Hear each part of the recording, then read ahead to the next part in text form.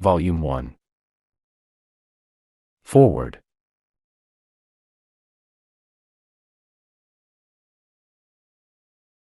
A fire mist and a planet, a crystal and a cell, a jellyfish and a saurian, cave where the cavemen dwell, then a sense of law and order, a face upturned from the clod, some call it evolution, and others call it God.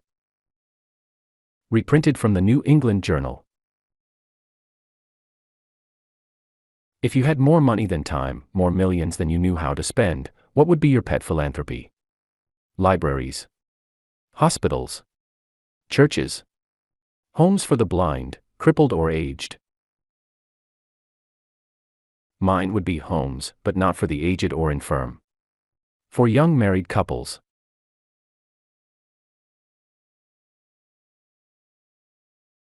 I have often thought that, if ever I got into the philanthropic billionaire class, I'd like to start an endowment fund for helping young married couples over the rough spots in those first and second years of married life, especially the second year, when the real troubles come. Take a boy and a girl and a cozy little nest, add a cunning, healthy baby, and there's nothing happier on God's green footstool. But instead of a healthy babe, fill in a fretful, sickly baby, a wan, tired, worn-out little mother, a worried, dejected, heart-sick father, and there's nothing more pitiful. A nurse for a month, a few weeks at the shore or mountains, a lift on that heavy doctor's bill, any one of these things would spell HEAVEN to that tiny family. But do they get it? Not often. And the reason? Because they are not poor enough for charity. They are not rich enough to afford it themselves. They belong to that great middle class which has to bear the burdens of both the poor and the rich, and take what is left for itself. It is to them that I should like to dedicate this book. If I cannot endow libraries or colleges for them, perhaps I can point the way to get all good gifts for themselves. For men and women like them do not need charity, nor even sympathy. What they do need is inspiration and opportunity, the kind of inspiration that makes a man go out and create his own opportunity. And that, after all, is the greatest good one can do anyone. Few people appreciate free gifts. They are like the men whom an admiring townsfolk presented with a watch. He looked it over critically for a minute. Then, "Where's the chain?" he asked. But a way to win for themselves the full measure of success they've dreamed of but almost stopped hoping for, that is something every young couple would welcome with open arms. And it is something that, if I can do it justice, will make the eternal triangle, as rare as it is today, common, for it will enable husband and wife to work together, not merely for domestic happiness, but for business success as well. Robert Collier. 1. The world's greatest discovery. You can do as much as you think you can, but you'll never accomplish more. If you're afraid of yourself, young man, there's little for you in store. For failure comes from the inside first. It's there if we only knew it, and you can win, though you face the worst, if you feel that you're going to do it. Edgar A. Guest. What, in your opinion, is the most significant discovery of this modern age? The finding of dinosaur eggs on the plains of Mongolia, laid, so scientists assert, some 10 million years ago. The unearthing of the tomb of Tutankhamen, with its matchless specimens of a bygone civilization.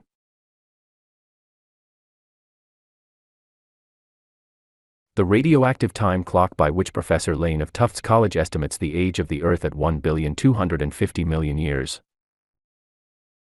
Wireless. The aeroplane. Man-made thunderbolts. No, not any of these. The really significant thing about them is that from all this vast research, from the study of all these bygone ages, men are for the first time beginning to get an understanding of that life principle which, somehow, some way, was brought to this earth thousands or millions of years ago. They are beginning to get an inkling of the infinite power it puts in their hands, to glimpse the untold possibilities it opens up.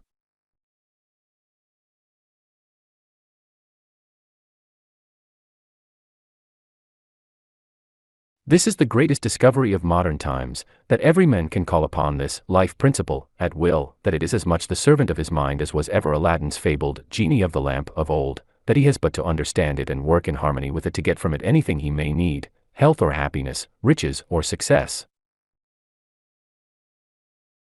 To realize the truth of this, you have but to go back for a moment to the beginning of things. In the beginning. It matters not whether you believe that mankind dates back to the primitive apeman of 500,000 years ago, or sprang full-grown from the mind of the Creator. In either event, there had to be a first cause, a Creator. Some power had to bring to this earth the first germ of life, and the creation is no less wonderful if it started with the lowliest form of plant life and worked up through countless ages into the highest product of today's civilization, than if the whole were created in 6 days. In the beginning, this earth was just a fire mist, 6,000 or a billion years ago. What does it matter which? The one thing that does matter is that sometime, some way, there came to this planet the germ of life, the life principle which animates all nature, plant, animal, man. If we accept the scientists' version of it, the first form in which life appeared upon Earth was the humble algae, a jelly-like mass which floated upon the waters. This, according to the scientists, was the beginning, the dawn of life upon the earth. Next came the first bit of animal life, the lowly amoeba, a sort of jellyfish, consisting of a single cell, without vertebrae, and with very little else to distinguish it from the water round about. But it had life, the first bit of animal life, and from that life, according to the scientists, we can trace everything we have and are today. All the millions of forms and shapes and varieties of plants and animals that have since appeared are but different manifestations of life, formed to meet different conditions. For millions of years this life germ was threatened by every kind of danger, from floods, from earthquakes, from droughts, from desert heat, from glacial cold, from volcanic eruptions, but to it each new danger was merely an incentive to finding a new resource, to putting forth life in some new shape. To meet one set of needs, it formed the dinosaur, to meet another, the butterfly. Long before it worked up to man, we see its unlimited resourcefulness shown in 1,000 ways. To escape danger in the water, it sought land. Pursued on land, it took to the air. To breathe in the sea, it developed gills. Stranded on land, it perfected lungs. To meet one kind of danger it grew a shell. For another, a sting. To protect itself from glacial cold, it grew fur. In temperate climes, hair. Subject to alternate heat and cold, it produced feathers. But ever, from the beginning, it showed its power to meet every changing condition, to answer every creature need. Had it been possible to kill this life idea, it would have perished ages ago, when fire and flood, drought and famine followed each other in quick succession. But obstacles, misfortunes, cataclysms, were to it merely new opportunities to assert its power. In fact, it required obstacles to awaken it, to show its energy and resource. The great reptiles, the monster beasts of antiquity, passed on. But the life principle stayed, changing as each age changed, always developing, always improving. Whatever power it was that brought this life idea to the earth, it came endowed with unlimited resource, unlimited energy, unlimited life. No other force can defeat it. No obstacle can hold it back. All through the history of life and mankind you can see its directing intelligence, call it nature, call it providence, call it what you will, rising to meet every need of life. The purpose of existence. No one can follow it down through the ages without realizing that the whole purpose of existence is growth. Life is dynamic, not static. It is ever moving forward, not standing still. The one unpardonable sin of nature is to stand still, to stagnate. The Giganotosaurus, that was over 100 feet long and as big as a house, the Tyrannosaurus, that had the strength of a locomotive and was the last word in frightfulness, the pterodactyl or flying dragon, all the giant monsters of prehistoric ages, are gone. They ceased to serve a useful purpose. They did not know how to meet the changing conditions. They stood still, stagnated, while the life around them passed them by. Egypt and Persia, Greece and Rome, all the great empires of antiquity, perished when they ceased to grow. China built a wall about herself and stood still for 1,000 years. Today she is the football of the powers. In all nature, to cease to grow is to perish. It is for men and women who are not ready to stand still, who refuse to cease to grow, that this book is written. It will give you a clearer understanding of your own potentialities, show you how to work with and take advantage of the infinite energy all about you. The terror of the men at the crossways, not knowing which road to take, will be no terror to you. Your future is of your own making. For the only law of infinite energy is the law of supply. The life principle is your principle. To survive, to win through, to triumphantly surmount all obstacles has been its everyday practice since the beginning of time. It is no less resourceful now than ever it was. You have but to supply the urge, to work in harmony with it, to get from it anything you may need. For if this life principle is so strong in the lowest forms of animal life that it can develop a shell or a poison to meet a need, if it can teach the bird to circle and dart, to balance and fly, if it can grow a new limb on a spider to replace a lost one, how much more can it do for you, a reasoning, rational being, with a mind able to work with this life principle, with an energy and an initiative to urge it on? The evidence of this is all about you. Take up some violent form of exercise, rowing, tennis, swimming, riding. In the beginning your muscles are weak, easily tired. But keep on for a few days. The life principle promptly strengthens them, toughens them, to meet their new need. Do rough manual labor, and what happens? The skin of your hands becomes tender, blisters, hurts.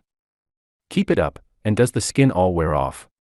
On the contrary, the life principle provides extra thicknesses, extra toughness, calluses, we call them, to meet your need. All through your daily life you will find this life principle steadily at work. Embrace it, work with it, take it to yourself, and there is nothing you cannot do. The mere fact that you have obstacles to overcome is in your favor, for when there is nothing to be done, when things run along too smoothly, this life principle seems to sleep. It is when you need it, when you call upon it urgently, that it is most on the job. It differs from luck in this, that fortune is a fickle jade who smiles most often on those who need her least. Stake your last penny on the turn of a card, have nothing between you and ruin but the spin of a wheel or the speed of a horse, and it's 1,000 to 1 luck will desert you. But it is just the opposite with the life principle.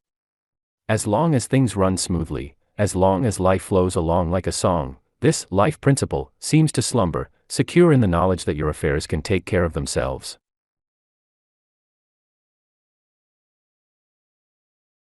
But let things start going wrong, let ruin and disgrace stare you in the face, then is the time this life principle will assert itself if you but give it a chance. The open sesame of life.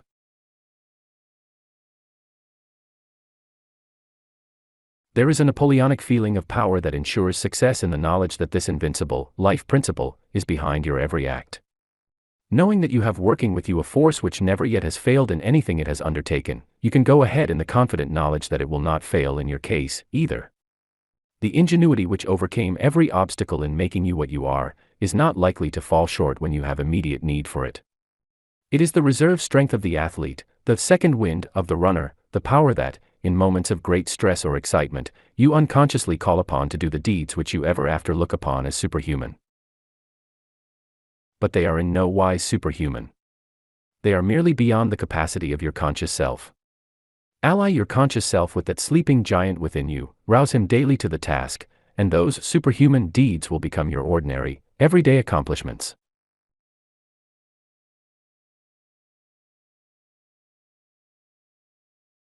W. L. Kane, of Oakland, Oregon, writes, I know that there is such a power, for I once saw 2 boys, 16 and 18 years of age, lift a great log off their brother, who had been caught under it. The next day, the same 2 boys, with another man and myself, tried to lift the end of the log, but could not even budge it. How was it that the 2 boys could do at need what the 4 were unable to do later on, when the need had passed? Because they never stopped to question whether or not it could be done. They saw only the urgent need. They concentrated all their thought, all their energy on that one thing, never doubting, never fearing, and the genie which is in all of us waiting only for such a call, answered their summons and gave them the strength, not of 2 men, but of 10. It matters not whether you are banker or lawyer, businessman or clerk. Whether you are the custodian of millions, or have to struggle for your daily bread. This life principle makes no distinction between rich and poor, high and low. The greater your need, the more readily will it respond to your call. Wherever there is an unusual task, wherever there is poverty or hardship or sickness or despair, there is this servant of your mind, ready and willing to help, asking only that you call upon him. And not only is it ready and willing, but it is always able to help. Its ingenuity and resource are without limit. It is mind. It is thought. It is the telepathy that carries messages without the spoken or written word. It is the sixth sense that warns you of unseen dangers. No matter how stupendous and complicated, nor how simple your problem may be, the solution of it is somewhere in mind, in thought. And since the solution does exist, this mental giant can find it for you. It can know, and it can do, every right thing. Whatever it is necessary for you to know, whatever it is necessary for you to do, you can know and you can do if you will but seek the help of this genie of your mind and work with it in the right way. 2. The genie of your mind. It matters not how straight the gate, how charged with punishment the scroll, I am the master of my fate, I am the captain of my soul. Henley. First came the Stone Age, when life was for the strong of arm or the fleet of foot. Then there was the Iron Age, and while life was more precious, still the strong lorded it over the weak. Later came the Golden Age, and riches took the place of strength, but the poor found little choice between the slave drivers' whips of olden days and the grim weapons of poverty and starvation. Now we are entering a new age, the mental age, when every man can be his own master, when poverty and circumstance no longer hold power and the lowliest creature in the land can win a place side by side with the highest.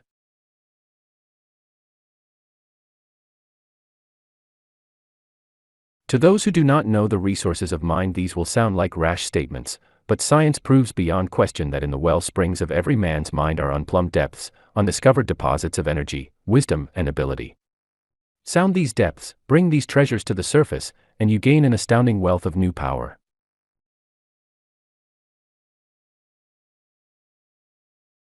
From the rude catamaran of the savages to the giant liners of today, carrying their thousands from continent to continent, is but a step in the development of mind. From the lowly caveman, cowering in his burrow in fear of lightning or fire or water, to the engineer of today, making servants of all the forces of nature, is but a measure of difference in mental development. Man, without reasoning mind, would be as the monkeys are, prey of any creature fast enough and strong enough to pull him to pieces. At the mercy of wind and weather. A poor, timid creature, living for the moment only, fearful of every shadow. Through his superior mind, he learned to make fire to keep himself warm, weapons with which to defend himself from the savage creatures round about, habitations to protect himself from the elements. Through mind he conquered the forces of nature. Through mind he has made machinery do the work of millions of horses and billions of hands. What he will do next, no man knows, for man is just beginning to awaken to his own powers. He is just getting an inkling of the unfathomed riches buried deep in his own mind. Like the gold seekers of 49, he has panned the surface gravel for the gold swept down by the streams. Now he is starting to dig deeper to the pure vein beneath. We bemoan the loss of our forests. We worry over our dwindling resources of coal and oil. We decry the waste in our factories. But the greatest waste of all, we pay no attention to, the waste of our own potential mind power. Professor William James, the world-famous Harvard psychologist, estimated that the average man uses only 10% of his mental power. He has unlimited power, yet he uses but a tithe of it. Unlimited wealth all about him, and he doesn't know how to take hold of it. With godlike powers slumbering within him, he is content to continue in his daily grind, eating, sleeping, working, plodding through an existence little more eventful than the animals, while all of nature, all of life, calls upon him to awaken, to bestir himself. The power to be what you want to be, to get what you desire, to accomplish whatever you are striving for, abides within you. It rests with you only to bring it forth and put it to work. Of course you must know how to do that, but before you can learn how to use it, you must realize that you possess this power. So our first objective is to get acquainted with this power. For psychologists and metaphysicians the world over are agreed in this, that mind is all that counts. You can be whatever you make up your mind to be. You need not be sick. You need not be unhappy. You need not be poor. You need not be unsuccessful. You are not a mere clod.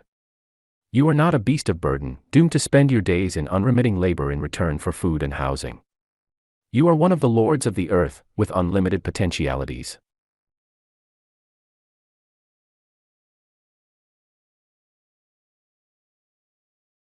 Within you is a power which, properly grasped and directed, can lift you out of the rut of mediocrity and place you among the elect of the earth, the lawyers, the writers, the statesmen, the big businessmen, the doers and the thinkers. It rests with you only to learn to use this power which is yours, this mind which can do all things. Your body is for all practical purposes merely a machine which the mind uses. This mind is usually thought of as consciousness, but the conscious part of your mind is in fact the very smallest part of it. 90% of your mental life is subconscious, so when you make active use of only the conscious part of your mind you are using but a fraction of your real ability. You are running on low gear. And the reason why more people do not achieve success in life is because so many of them are content to run on low gear all their lives, on surface energy. If these same people would only throw into the fight the resistless force of their subconscious minds they would be amazed at their undreamed of capacity for winning success. Conscious and subconscious are, of course, integral parts of the one mind. But for convenience sake let us divide your mind into three parts: the conscious mind, the subconscious mind, and the infinite, subliminal or universal mind. The conscious mind. When you say, I see, I hear, I smell, I touch, it is your conscious mind that is saying this, for it is the force governing the five physical senses. It is the phase of mind with which you feel and reason, the phase of mind with which everyone is familiar. It is the mind with which you do business. It controls, to a great extent, all your voluntary muscles. It discriminates between right and wrong, wise and foolish. It is the generalissimo, in charge of all your mental forces. It can plan ahead, and get things done as it plans. Or it can drift along haphazardly, a creature of impulse, at the mercy of events, a mere bit of flotsam in the current of life. For it is only through your conscious mind that you can reach the subconscious and the universal mind. Your conscious mind is the porter at the door, the watchman at the gate. It is to the conscious mind that the subconscious looks for all its impressions. It is on it that the subconscious mind must depend for the teamwork necessary to get successful results. You wouldn't expect much from an army, no matter how fine its soldiers, whose general never planned ahead, who distrusted his own ability and that of his men, and who spent all his time worrying about the enemy instead of planning how he might conquer them. You wouldn't look for good scores from a ball team whose pitcher was at odds with the catcher. In the same way, you can't expect results from the subconscious when your conscious mind is full of fear or worry, or when it does not know what it wants. The one most important province of your conscious mind is to center your thoughts on the thing you want, and to shut the door on every suggestion of fear or worry or disease. If you once gain the ability to do that, nothing else is impossible to you. For the subconscious mind does not reason inductively. It takes the thoughts you send into it and works them out to their logical conclusion. Send to it thoughts of health and strength, and it will work out health and strength in your body. Let suggestions of disease, fear of sickness or accident, penetrate to it, either through your own thoughts or the talk of those around you, and you are very likely to see the manifestation of disease working out in yourself. Your mind is master of your body. It directs and controls every function of your body.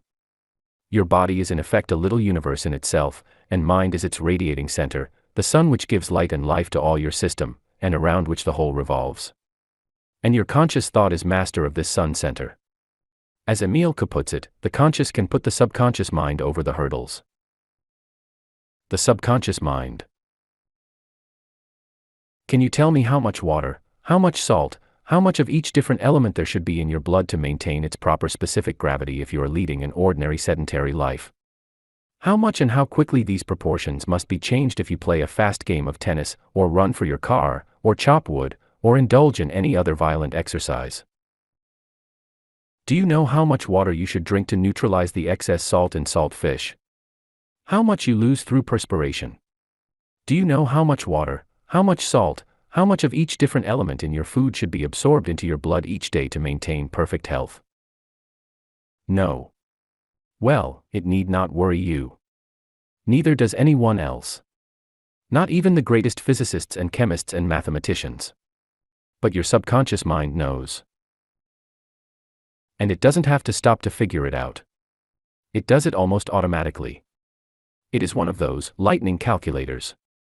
And this is but one of thousands of such jobs it performs every hour of the day.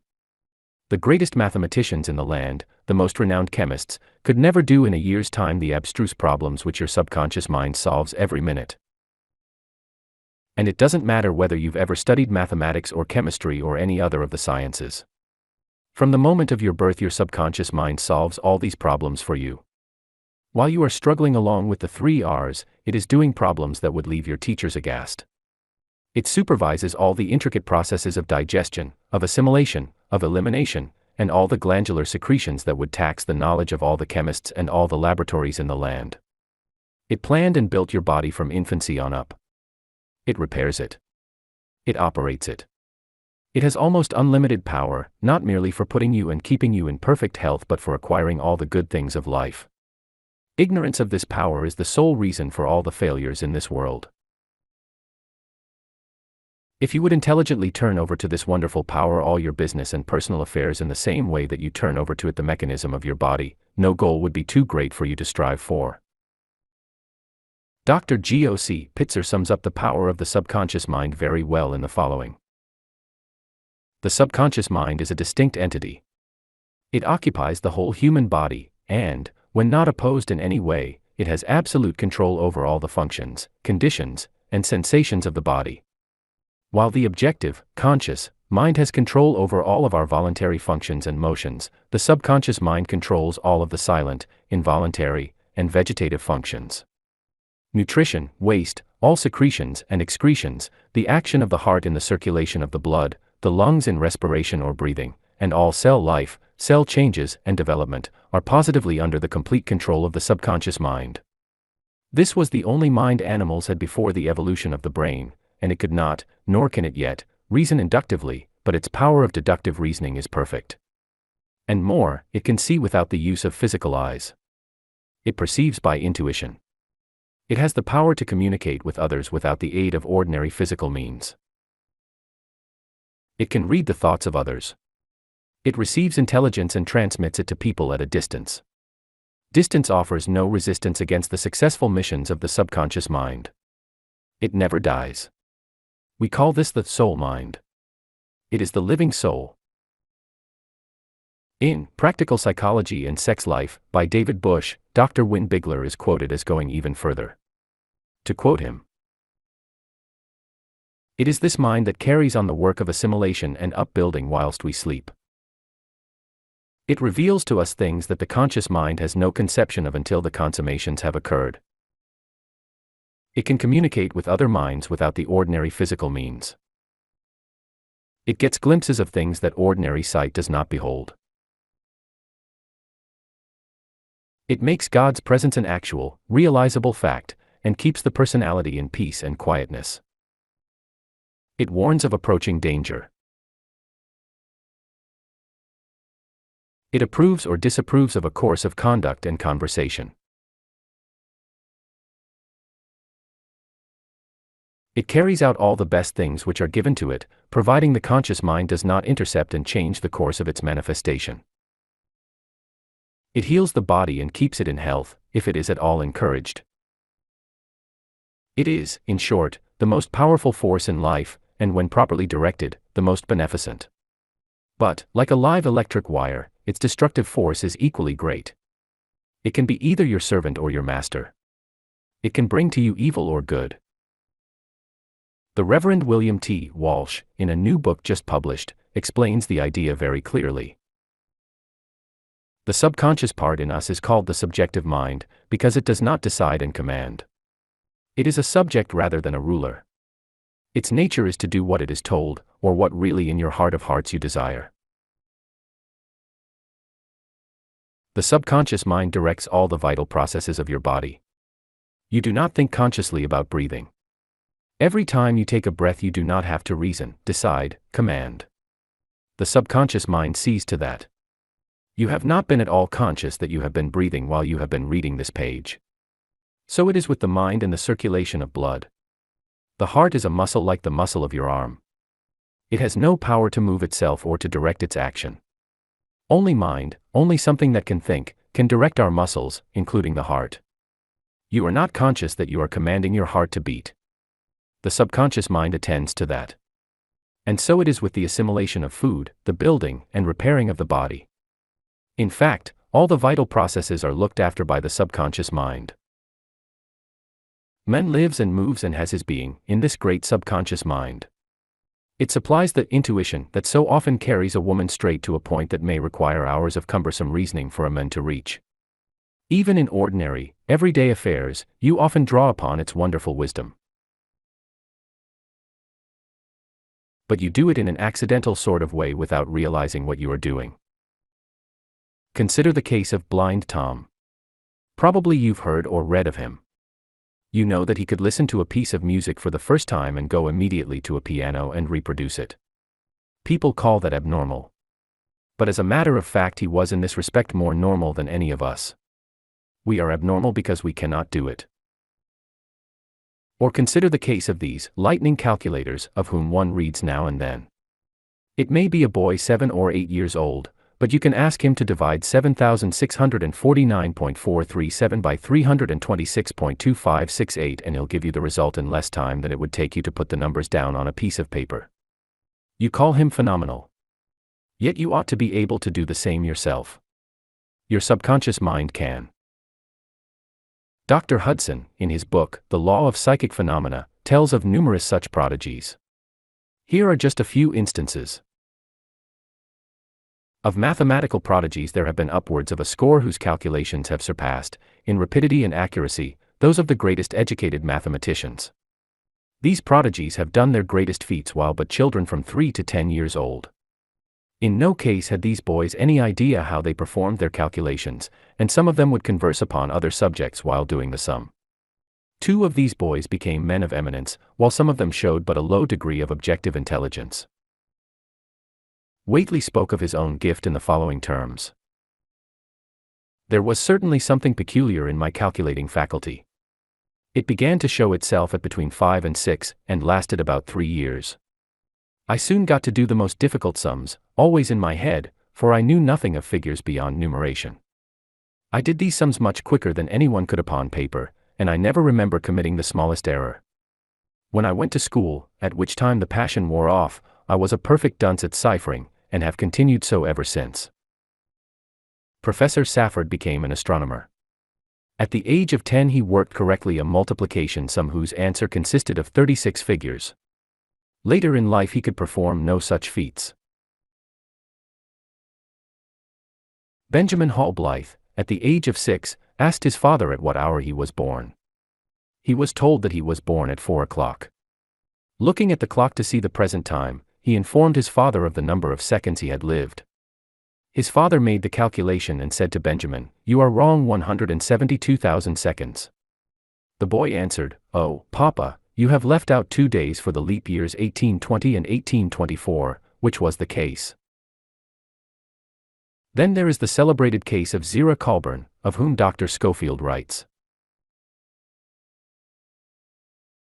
Zerah Colburn could instantaneously tell the square root of 106,929 as 327, and the cube root of 268,336,125 as 645. Before the question of the number of minutes in 48 years could be written, he said 25,228,810. He immediately gave the factors of 247,483 as 941 and 263, which are the only two, and being asked then for those of 36,083, answered none, it is a prime number. He could not tell how the answer came into his mind. He could not, on paper, do simple multiplication or division. The time will come when, as H. G. Wells visioned in his Men Like Gods, schools and teachers will no longer be necessary except to show us how to get in touch with the infinite knowledge our subconscious minds possess from infancy. The smartest men in the world, says Dr. Frank Crane in a recent article in Liberty, is the men inside. By the men inside I mean that other men within each one of us that does most of the things we give ourselves credit for doing. You may refer to him as nature or the subconscious self, or think of him merely as a force or a natural law, or, if you are religiously inclined, you may use the term God. I say he is the smartest man in the world. I know he is infinitely more clever and resourceful than I am, or than any other man is that I ever heard of. When I cut my finger, it is he that calls up the little phagocytes to come and kill the septic germs that might get into the wound and cause blood poisoning. It is he that coagulates the blood, stops the gash, and weaves the new skin. I could not do that. I do not even know how he does it. He even does it for babies that know nothing at all, in fact, does it better for them than for me. No living man knows enough to make toenails grow, but the man inside thinks nothing of growing nails and teeth and thousands of hairs all over my body, long hairs on my head and little fuzzy ones over the rest of the surface of the skin. When I practice on the piano, I am simply getting the business of piano playing over from my conscious mind to my subconscious mind. In other words, I am handing the business over to the men inside. Most of our happiness, as well as our struggles and misery, comes from this man inside. If we train him in ways of contentment, adjustment, and decision, he will go ahead of us like a well-trained servant and do for us easily most of the difficult tasks we have to perform. Dr. Jung, celebrated Viennese specialist, claims that the subconscious mind contains not only all the knowledge that it has gathered during the life of the individual, but that in addition it contains all the wisdom of past ages. That by drawing upon its wisdom and power the individual may possess any good thing of life, from health and happiness to riches and success. You see, the subconscious mind is the connecting link between the Creator and ourselves, between universal mind and our conscious mind. It is the means by which we can appropriate to ourselves all the good gifts, all the riches and abundance which universal mind has created in such profusion.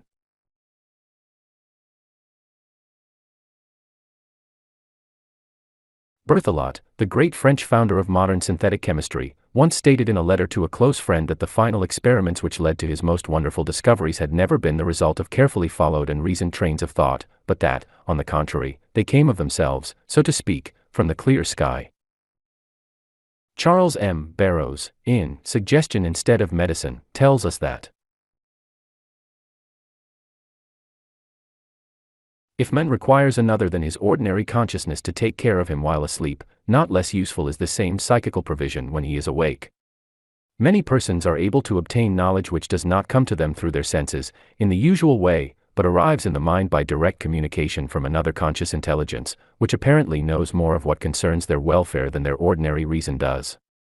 I have known a number of persons who, like myself, could tell the contents of letters in their mail before opening them. Several years ago a friend of mine came to Boston for the first time, arriving at what was then the Providence Railroad Station in Park Square. He wished to walk to the Lowell Station on the opposite side of the city. Being utterly ignorant of the streets as well as the general direction to take, he confidently set forth without asking the way, and reached his destination by the most direct path. In doing this he trusted solely to instinctive guidance, as he called it, and not to any hints or clues obtained through the senses. The geniuses of literature, of art, commerce, government, politics, and invention are, according to the scientists, but ordinary men like you and me who have learned somehow, some way, to draw upon their subconscious minds. Sir Isaac Newton is reported to have acquired his marvelous knowledge of mathematics and physics with no conscious effort. Mozart said of his beautiful symphonies that they just came to him. Descartes had no ordinary regular education. To quote Dr. Hudson, this is a power which transcends reason, and is independent of induction. Instances of its development might be multiplied indefinitely. Enough is known to warrant the conclusion that when the soul is released from its objective environment it will be enabled to perceive all the laws of its being, to see God as He is, by the perception of the laws which He has instituted. It is the knowledge of this power which demonstrates our true relationship to God, which confers the warranty of our right to the title of sons of God, and confirms our inheritance of our rightful share of His attributes and powers, our heirship of God, joint heirship with Jesus Christ.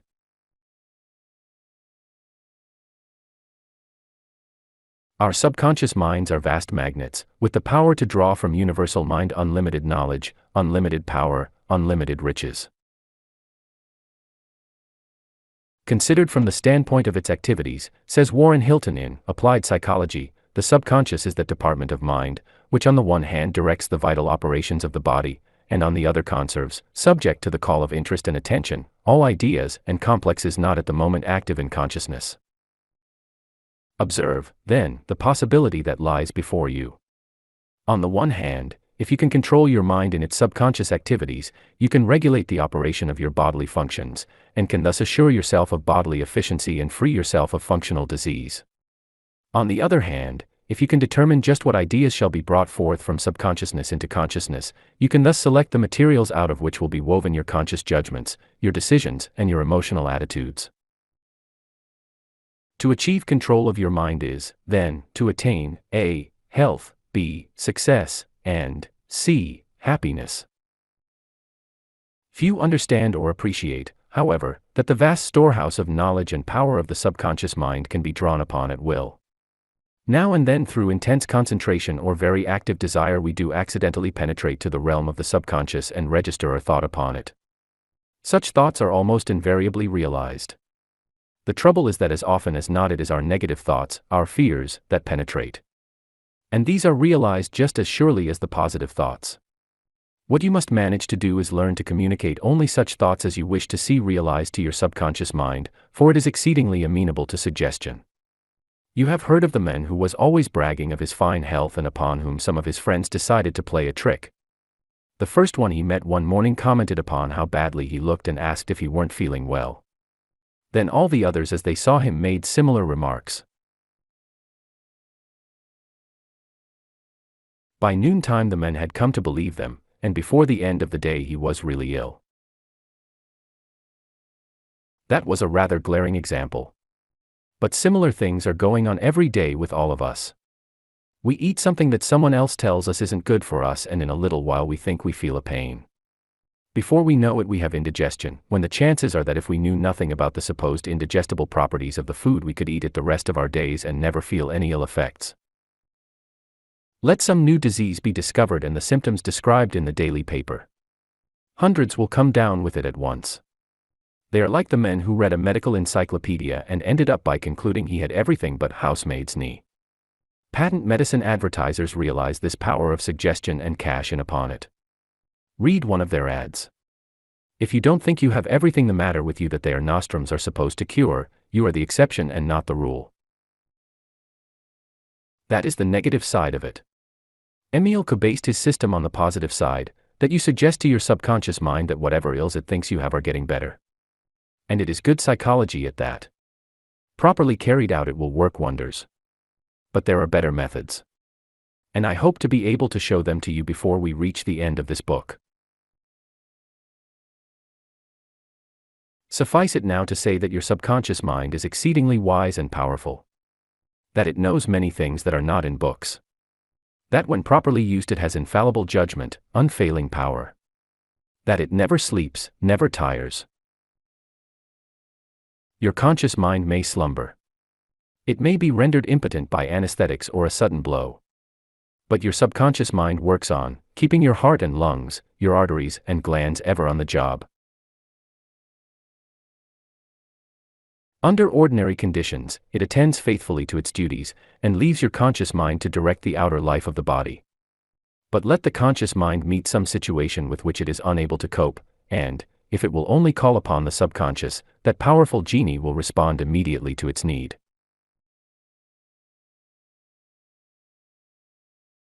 You have heard of people who had been through great danger tell how, when death stared them in the face and there seemed nothing they could do, things went black before them and, when they came to, the danger was past. In the moment of need, their subconscious mind pushed the conscious out of the way, the while it met and overcame the danger. Impelled by the subconscious mind, their bodies could do things absolutely impossible to their ordinary conscious selves. For the power of the subconscious mind is unlimited. Whatever it is necessary for you to do in any right cause, it can give you the strength and the ability to do. Whatever of good you may desire, it can bring to you. The kingdom of heaven is within you. The universal mind. Have you ever dug up a potato vine and seen the potatoes clustering underneath? How much of intelligence do you suppose one of these potatoes has? Do you think it knows anything about chemistry or geology? Can it figure out how to gather carbon gas from the atmosphere, water, and all the necessary kinds of nutriment from the earth roundabout to manufacture into sugar and starch and alcohol? No chemist can do it. How do you suppose the potato knows? Of course it doesn't. It has no sense. Yet it does all these things. It builds the starch into cells, the cells into roots and vines and leaves, and into more potatoes. Just old Mother Nature, you'll say. But old Mother Nature must have a remarkable intelligence if she can figure out all these things that no human scientist has ever been able to figure. There must be an all-pervading intelligence behind Mother Nature, the intelligence that first brought life to this planet, the intelligence that evolved every form of plant and animal, that holds the winds in its grasp, that is all-wise, all-powerful. The potato is but one small manifestation of this intelligence. The various forms of plant life, of animals, of men, all are mere cogs in the great scheme of things. But with this difference, that man is an active part of this universal mind.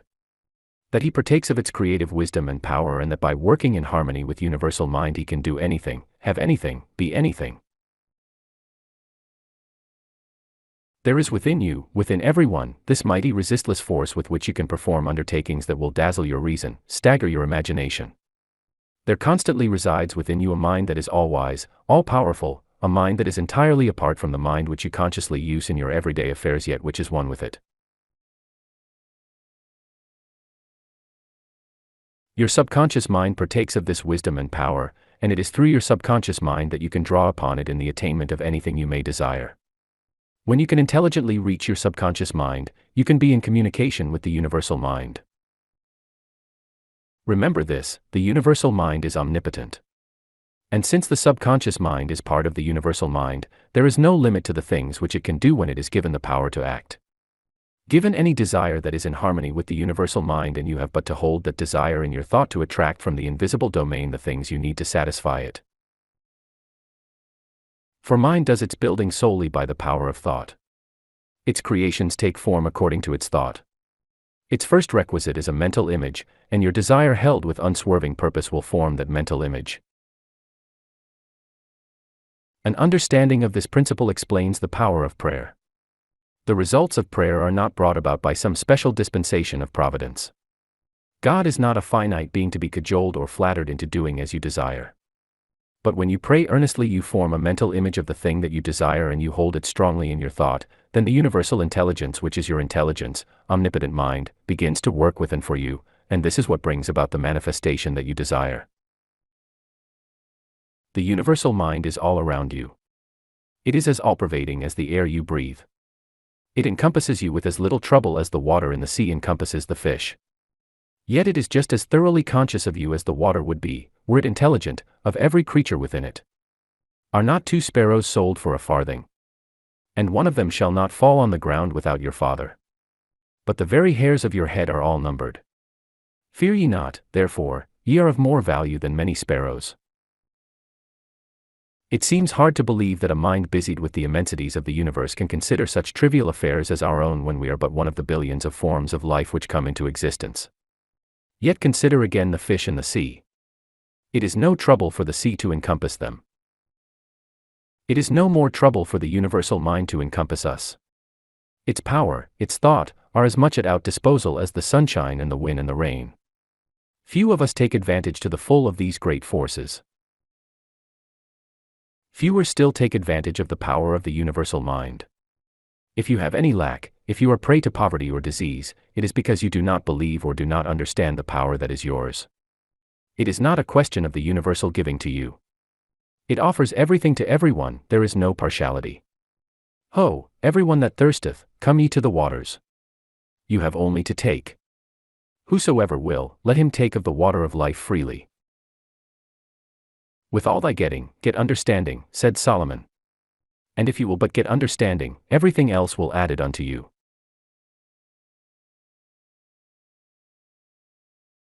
To bring you to a realization of your indwelling and unused power, to teach you simple, direct methods of drawing upon it, is the beginning and the end of this course. Volume 2. 3. The Primal Cause. And the earth was without form and void, and darkness was upon the face of the deep. And the Spirit of God moved upon the face of the waters. Genesis 1 verse 2. This city, with all its houses, palaces, steam engines, cathedrals, and huge, immeasurable traffic and tumult, what is it but a thought, but millions of thoughts made into one, a huge immeasurable spirit of a thought, embodied in brick, in iron, smoke, dust, palaces, parliaments, coaches, docks and the rest of it. Not a brick was made, but some man had to think of the making of that brick. Carlyle. For thousands of years the riddle of the universe has been the question of causation.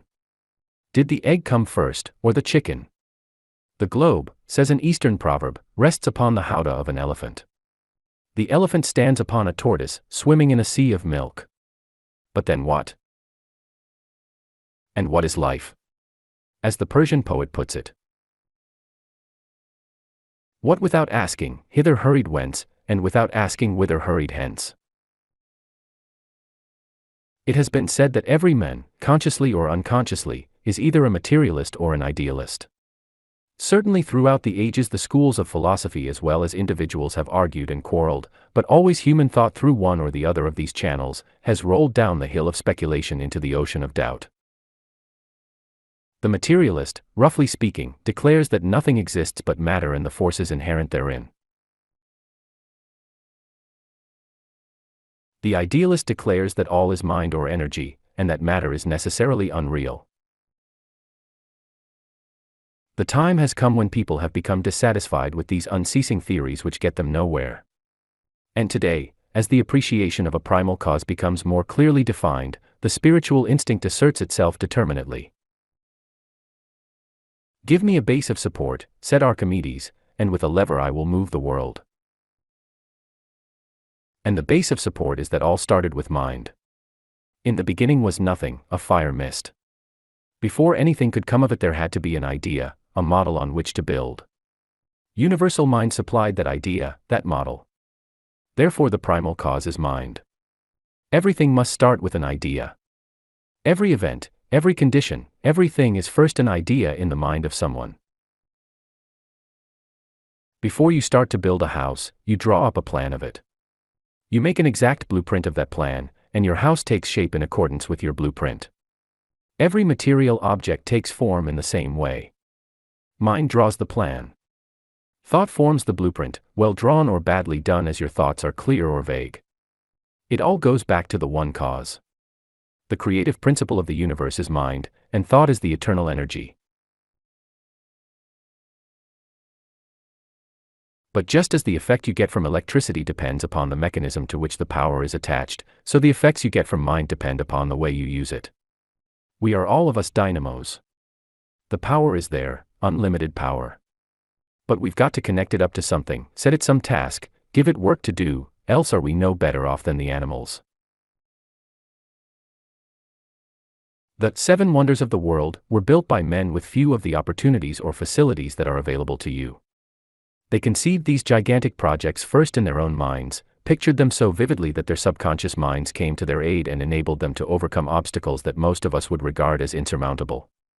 Imagine building the pyramids of Gizeh, enormous stone upon enormous stone, with nothing but bare hands. Imagine the labor, the sweat, the heartbreaking toil of erecting the Colossus of Rhodes, between whose legs a ship could pass. Yet men built these wonders, in a day when tools were of the crudest and machinery was undreamed of, by using the unlimited power of mind. Mind is creative, but it must have a model on which to work. It must have thoughts to supply the power. There are in universal mind ideas for millions of wonders greater far than the 7 wonders of the world. And those ideas are just as available to you as they were to the artisans of old, as they were to Michelangelo when he built St. Peter's in Rome, as they were to the architect who conceived the Woolworth Building, or the engineer who planned the Hell Gate Bridge. Every condition, every experience of life is the result of our mental attitude. We can do only what we think we can do. We can be only what we think we can be. We can have only what we think we can have. What we do, what we are, what we have, all depend upon what we think. We can never express anything that we do not first have in mind. The secret of all power, all success, all riches, is in first thinking powerful thoughts, successful thoughts, thoughts of wealth, of supply. We must build them in our own mind first. William James, the famous psychologist, said that the greatest discovery in 100 years was the discovery of the power of the subconscious mind. It is the greatest discovery of all time. It is the discovery that man has within himself the power to control his surroundings, that he is not at the mercy of chance or luck, that he is the arbiter of his own fortunes, that he can carve out his own destiny.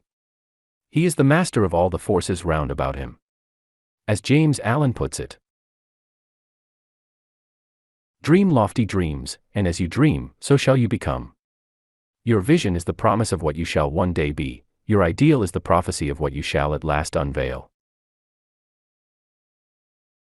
For matter is in the ultimate but a product of thought. Even the most material scientists admit that matter is not what it appears to be. According to physics, matter, be it the human body or a log of wood, it makes no difference which, is made up of an aggregation of distinct minute particles called atoms. Considered individually, these atoms are so small that they can be seen only with the aid of a powerful microscope, if at all. Matter, dream or reality. Until recently, these atoms were supposed to be the ultimate theory regarding matter. We ourselves, and all the material world around us, were supposed to consist of these infinitesimal particles of matter, so small that they could not be seen or weighed or smelled or touched individually, but still particles of matter and indestructible.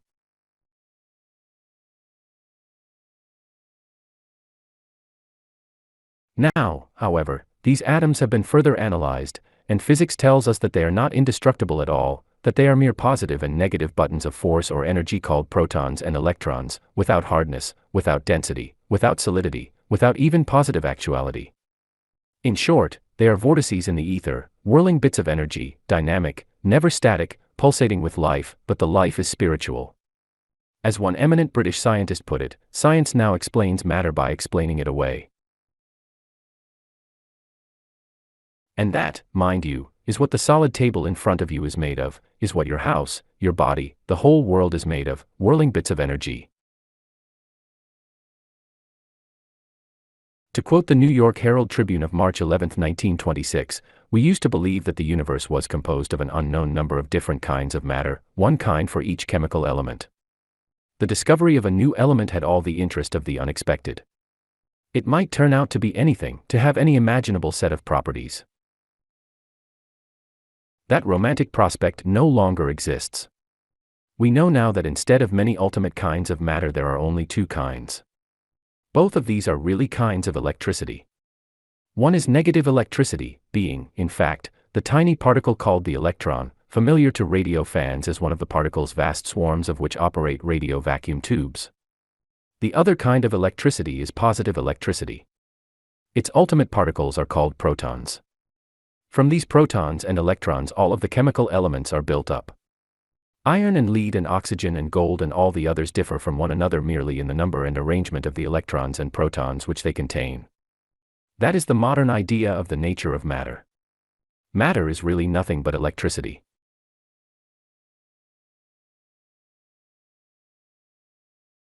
Can you wonder then that scientists believe the time will come when mankind through mind can control all this energy, can be absolute master of the winds and the waves, can literally follow the master's precept, if ye have faith as a grain of mustard seed, ye shall say unto this mountain, remove hence to yonder place, and it shall remove, and nothing shall be impossible unto you. For modern science is coming more and more to the belief that what we call matter is a force subject wholly to the control of mind.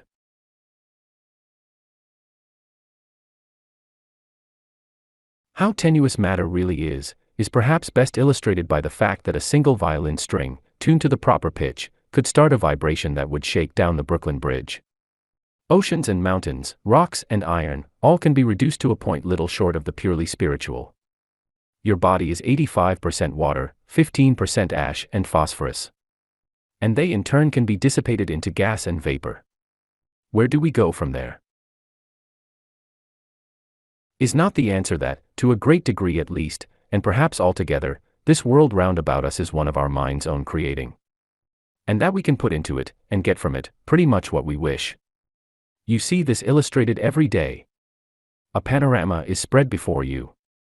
To you it is a beautiful picture, to another it appears a mere collection of rocks and trees. A girl comes out to meet you. To you she is the embodiment of loveliness, to another all that grace and beauty may look drab and homely. A moonlit garden, with its fragrant odors and dew-drenched grass, may mean all that is charming to you, while to another it brings only thoughts of asthma or fever or rheumatism. A color may be green to you that to another is red. A prospect may be inviting for you that to another is rugged and hard. To quote Applied Psychology, by Warren Hilton. The same stimulus acting on different organs of sense will produce different sensations. A blow upon the eye will cause you to see stars, a similar blow upon the ear will cause you to hear an explosive sound. In other words, the vibratory effect of a touch on eye or ear is the same as that of light or sound vibrations. The notion you may form of any object in the outer world depends solely upon what part of your brain happens to be connected with that particular nerve end that receives an impression from the object. You see the sun without being able to hear it because the only nerve ends tuned to vibrate in harmony with the ether waves set in action by the sun are nerve ends that are connected with the brain center devoted to sight.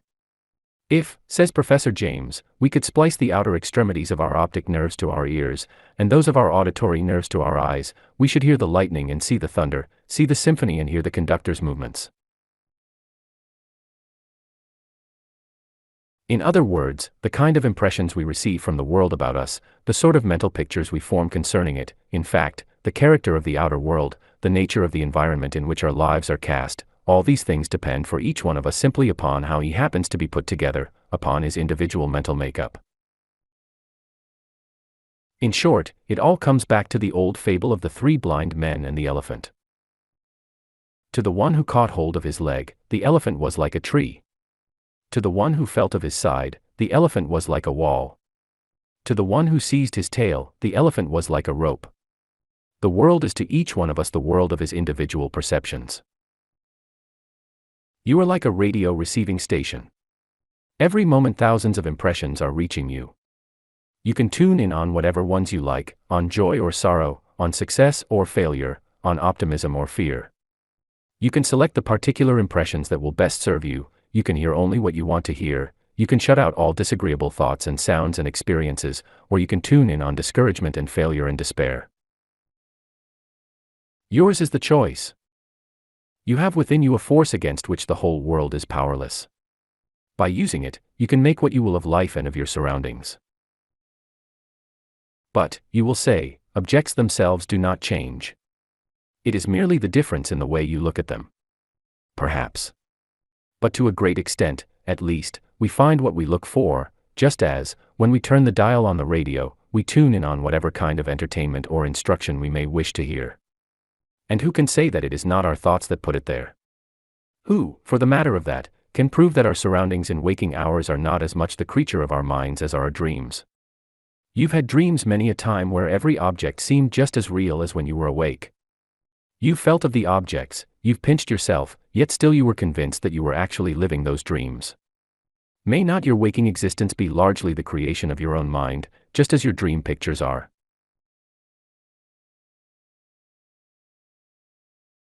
Many scientists believe that it is, and that in proportion as you try to put into your surroundings the good things you desire, rather than the evil ones you fear, you will find those good things. Certain it is that you can do this with your own body. Just as certain that many people are doing it with the good things of life. They have risen above the conception of life in which matter is the master.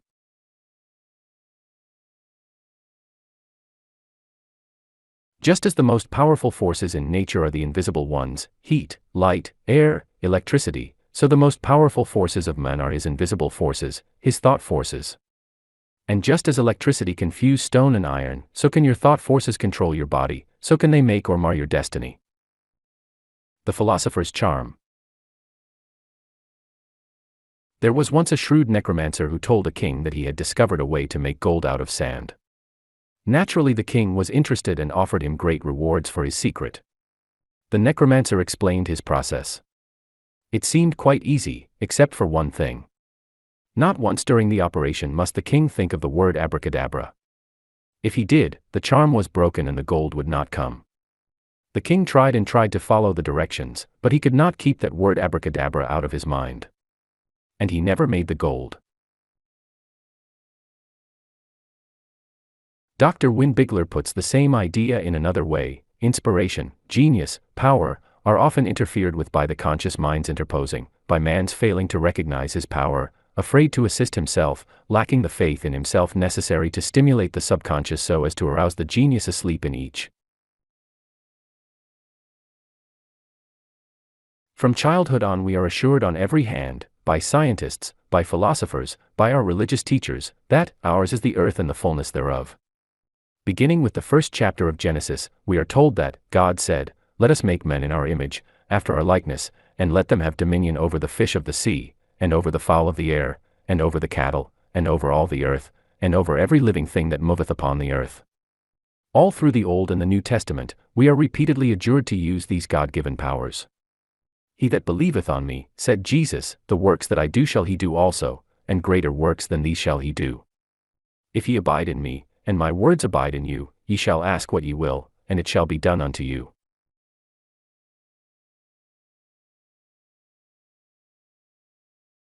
For verily I say unto you, that whosoever shall say unto this mountain, Be thou removed, and be thou cast into the sea, and shall not doubt in his heart, but shall believe that those things which he saith shall come to pass, he shall have whatsoever he saith. The kingdom of God is within you.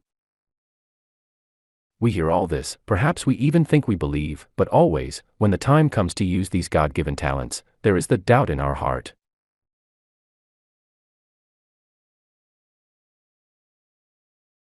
Baudouin expressed it clearly: to be ambitious for wealth and yet always expecting to be poor, to be always doubting your ability to get what you long for, is like trying to reach east by traveling west. There is no philosophy which will help a man to succeed when he is always doubting his ability to do so, and thus attracting failure. You will go in the direction in which you face. There is a saying that every time the sheep bleats, it loses a mouthful of hay. Every time you allow yourself to complain of your lot, to say, "I am poor, I can never do what others do, I shall never be rich, I have not the ability that others have, I am a failure, luck is against me," you are laying up so much trouble for yourself. No matter how hard you may work for success, if your thought is saturated with the fear of failure, it will kill your efforts, neutralize your endeavors, and make success impossible. And that is responsible for all our failures. We are like the old lady who decided she wanted the hill behind her house removed. So she got down on her knees and prayed the good Lord to remove it. The next morning she got up and hurried to the window. The hill was still in its same old place. "I knew it," she snapped. I gave him his chance. But I knew all the time there was nothing to this prayer business. Neither is there, as it is ordinarily done. Prayer is not a mere asking of favors. Prayer is not a paean of praise. Rather, prayer is a realization of the God power within you, of your right of dominion over your own body, your environment, your business, your health, your prosperity. It is an understanding that you are heir of God and co-heir with Christ. And that as such, no evil has power over you, whereas you have all power for good. And good means not merely holiness. Good means happiness, the happiness of everyday people. Good means everything that is good in this world of ours, comforts and pleasures and prosperity for ourselves, health and happiness for those dependent upon us. There are no limits to good except those we put upon it ourselves. What was it made Napoleon the greatest conqueror of his day? Primarily his magnificent faith in Napoleon. He had a sublime belief in his destiny, an absolute confidence that the obstacle was not made which Napoleon could not find a way through, or over, or around. It was only when he lost that confidence, when he hesitated and vacillated for weeks between retreat and advance, that winter caught him in Moscow and ended his dreams of world empire. Fate gave him every chance first. The winter snows were a full month late in coming. But Napoleon hesitated, and was lost. It was not the snows that defeated him. It was not the Russians. It was his loss of faith in himself. The Kingdom of Heaven. The kingdom of heaven is within you. Heaven is not some faraway state, the reward of years of tribulation here. Heaven is right here, here and now. When Christ said that heaven was within us, he meant just what he said, that the power for happiness, for good, for everything we need of life, is within each one of us. That most of us fail to realize this heaven, that many are sickly and suffering, that more are ground down by poverty and worry, is no fault of his. He gave us the power to overcome these evils, he stands ready and waiting to help us use it. If we fail to find the way, the fault is ours. To enjoy the heaven that is within us, to begin here and now to live the life eternal, takes only a fuller understanding of the power that is within us. Even now, with the limited knowledge at our command, we can control circumstances to the point of making the world without an expression of our own world within, where the real thoughts, the real power, resides.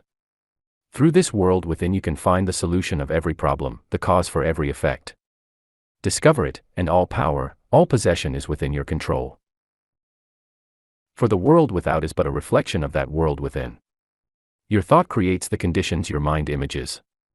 Keep before your mind's eye the image of all you want to be and you will see it reflected in the world without. Think abundance, feel abundance, believe abundance, and you will find that as you think and feel and believe, abundance will manifest itself in your daily life. But let fear and worry be your mental companions, thoughts of poverty and limitation dwell in your mind, and worry and fear, limitation and poverty will be your constant companions day and night. Your mental concept is all that matters. Its relation to matter is that of idea and form.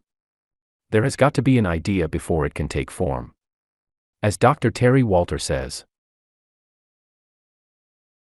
the impressions that enter the subconscious form indelible pictures, which are never forgotten, and whose power can change the body, mind, manner, and morals, can, in fact, revolutionize a personality.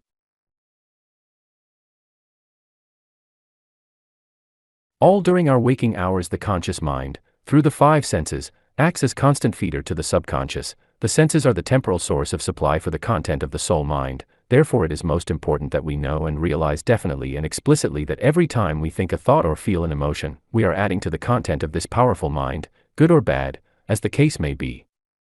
Life will be richer or poorer for the thoughts and deeds of today. Your thoughts supply you with limitless energy which will take whatever form your mind demands. The thoughts are the mold which crystallizes this energy into good or ill according to the form you impress upon it. You are free to choose which. But whichever you choose, the result is sure.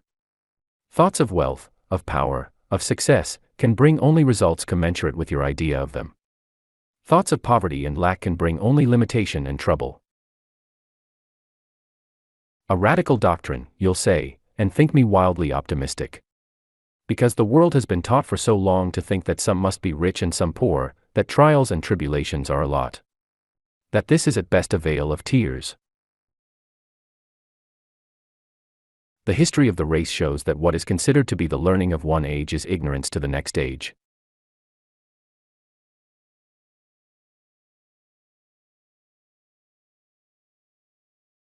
Dr. Edwin E. Slauson, editor of Science Service, speaking of the popular tendency to fight against new ideas merely because they were new, said, all through the history of science, we find that new ideas have to force their way into the common mind in disguise, as though they were burglars instead of benefactors of the race. And Emerson wrote, the virtue in most request is conformity. Self-reliance is its aversion.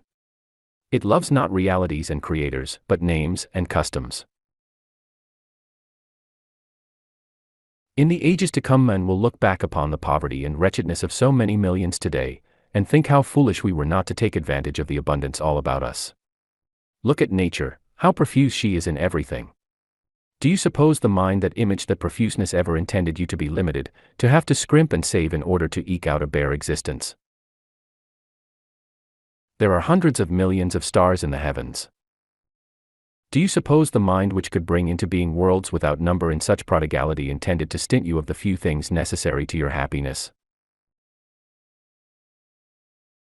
What is money but a mere idea of mind, a token of exchange? The paper money you have in your pockets is supposed to represent so much gold or silver currency. There are billions upon billions of this paper money in circulation, yet all the gold in the world amounts to only about $8 billion. Wealth is in ideas, not in money or property. You can control those ideas through mind. Reduced to the ultimate, to the atom or to the electron, everything in this world is an idea of mind. All of it has been brought together through mind.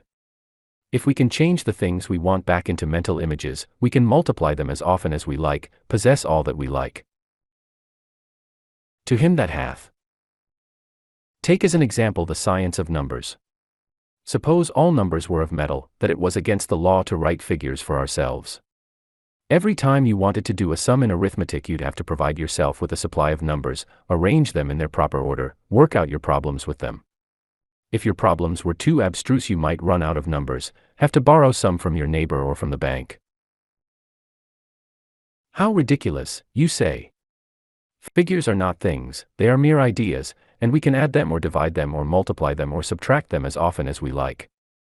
Anybody can have all the figures he wants. To be sure he can. And when you get to look upon money in the same way, you will have all the money you want. To him that hath shall be given, and from him that hath not shall be taken away even that which he hath. To him that hath the right idea everything shall be given, and from him who hath not that right idea shall be taken away everything he hath. Thought externalizes itself. What we are depends entirely upon the images we hold before our mind's eye. Every time we think, we start a chain of causes which will create conditions similar to the thoughts which originated it. Every thought we hold in our consciousness for any length of time becomes impressed upon our subconscious mind and creates a pattern which the mind weaves into our life or environment. All power is from within and is therefore under our own control. When you can direct your thought processes, you can consciously apply them to any condition, for all that comes to us from the world without is what we've already imaged in the world within. Do you want more money? Sit you down now quietly and realize that money is merely an idea. That your mind is possessed of unlimited ideas. That being part of universal mind, there is no such thing as limitation or lack. That somewhere, somehow, the ideas that shall bring you all the money you need for any right purpose are available for you. That you have but to put it up to your subconscious mind to find these ideas. Realize that, believe it, and your need will be met. What things soever ye desire, when ye pray, believe that ye receive it and ye shall have it. Don't forget that, believe that ye receive it. This it is that images the thing you want on your subconscious mind. And this it is that brings it to you. Once you can image the belief clearly on your subconscious mind, whatsoever it is that ye ask for, ye shall have it. For the source of all good, of everything you wish for, is the universal mind, and you can reach it only through the subconscious. And universal mind will be to you whatever you believe it to be, the kind and loving Father whom Jesus pictured, always looking out for the well-being of his children, or the dread judge that so many dogmatists would have us think. When a man realizes that his mind is part of universal mind, when he realizes that he has only to take any right aspiration to this universal mind to see it realized, he loses all sense of worry and fear. He learns to dominate instead of to cringe. He rises to meet every situation, secure in the knowledge that everything necessary to the solution of any problem is in mind, and that he has but to take his problem to universal mind to have it correctly answered. For if you take a drop of water from the ocean, you know that it has the same properties as all the rest of the water in the ocean, the same percentage of sodium chloride. The only difference between it and the ocean is in volume. If you take a spark of electricity, you know that it has the same properties as the thunderbolt, the same power that moves trains or runs giant machines in factories. Again, the only difference is in volume. It is the same with your mind and universal mind. The only difference between them is in volume. Your mind has the same properties as the universal mind, the same creative genius, the same power over all the earth, the same access to all knowledge. Know this, believe it, use it, and yours is the earth and the fullness thereof. In the exact proportion that you believe yourself to be part of universal mind, sharing in its all power, in that proportion can you demonstrate the mastery over your own body and over the world about you. All growth, all supply is from the world within. If you would have power, if you would have wealth, you have but to image it on this world within, on your subconscious mind, through belief and understanding.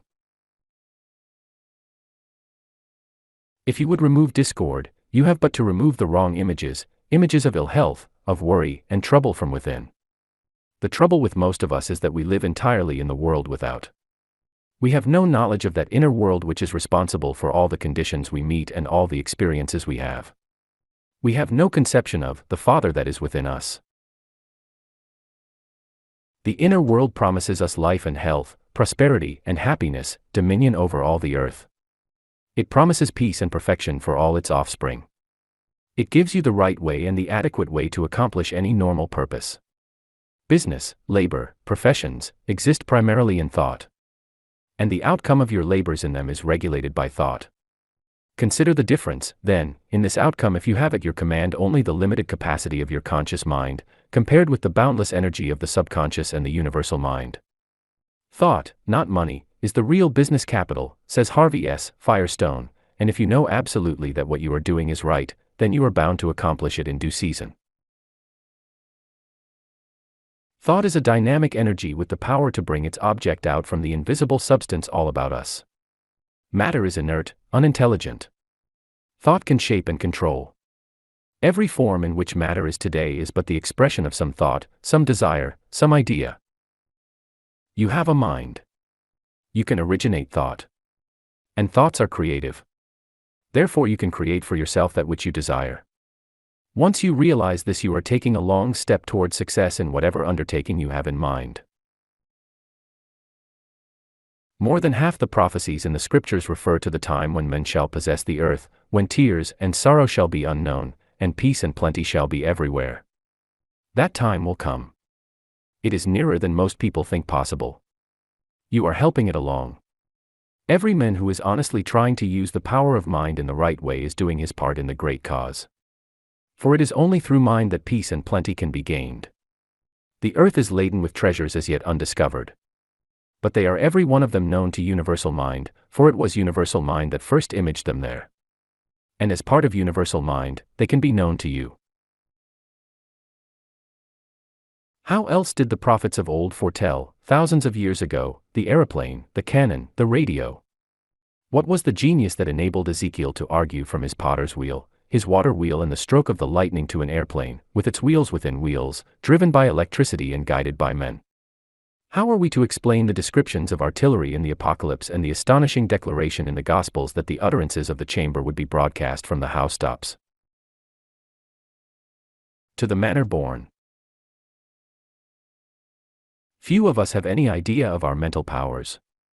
The old idea was that man must take this world as he found it.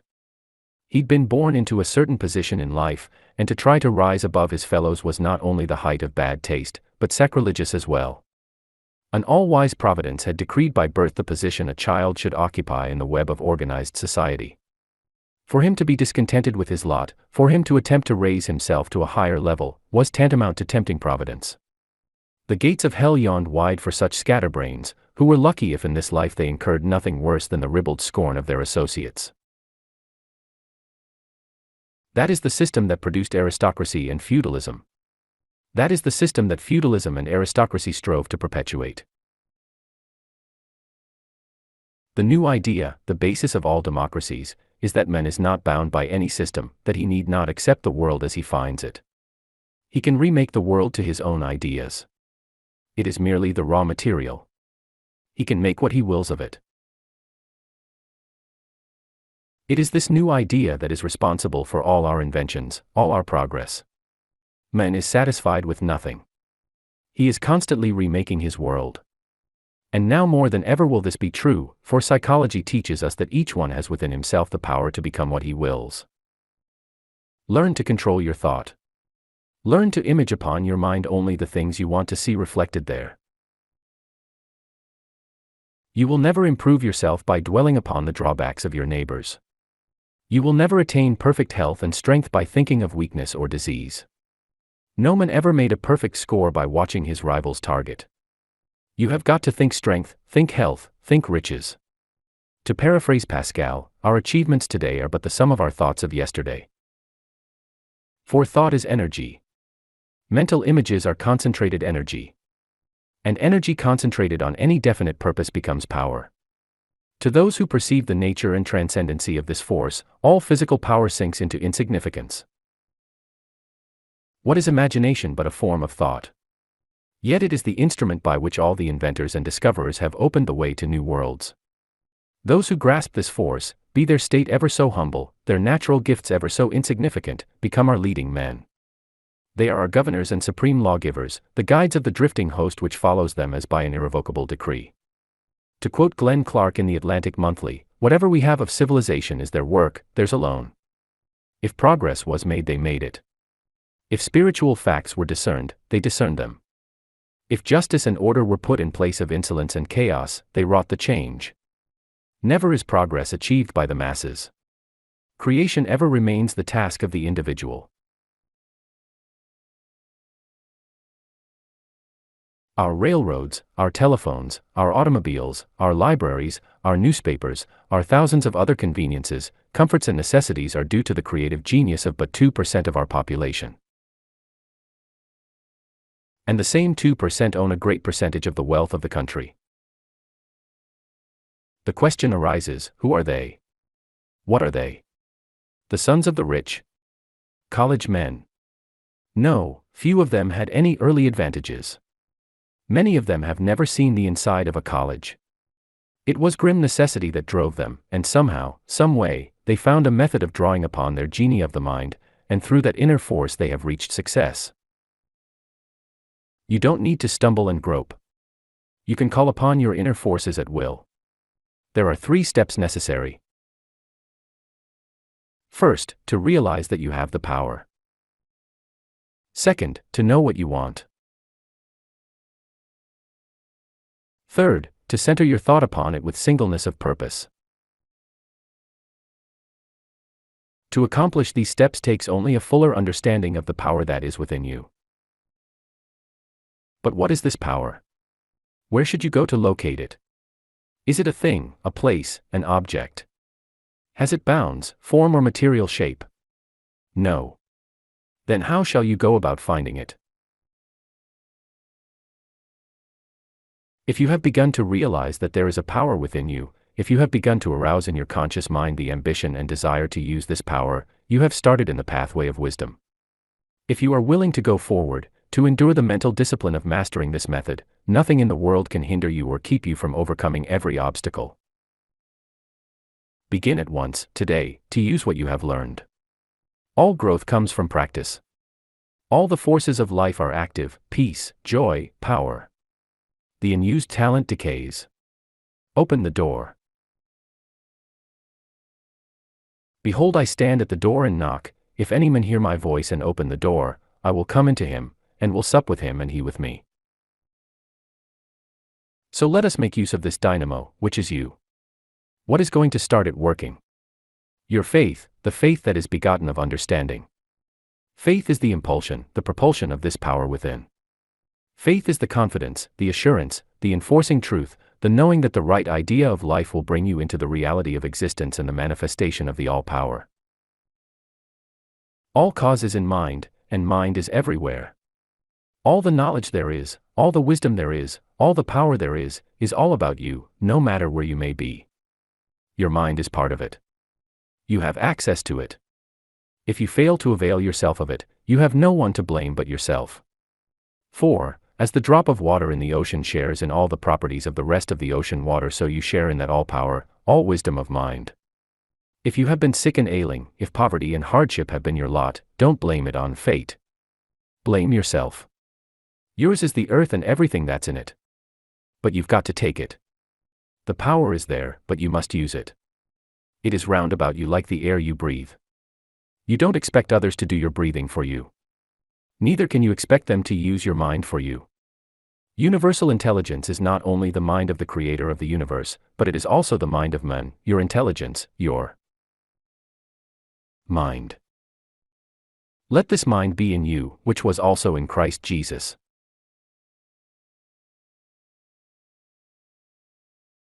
So start today by knowing that you can do anything you wish to do, have anything you wish to have, be anything you wish to be. The rest will follow. Ye shall ask what ye will, and it shall be done unto you. 4. Desire, the first law of gain. Ah, love. Could thou and I with fate conspire to grasp this sorry scheme of things entire, would we not shatter it to bits, and then remold it nearer to the heart's desire? The Rubaiyat of Omar Khayyam. If you had a fairy wishing ring, what one thing would you wish for? Wealth? Honor? Fame? Love? What one thing do you desire above everything else in life? Whatever it is, you can have it. Whatever you desire, wholeheartedly, with singleness of purpose, you can have. But the first and all-important essential is to know what this one thing is. Before you can win your heart's desire, you've got to get clearly fixed in your mind's eye what it is that you want. It may sound paradoxical, but few people do know what they want. Most of them struggle along in a vague sort of way, hoping, like Macauber, for something to turn up. They are so taken up with the struggle that they have forgotten, if they ever knew, what it is they are struggling for. They are like a drowning man, they use up many times the energy it would take to get them somewhere, but they fritter it away in aimless struggles, without thought, without direction, exhausting themselves, while getting nowhere. You've got to know what you want before you stand much chance of getting it. You have an unfailing messenger to Garcia, in that genie of your mind, but you have got to formulate the message. Aladdin would have stood a poor chance of getting anything from his genie if he had not had clearly in mind the things he wanted the genie to get. In the realm of mind, the realm in which is all practical power, you can possess what you want at once. You have but to claim it, to visualize it, to bring it into actuality, and it is yours for the taking. For the genie of your mind can give you power over circumstances, health, happiness, and prosperity. And all you need to put it to work is an earnest, intense desire. Sounds too good to be true? Well, let us go back for a moment to the start. You are infected with that divine dissatisfaction with things as they are, which has been responsible for all the great accomplishments of this world, else you would not have gotten thus far in this book. Your heart is hungering for something better. Blessed are they which do hunger and thirst after righteousness, right wiseness, for they shall be filled. You are tired of the worry and grind, tired of the deadly dull routine and daily tasks that lead nowhere. Tired of all the petty little ills and ailments that have come to seem the lot of men here on earth. Always there is something within you urging you on to bigger things, giving you no peace, no rest, no chance to be lazy. It is the same something that drove Columbus across the ocean, that drove Hannibal across the Alps, that drove Edison onward and upward from a train boy to the inventive wizard of the century, that drove Henry Ford from a poor mechanic at 40 to probably the richest man in the world at 60. This something within you keeps telling you that you can do anything you want to do, be anything you want to be, have anything you want to have, and you have a sneaking suspicion that it may be right. That something within you is your subconscious self, your part of universal mind, your genie of the brain.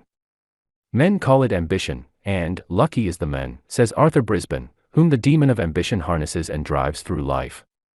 This wonderful little coachman is the champion driver of all the world and of all history. Lucky you, if he is your driver. He will keep you going until you do something worthwhile, working, running, and moving ahead. And that is how a real man ought to be driven.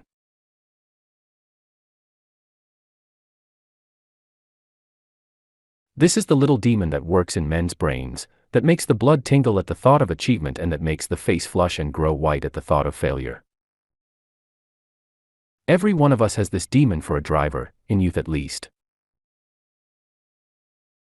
Unfortunately, the majority of us he gives up as very poor, hopeless things, not worth driving, by the time we reach 25 or 30.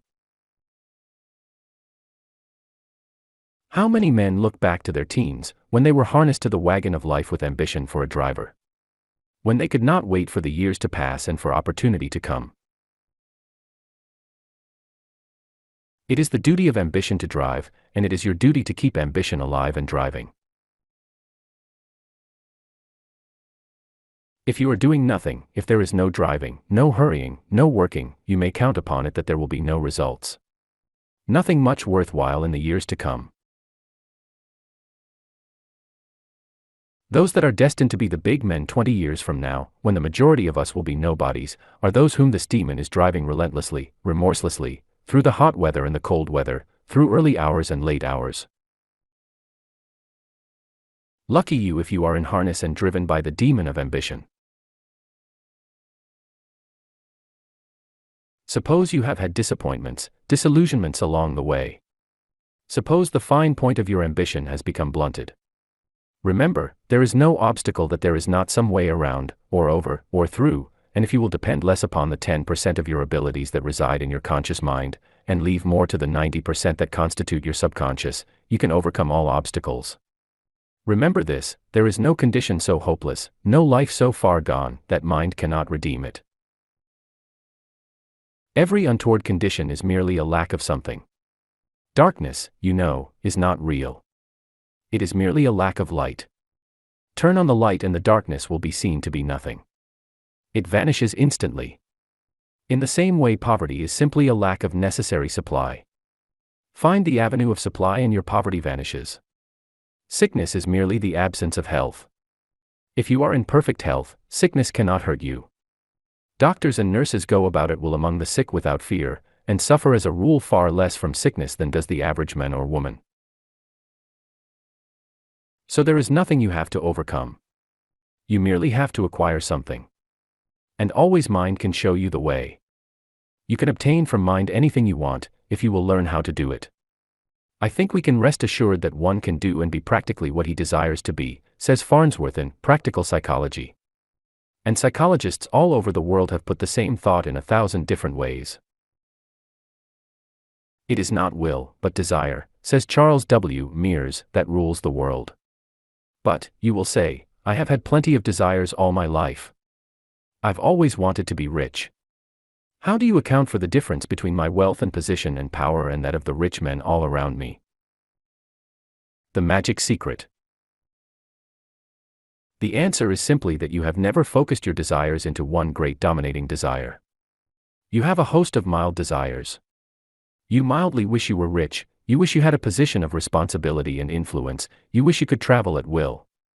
The wishes are so many and varied that they conflict with each other and you get nowhere in particular. You lack one intense desire, to the accomplishment of which you are willing to subordinate everything else. Do you know how Napoleon so frequently won battles in the face of a numerically superior foe? By concentrating his men at the actual point of contact. His artillery was often greatly outnumbered, but it accomplished far more than the enemy's because instead of scattering his fire, he concentrated it all on the point of attack. The time you put in aimlessly dreaming and wishing would accomplish marvels if it were concentrated on one definite object. If you have ever taken a magnifying glass and let the sun's rays play through it on some object, you know that as long as the rays were scattered they accomplished nothing. But focus them on one tiny spot and see how quickly they start something. It is the same way with your mind. You've got to concentrate on one idea at a time. But how can I learn to concentrate? Many people write me. Concentration is not a thing to be learned. It is merely a thing to do. You concentrate whenever you become sufficiently interested in anything. Get so interested in a ball game that you jump up and down on your hat, slap a man you have never seen before on the back, embrace your nearest neighbor, that is concentration. Become so absorbed in a thrilling play or movie that you no longer realize the orchestra is playing or there are people around you, that is concentration. And that is all concentration ever is, getting so interested in some one thing that you pay no attention to anything else that is going on around you. If you want a thing badly enough, you need have no worry about your ability to concentrate on it. Your thoughts will just naturally center on it like bees on honey. Hold in your mind the thing you most desire. Affirm it. Believe it to be an existing fact. Let me quote again the words of the Master, because there's nothing more important to remember in this whole book. Therefore I say unto you, what things soever ye desire, when ye pray, believe that ye receive them and ye shall have them. And again I say, the most important part is the believe that ye receive them. Your subconscious mind is exceedingly amenable to suggestion. If you can truly believe that you have received something, can impress that belief upon your subconscious mind, depend upon it, it will see that you have it. For being a part of universal mind, it shares that universal mind's all power. The Father that is within me, he doeth the works. Your mind will respond to your desire in the exact proportion in which you believe. As thy faith is, so be it unto thee. The people who live in beautiful homes, who have plenty to spend, who travel about in yachts and fine cars, are for the most part people who started out to accomplish some one definite thing. They had one clear goal in mind, and everything they did centered on that goal.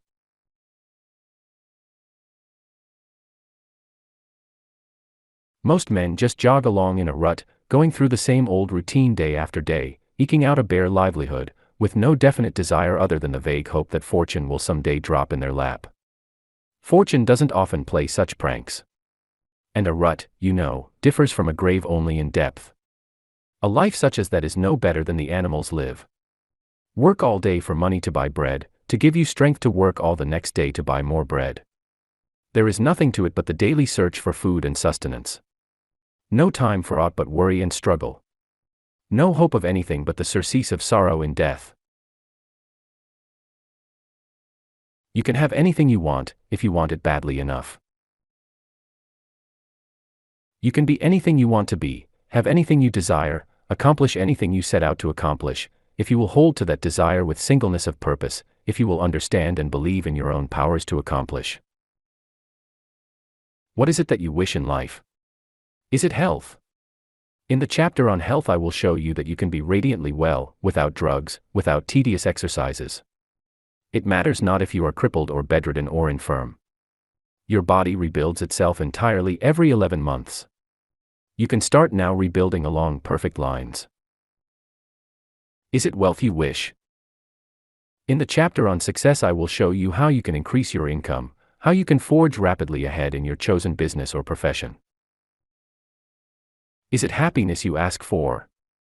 Follow the rules herein laid down and you will change your whole outlook on life. Doubts and uncertainty will vanish, to be followed by calm assurance and abiding peace. You will possess the things your heart desires. You will have love and companionship. You will win to contentment and happiness. But desire must be impressed upon the subconscious before it can be accomplished.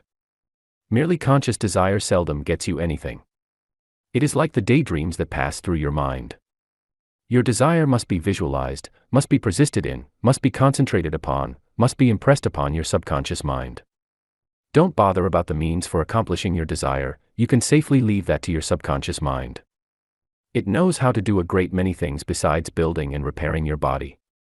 If you can visualize the thing you want, if you can impress upon your subconscious mind the belief that you have it, you can safely leave to it the finding of the means of getting it. Trust the universal mind to show the way. The mind that provided everything in such profusion must joy in seeing us take advantage of that profusion. For herein is the Father glorified, that ye bear much fruit. You do not have to wait until tomorrow, or next year, or the next world, for happiness. You do not have to die to be saved. The kingdom of heaven is within you.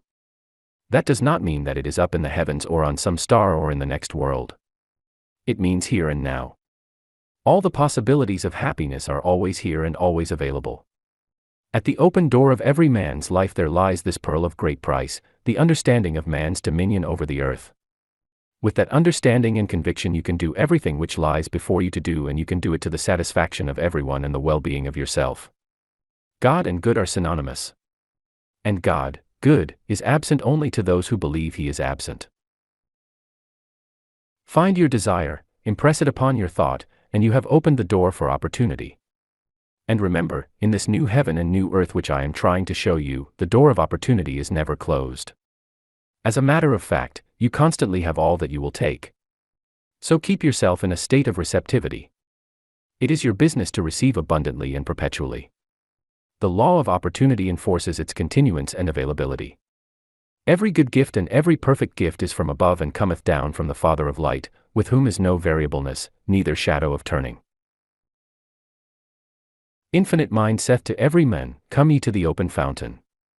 The understanding of the law of life will remedy every discord, giving beauty for ashes, the oil of joy for mourning, the garment of praise for the spirit of heaviness. Believe that you share in that goodness and bounty. Act the part you wish to play in this life. Act healthy, act prosperous, act happy. Make such a showing with what you have that you will carry the conviction to your subconscious mind that all good and perfect gifts are yours. Register health, prosperity, and happiness on your inner mind, and some fine morning soon you will wake to find that you are healthy, prosperous and happy, that you have your dearest wish in life. The soul's sincere desire. Do you know what prayer is? Just an earnest desire that we take to God, to universal mind, for fulfillment. As Montgomery puts it, prayer is the soul's sincere desire, uttered or unexpressed. It is our heart's desire.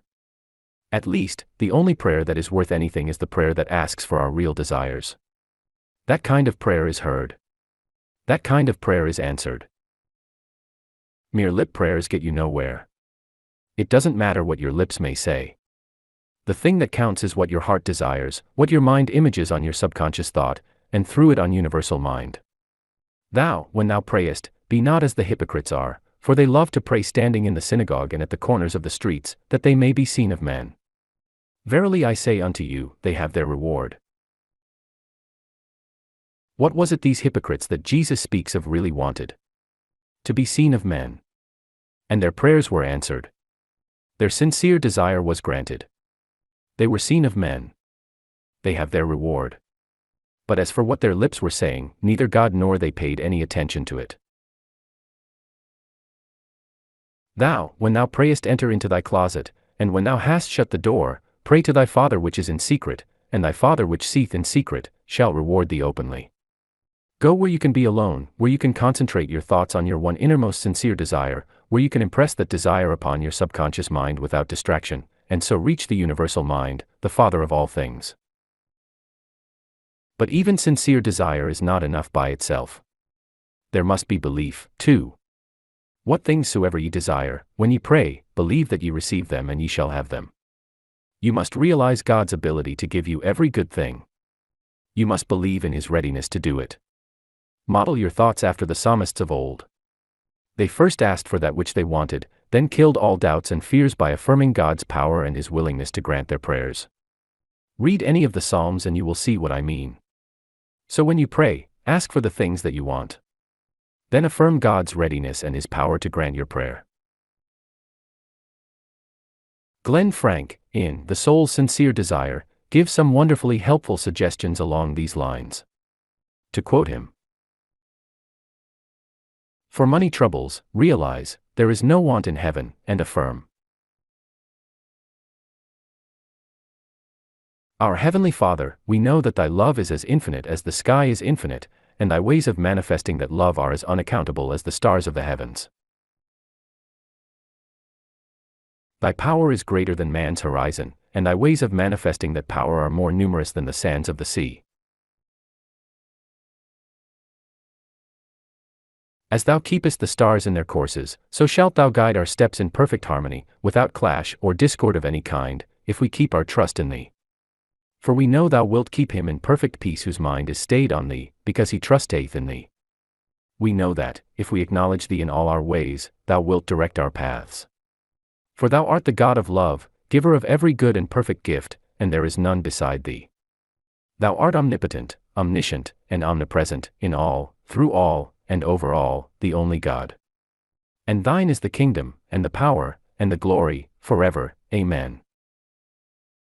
For aid in thinking or writing, realize, there is no lack of ideas, and affirm. Thy wisdom is greater than all hidden treasures, and yet as instantly available for our needs as the very ground beneath our feet. For happiness, there is no unhappiness in heaven, so affirm. Thy joy is brighter than the sun at noonday, and Thy ways of expressing that joy as countless as the sunbeams that shine upon our path. This is the kind of prayer the psalmists of old had recourse to in their hours of trouble. This is the kind of prayer that will bring you every good and perfect gift. Make no mistake about this, prayer is effective. It can do anything. It doesn't matter how trivial your desires may be, if it is right for you to have them, it is right for you to pray for them. According to a United Press dispatch of May 3, 1926. Prayer belongs to the football field as much as to the pulpit, and a praying team stands a good chance of getting there, Tim Lowry, Northwestern University football star, told a large church audience here. Just before the Indiana-Northwestern game last year, Tim said, "We worried a great deal about the outcome. Then we saw that bunch of big husky Indiana players coming toward us and we knew something had to be done quick. Fellows," I said, "I believe in prayer and we better pray." We did and won a great victory. When the next game came, every fellow prayed again. You don't need to think that churches have a copyright on prayer. In Prayer as a Force, A. Maud Royden compares the man who trusts his desires to prayer with the swimmer who trusts himself to the water. Let me give you a very simple figure which I think may perhaps convey my meaning. If you are trying to swim, you must believe that the sea is going to keep you afloat. You must give yourself to the sea. There is the ocean and there are you in it, and I say to you, according to your faith you will be able to swim. I know perfectly well that it is literally according to your faith. A person who has just enough confidence in the sea and in himself to give one little hop from the ground will certainly find that the water will lift him, but not very much. He will come down again. Persons who have enough confidence really to start swimming but no more, will not swim very far, because their confidence is so very small and they swim with such rapid strokes, and they hold their breath to such an extent, that by and by they collapse. They swim 5 or 6, or 12 or 14 strokes, but they do not get very far, through lack of confidence. Persons who know with assurance that the sea will carry them if they do certain things, will swim quite calmly, serenely, happily, and will not mind if the water goes right over them. Oh, you say, that person is doing the whole thing. He can't do it without the sea. You might hypnotize people into faith. You might say, "You are now in the ocean, swim off the edge of this precipice, which is really a cliff." You might make them do it. They might have implicit faith in you. You might hypnotize them into thinking they were swimming, but if they swam off the edge of the cliff they would fall. You can't swim without the sea. I might say to you, "It lies with you whether you swim or not, according to your faith be it unto you," but if the sea is not there you can't swim. That is exactly what I feel about God. According to your faith be it unto you. Yes, certainly, if you try to swim in that ocean which is the love of God, your faith will be rewarded, and according to your faith it will be to you. In exact proportion to your faith you will find the answer, like a scientific law. There is not one atom of faith you put in God that will not receive its answer. But remember, you would not plant a valuable seed in your garden, and then, a day or a week later, go out and dig it up to see if it were sprouting. On the contrary, you would nourish it each morning with water. It is the same with your prayers.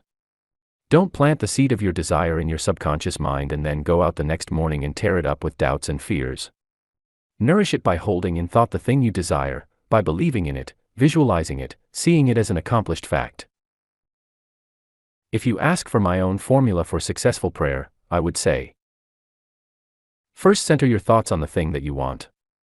Visualize it. Make a mental image of it. You are planting the seed of desire. But don't be content with that. Planting alone will not make a seed of corn grow.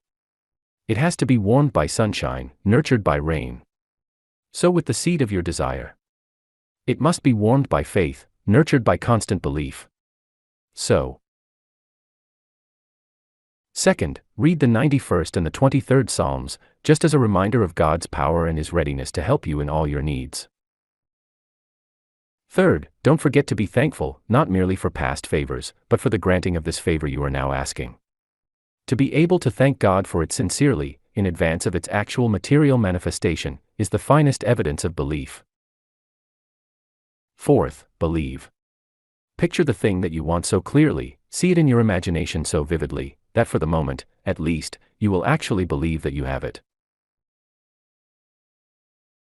It is this sincere conviction, registered upon your subconscious mind, and through it upon universal mind, that brings the answer to your prayers. Once convince your subconscious mind that you have the thing you want, and you can forget it and go on to your next problem. Mind will attend to the bringing of it into being. Volume 3. 5. Aladdin and Company. But the feeble hands and helpless, groping blindly in the darkness, touch God's right hand in that darkness, and are lifted up and strengthened. Longfellow. It is not always the man who struggles hardest who gets on in the world. It is the direction as well as the energy of struggle that counts in making progress. To get ahead, you must swim with the tide. Men prosper and succeed who work in accord with natural forces. A given amount of effort with these forces carries a man faster and farther than much more effort used against the current. Those who work blindly, regardless of these forces, make life difficult for themselves and rarely prosper. It has been estimated by wise observers that on the average something like 90% of the factors producing success or failure lie outside a man's conscious efforts, separate from his daily round of details. To the extent that he cooperates with the wisdom and power of universal mind, he is successful, well and happy. To the extent that he fails to cooperate, he is unsuccessful, sick and miserable. All down the ages some have been enabled to taste and see that the Lord is good. Prophets and seers, being blessed with the loving kindness of God, have proclaimed a God of universal goodness, saying, "The earth is full of the goodness of the Lord, thou wilt show me the path of life, in thy presence is fullness of joy." Now we know that this infinite good is not more available to one than it is to all. We know that the only limit to it is in our capacity to receive. If you had a problem in mathematics to work out, you would hardly gather together the necessary figures and leave them to arrange themselves in their proper sequence. You would know that while the method for solving every problem has been figured out, you have got to work it. The principles are there, but you have got to apply them. The first essential is to understand the principle, to learn how it works, how to use it. The second, and even more important part, is to apply that understanding to the problem in hand. In the same way, the principle of infinite energy, infinite supply, is ever available. But that energy, that supply, is static. You've got to make it dynamic. You've got to understand the law. You've got to apply your understanding in order to solve your problems of poverty, discord, disease. Science shows that it is possible to accomplish any good thing. But distrust of your ability to reach the goal desired often holds you back, and failure is the inevitable result. Only by understanding that there is but one power, and that this power is mind, not circumstances or environment, is it possible to bring your real abilities to the surface and put them to work. Few deny that intelligence governs the universe. It matters not whether you call this intelligence universal mind or providence or God or merely nature. All admit its directing power. All admit that it is a force for good, for progress. But few realize that our own minds are a part of this universal mind in just the same way that the rays of the sun are part of the sun.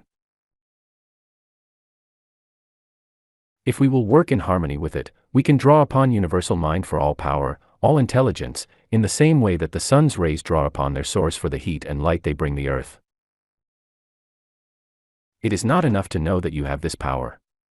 You must put it into practice, not once or twice, but every hour and every day. Don't be discouraged if at first it doesn't always work. When you first studied arithmetic, your problems did not always work out correctly, did they? Yet you did not on that account doubt the principle of mathematics. You knew that the fault was with your methods, not with the principle. It is the same in this. The power is there. Correctly used, it can do anything. All will agree that the mind which first brought the life principle to this earth, which imaged the earth itself and the trees and the plants and the animals, is all-powerful. All will agree that to solve any problem, to meet any need, mind has but to realize the need and it will be met. What most of us do not understand or realize is that we ourselves, being part of universal mind, have this same power. Just as the drop of water from the ocean has all the properties of the great bulk of the water in the ocean. Just as the spark of electricity has all the properties of the thunderbolt. And having that power, we have only to realize it and use it to get from life any good we may desire. In the beginning all was void, space, nothingness. How did universal mind construct the planets, the firmaments, the earth, and all things on and in it from this formless void? By first making a mental image on which to build. That is what you, too, must do. You control your destiny, your fortune, your happiness to the exact extent to which you can think them out, visualize them, see them, and allow no vagrant thought of fear or worry to mar their completion and beauty. The quality of your thought is the measure of your power. Clear, forceful thought has the power of attracting to itself everything it may need for the fruition of those thoughts. As W. D. Wattles puts it in his Science of Getting Rich,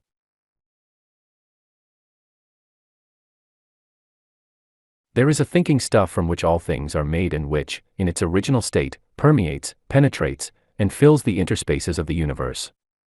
A thought in this substance produces the thing that is imagined by the thought. Man can form things in his thought, and, by impressing his thought upon formless substance, can cause the thing he thinks about to be created.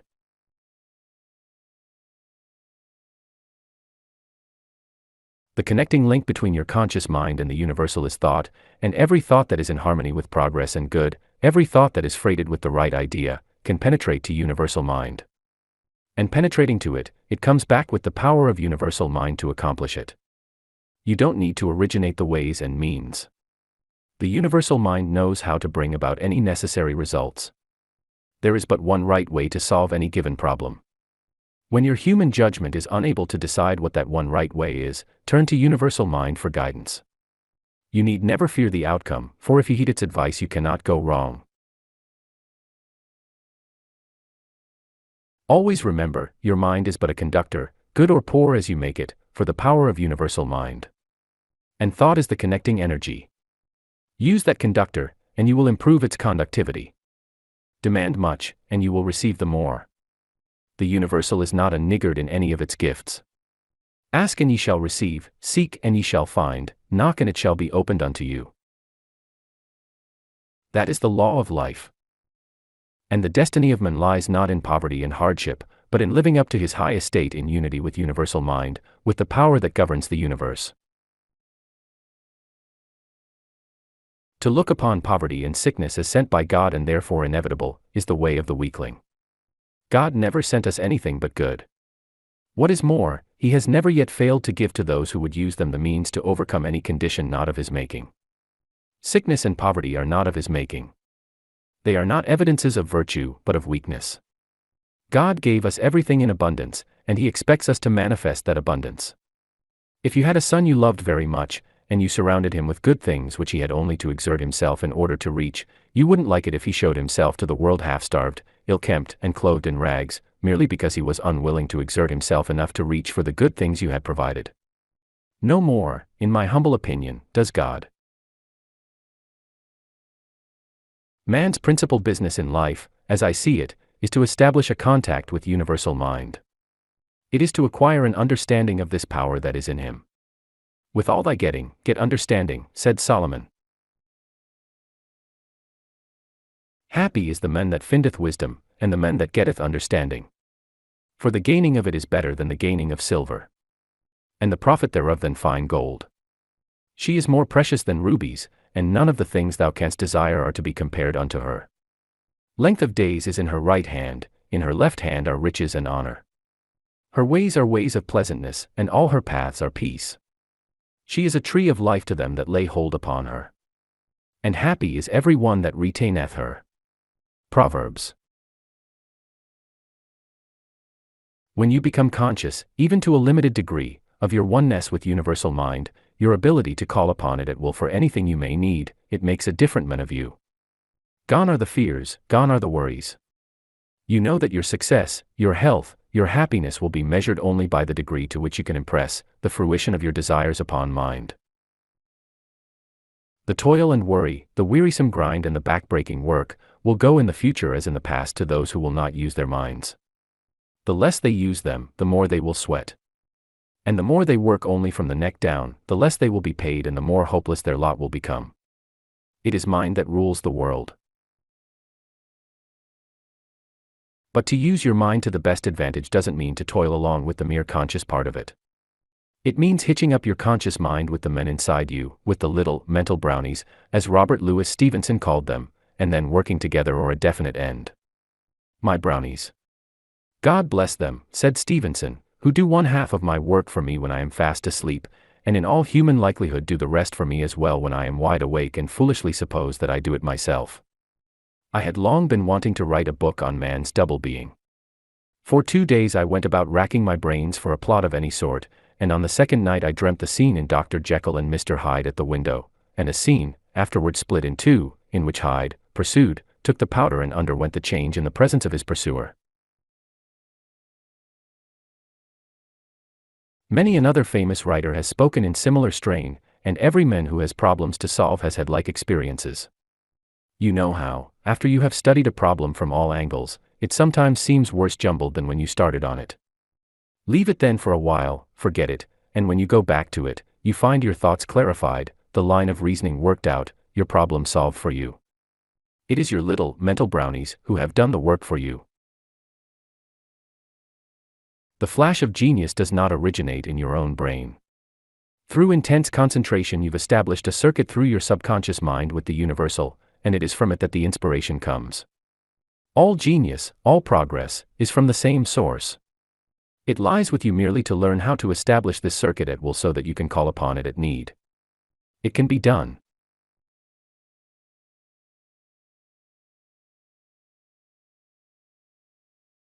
In the inner consciousness of each of us, quotes Dumont in The Master Mind, there are forces which act much the same as would countless tiny mental brownies or helpers who are anxious and willing to assist us in our mental work, if we will but have confidence and trust in them.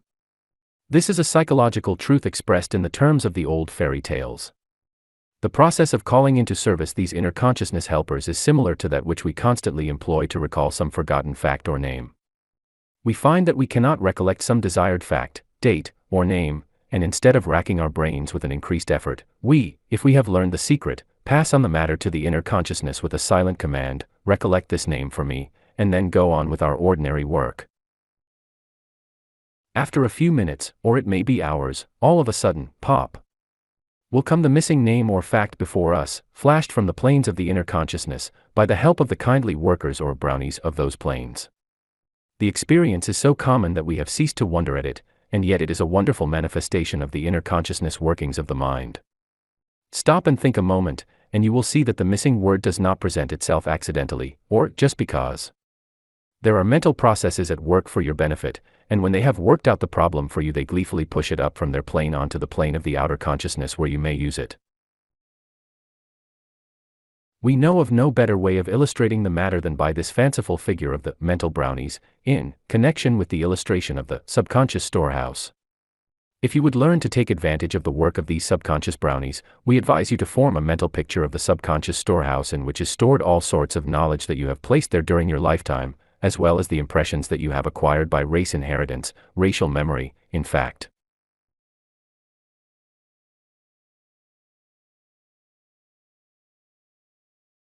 The information stored away has often been placed in the storage rooms without any regard for systematic storing or arrangement, and when you wish to find something that has been stored away there a long time ago, the exact place being forgotten, you are compelled to call to your assistance the little brownies of the mind, which perform faithfully your mental command, recollect this for me. These brownies are the same little chaps that you charge with the task of waking you at 4 o'clock tomorrow morning when you wish to catch an early train, and they obey you well in this work of the mental alarm clock. These same little chaps will also flash into your consciousness the report, I have an engagement at 2 o'clock with Jones. When looking at your watch you will see that it is just a quarter before the hour of 2, the time of your engagement.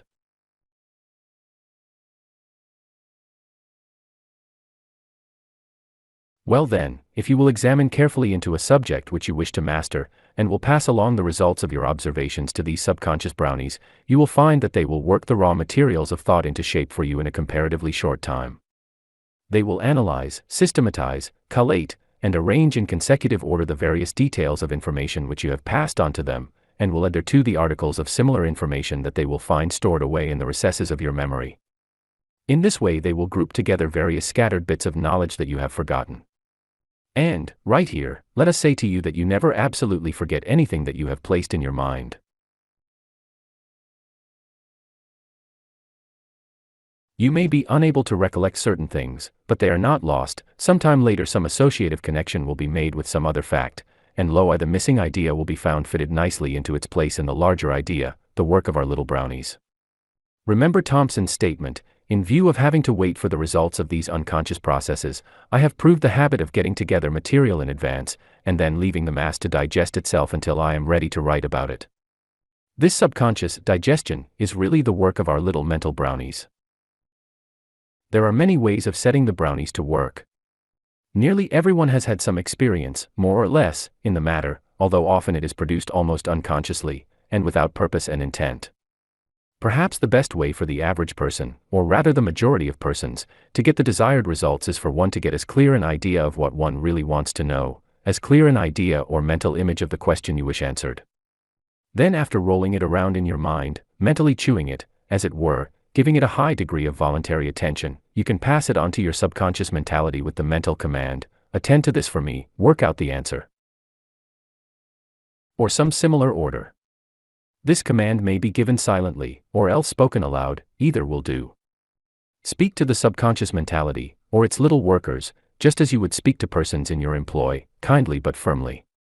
Talk to the little workers, and firmly command them to do your work. And then forget all about the matter, throw it off your conscious mind, and attend to your other tasks. Then in due time will come your answer, flashed into your consciousness, perhaps not until the very minute that you must decide upon the matter, or need the information. You may give your brownies orders to report at such and such a time, just as you do when you tell them to awaken you at a certain time in the morning so as to catch the early train, or just as they remind you of the hour of your appointment, if you have them all well trained. Have you ever read the story by Richard Harding Davis of The Men Who Could Not Lose? In it the hero is intensely interested in racing. He has studied records and dope sheets until he knows the history of every horse backward and forward. The day before the big race he is reclining in an easy chair, thinking of the morrow's race, and he drops off to sleep with that thought on his mind. Naturally, his subconscious mind takes it up, with the result that he dreams the exact outcome of the race. That was mere fiction, of course, but if races were run solely on the speed and stamina of the horses, it would be entirely possible to work out the results in just that way. Unfortunately, other factors frequently enter into every betting game. But the idea behind Davis's story is entirely right. The way to contact with your subconscious mind, the way to get the help of the men inside you in working out any problem is: first, fill your mind with every bit of information regarding that problem that you can lay your hands on. Second, pick out a chair or lounge or bed where you can recline in perfect comfort, where you can forget your body entirely. Third, let your mind dwell upon the problem for a moment, not worrying, not fretting, but placidly, and then turn it over to the man inside you. Say to him, "This is your problem. You can do anything. You know the answer to everything. Work this out for me."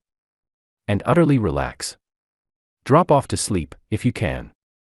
At least, drop into one of those half-sleepy, half-wakeful reveries that keep other thoughts from obtruding upon your consciousness. Do as Aladdin did, summon your genie, give him your orders, then forget the matter, secure in the knowledge that he will attend to it for you. When you waken, you will have the answer. For whatever thought, whatever problem you can get across to your subconscious mind at the moment of dropping off to sleep, that man inside you, that genie of your mind will work out for you. Of course, not everyone can succeed in getting the right thought across to the subconscious at the first or the second attempt. It requires understanding and faith, just as the working out of problems in mathematics requires an understanding of and faith in the principles of mathematics. But keep on trying, and you will do it. And when you do, the results are sure. If it is something that you want, visualize it first in your mind's eye, see it in every possible detail, see yourself going through every move it will be necessary for you to go through when your wish comes into being. Build up a complete story, step by step, just as though you were acting it all out. Get from it every ounce of pleasure and satisfaction that you can. Be thankful for this gift that has come to you. Then relax, go on to sleep if you can, give the men inside you a chance to work out the consummation of your wish without interference. When you waken, hold it all pleasurably in thought again for a few moments. Don't let doubts and fears creep in, but go ahead, confidently, knowing that your wish is working itself out. Know this, believe it, and if there is nothing harmful in it, it will work out. For somewhere in universal mind there exists the correct solution of every problem. It matters not how stupendous and complicated, nor how simple a problem may appear to be. There always exists the right solution in universal mind. And because this solution does exist, there also exists the ability to ascertain and to prove what that solution is. You can know, and you can do, every right thing. Whatever it is necessary for you to know, whatever it is necessary for you to do, you can know and you can do, if you will but seek the help of universal mind and be governed by its suggestions. Try this method every night for a little while, and the problem does not exist that you cannot solve. 6. See yourself doing it. You say big corporations scheme to keep a fellow down, they drive him, shame him, starve him, too, if he so much as frown. God knows I hold no brief for them. Still, come with me today and watch those fat directors meet, for this is what they say: in all our force not one to take the new work that we plan. In all the 1,000 men we've hired, where shall we find a man? St. Clair Adams. You've often heard it said that a man is worth $2 a day from the neck down. How much he's worth from the neck up depends upon how much he is able to see. Without vision the people perish did not refer to good eyesight. It was the eyes of the mind that counted in days of old, just as they do today. Without them you are just so much power on the hoof, to be driven as a horse or an ox is driven. And you are worth only a little more than they. But given vision, imagination, the ability to visualize conditions and things a month or a year ahead, given the eyes of the mind, there's no limit to your value or to your capabilities. The locomotive, the steamboat, the automobile, the aeroplane, all existed complete in the imagination of some men before ever they became facts. The wealthy men, the big men, the successful men, visioned their successes in their mind's eyes before ever they won them from the world. From the beginning of time, nothing has ever taken on material shape without first being visualized in mind. The only difference between the sculptor and the mason is in the mental image behind their work. Rodin employed masons to hew his blocks of marble into the general shape of the figure he was about to form. That was mere mechanical labor. Then Rodin took it in hand, and from that rough-hewn piece of stone there sprang the wondrous figure of the thinker. That was art. The difference was all in the imagination behind the hands that wielded mallet and chisel. After Rodin had formed his masterpiece, ordinary workmen copied it by the thousands. Rodin's work brought fabulous sums. The copies brought day wages. Conceiving ideas, creating something, is what pays, in sculpture as in all else. Mere handwork is worth only hand wages. The imagination, says Glenn Clark in The Soul's Sincere Desire, is of all qualities in man the most godlike, that which associates him most closely with God. The first mention we read of man in the Bible is where he is spoken of as an image. Let us make men in our image, after our likeness. The only place where an image can be conceived is in the imagination. Thus man, the highest creation of God, was a creation of God's imagination. The source and center of all man's creative power, the power that above all others lifts him above the level of brute creation, and that gives him dominion, is his power of making images, or the power of the imagination. There are some who have always thought that the imagination was something which makes believe that which is not. This is fancy, not imagination. Fancy would convert that which is real into pretense and sham. Imagination enables one to see through the appearance of a thing to what it really is. There is a very real law of cause and effect which makes the dream of the dreamer come true. It is the law of visualization, the law that calls into being in this outer material world everything that is real in the inner world. Imagination pictures the thing you desire. Vision idealizes it. It reaches beyond the thing that is, into the conception of what can be. Imagination gives you the picture. Vision gives you the impulse to make the picture your own. Make your mental image clear enough, picture it vividly in every detail, and the genie of your mind will speedily bring it into being as an everyday reality. That law holds true of everything in life. There is nothing you can rightfully desire that cannot be brought into being through visualization. Suppose there's a position you want, the general managership of your company. See yourself, just as you are now, sitting in the general manager's chair. See your name on his door. See yourself handling his affairs as you would handle them. Get that picture impressed upon your subconscious mind. see it, believe it. The genie of your mind will find the way to make it come true. The keynote of successful visualization is this: see things as you would have them be instead of as they are. Close your eyes and make clear mental pictures. Make them look and act just as they would in real life. In short, daydream, but daydream with a purpose. Concentrate on the one idea to the exclusion of all others, and continue to concentrate on that one idea until it has been accomplished. Do you want an automobile? A home? A factory? They can all be one in the same way.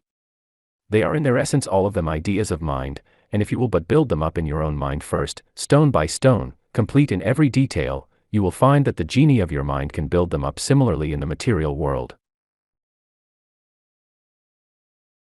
The building of a transcontinental railroad from a mental picture, says C.W. Chamberlain in The Uncommon Sense of Applied Psychology, gives the average individual an idea that it is a big job. The fact of the matter is, the achievement, as well as the perfect mental picture, is made up of millions of little jobs, each fitting in its proper place and helping to make up the whole. A skyscraper is built from individual bricks, the laying of each brick being a single job which must be completed before the next brick can be laid.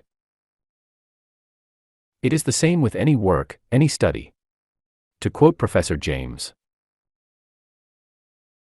as we become permanent drunkards by so many separate drinks, so we become saints in the moral, and authorities and experts in the practical and scientific spheres, by so many separate acts and hours of working. Let no youth have any anxiety about the upshot of his education, whatever the line of it may be. If he keep faithfully busy each hour of the working day, he may safely leave the final result to itself. He can with perfect certainty count on waking some fine morning, to find himself one of the competent ones of his generation, in whatever pursuit he may have singled out. Young people should know this truth in advance. The ignorance of it has probably engendered more discouragement and faint-heartedness in youths embarking on arduous careers than all other causes taken together. Remember that the only limit to your capabilities is the one you place upon them. There is no law of limitation. The only law is of supply. Through your subconscious mind you can draw upon universal supply for anything you wish. The ideas of universal mind are as countless as the sands on the seashore. Use them. And use them lavishly, just as they are given.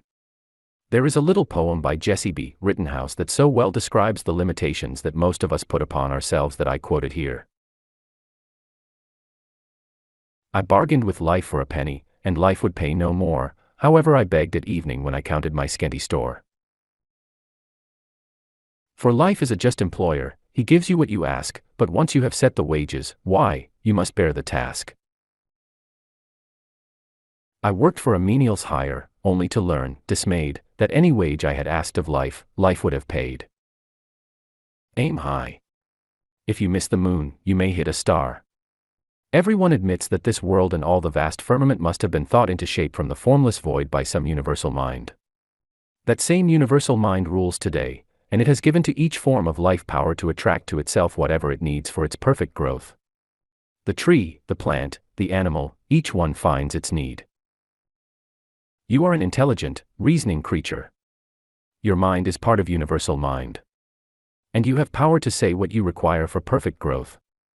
Don't be a niggard with yourself. Don't sell yourself for a penny. Whatever price you set upon yourself, life will give. So aim high. Demand much. Make a clear, distinct mental image of what it is you want. Hold it in your thought. Visualize it, see it, believe it. The ways and means of satisfying that desire will follow. For supply always comes on the heels of demand. It is by doing this that you take your fate out of the hands of chance. It is in this way that you control the experiences you are to have in life. But be sure to visualize only what you want. The law works both ways. If you visualize your worries and your fears, you will make them real. Control your thought and you will control circumstances. Conditions will be what you make them. Most of us are like factories where 2/3 of the machines are idle, where the workmen move around in a listless, dispirited sort of way, doing only the 10th part of what they could do if the head of the plant were watching and directing them. Instead of that, he is off idly dreaming or waiting for something to turn up. What he needs is someone to point out to him his listless workmen and idle machines, and show him how to put each one to working full-time and overtime. And that is what you need, too. You are working at only 1/10 of your capacity. You are doing only 1/10 of what you are capable of. The time you spend idly wishing or worrying can be used in so directing your subconscious mind that it will bring you anything of good you may desire. Philip of Macedon, Alexander's father, perfected the phalanx, a triangular formation which enabled him to center the whole weight of his attack on one point in the opposing line. It drove through everything opposed to it. In that day and age it was invincible. And the idea is just as invincible today. Keep the one thought in mind, see it being carried out step by step, and you can knit any group of workers into one homogeneous whole, all centered on the one idea. You can accomplish any one thing. You can put across any definite idea. Keep that mental picture ever in mind and you will make it as invincible as was Alexander's phalanx of old. It is not the guns or armament or the money they can pay, it's the close cooperation that makes them win the day.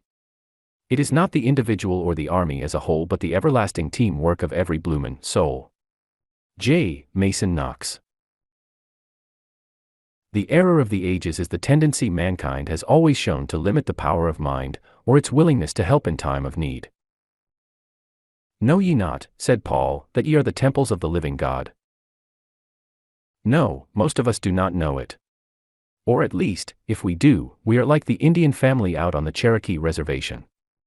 Oil had been found on their land and money poured in upon them. More money than they had ever known was in the world. Someone persuaded them to build a great house, to have it beautifully furnished, richly decorated. The house when finished was one of the show places of that locality. But the Indians, while very proud of their showy house, continued to live in their old sod shack. So it is with many of us. We may know that we are temples of the living God. We may even be proud of that fact. But we never take advantage of it to dwell in that temple, to proclaim our dominion over things and conditions. We never avail ourselves of the power that is ours. The great prophets of old had the forward look. Theirs was the era of hope and expectation. They looked for the time when the revelation should come that was to make men sons of God. They shall obtain joy and gladness, and sorrow and sighing shall flee away. Jesus came to fulfill that revelation. Ask and ye shall receive, that your joy may be full. The world has turned in vain to matter and materialistic philosophy for deliverance from its woes. In the future the only march of actual progress will be in the mental realm, and this progress will not be in the way of human speculation and theorizing, but in the actual demonstration of the universal, infinite mind. The world stands today within the vestibule of the vast realm of divine intelligence, wherein is found the transcendent, practical power of mind over all things. What I never saw, nor ear ever heard, what never entered the mind of men, even all that God has prepared for those who love him. 7. As a man thinketh. Our remedies in ourselves do lie which we ascribe to heaven. Shakespeare. In our great-grandfather's day, when witches flew around by night and cast their spell upon all unlucky enough to cross them, men thought that the power of sickness or health, of good fortune or ill, resided outside themselves. We laugh today at such benighted superstition. But even in this day and age there are few who realize that the things they see are but effects.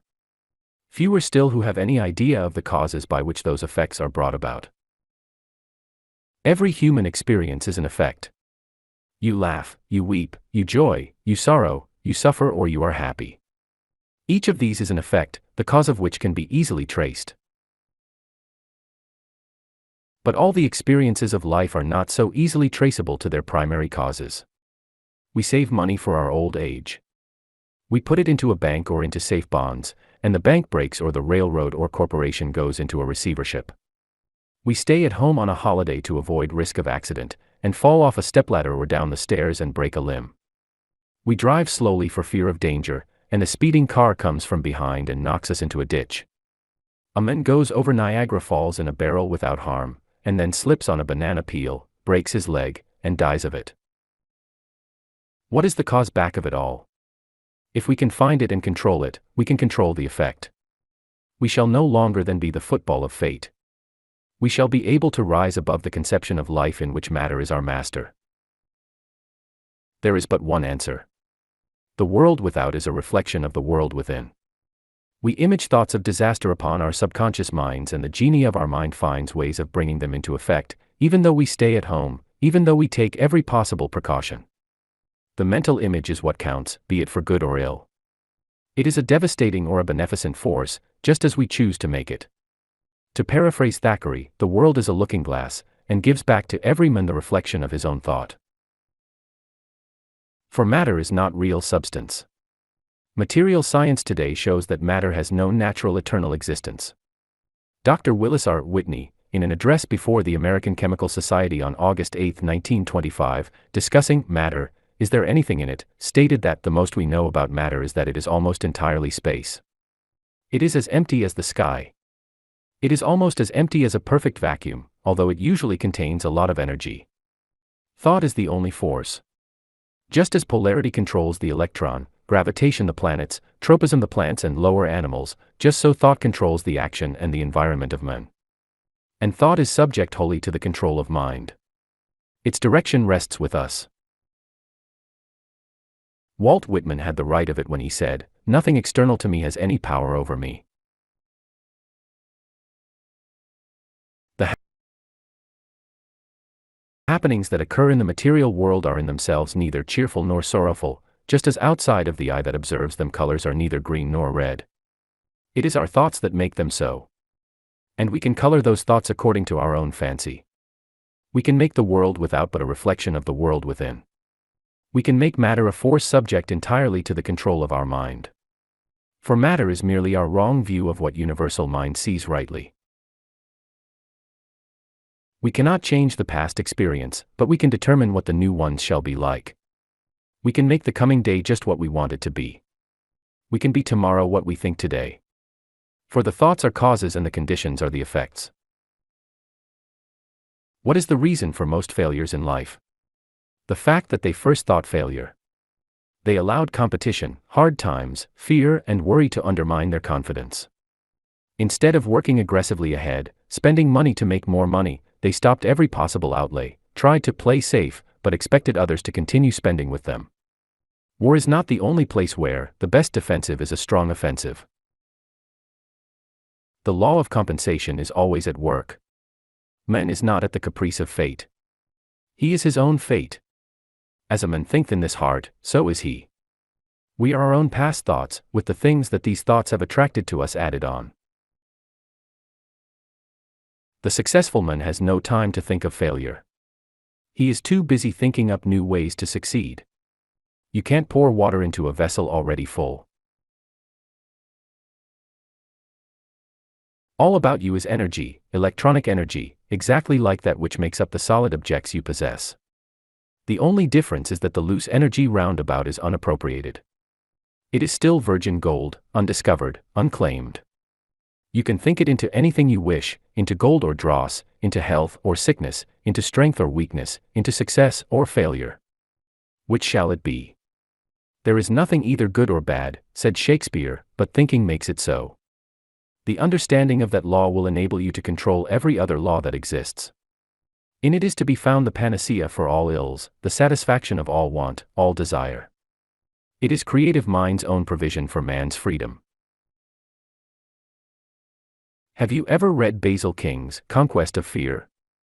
If you haven't, do so by all means. Here is the way he visions the future. Taking him, Jesus, as our standard, we shall work out, I venture to think, to the following points of progress. A. The control of matter in furnishing ourselves with food and drink by means more direct than at present employed, as he turned water into wine and fed the multitudes with the loaves and fishes.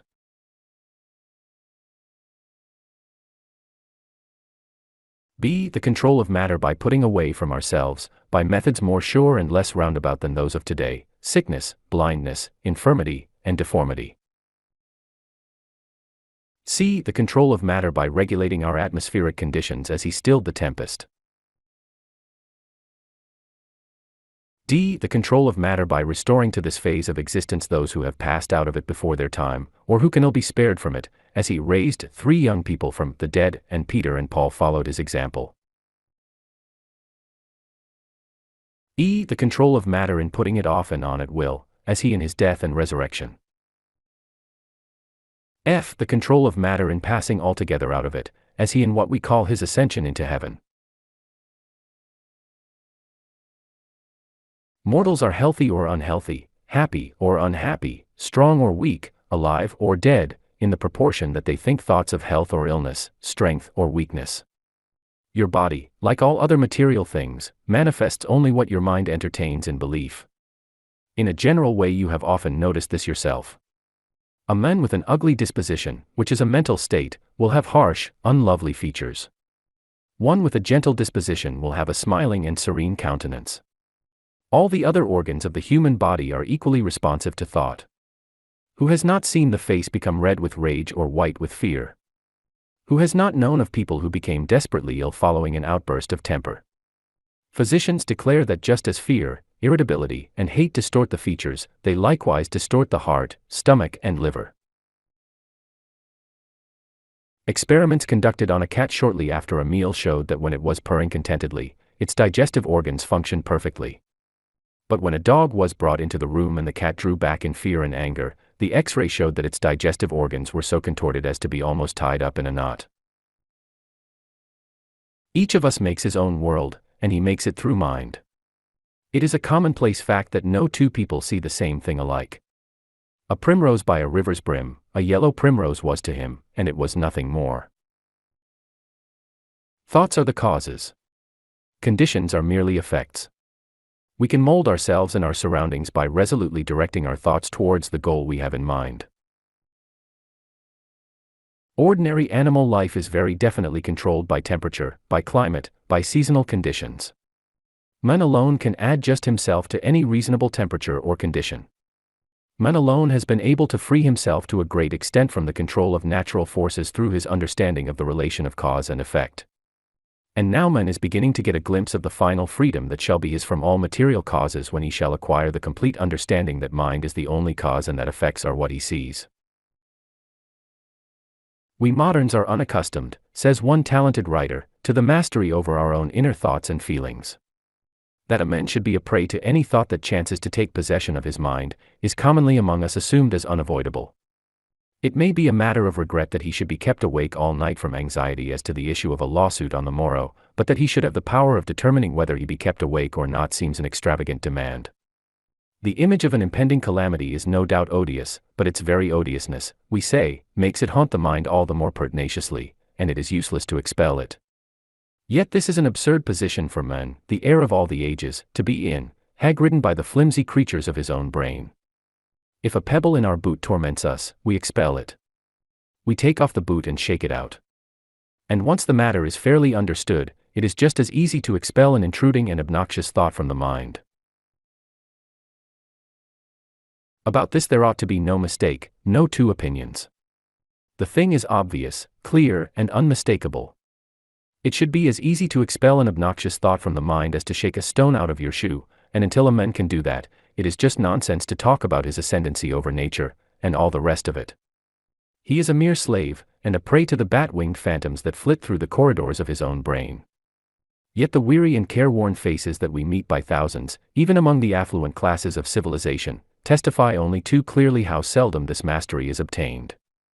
How rare indeed to find a man. How common rather to discover a creature hounded on by tyrant thoughts, or cares, or desires, cowering, wincing under the lash.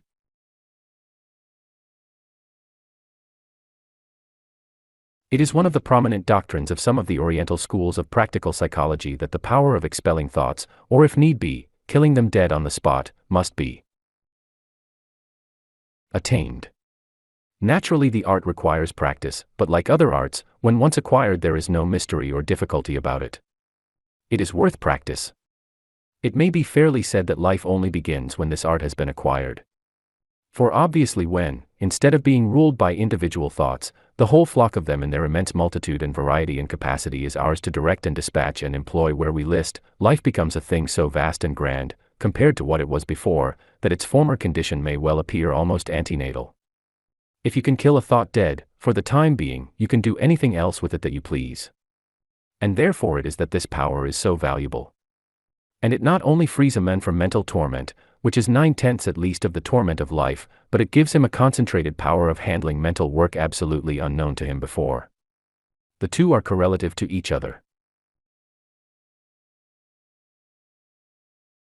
There is no intelligence in matter, whether that matter be electronic energy made up in the form of stone, or iron, or wood, or flesh. It all consists of energy, the universal substance from which mind forms all material things. Mind is the only intelligence. It alone is eternal. It alone is supreme in the universe.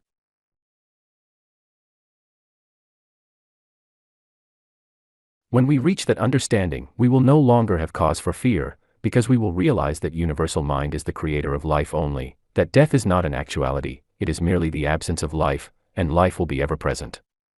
Remember the old fairy story of how the sun was listening to a lot of earthly creatures talking of a very dark place they had found. A place of Stygian blackness. Each told how terrifically dark it had seemed. The sun went and looked for it. He went to the exact spot they had described. He searched everywhere. But he could find not even a tiny dark spot. And he came back and told the earth creatures he did not believe there was any dark place. When the sun of understanding shines on all the dark spots in our lives, we will realize that there is no cause, no creator, no power, except good. Evil is not an entity, it is merely the absence of good. And there can be no ill effects without an evil cause. Since there is no evil cause, only good can have reality or power. There is no beginning or end to good. From it there can be nothing but blessing for the whole race. In it is found no trouble. If God, or good, the two are synonymous, is the only cause, then the only effect must be like the cause. All things were made by him, and without him was not anything made that was made. Don't be content with passively reading this. Use it. Practice it. Exercise is far more necessary to mental development than it is to physical. Practice the daily dozen of right thinking. Stretch your mind to realize how infinitely far it can reach out, what boundless vision it can have. Breathe out all the old thoughts of sickness, discouragement, failure, worry and fear. Breathe in deep, long breaths, thoughts of unlimited health and strength, unlimited happiness and success. Practice looking forward, always looking forward to something better, better health, finer physique, greater happiness, bigger success. Take these mental breathing exercises every day. See how easily you will control your thoughts. How quickly you will see the good effects. You've got to think all the time. Your mind will do that anyway. And the thoughts are constantly building, for good or ill. So be sure to exhale all the thoughts of fear and worry and disease and lack that have been troubling you, and inhale only those you want to see realized. 8. The Law of Supply.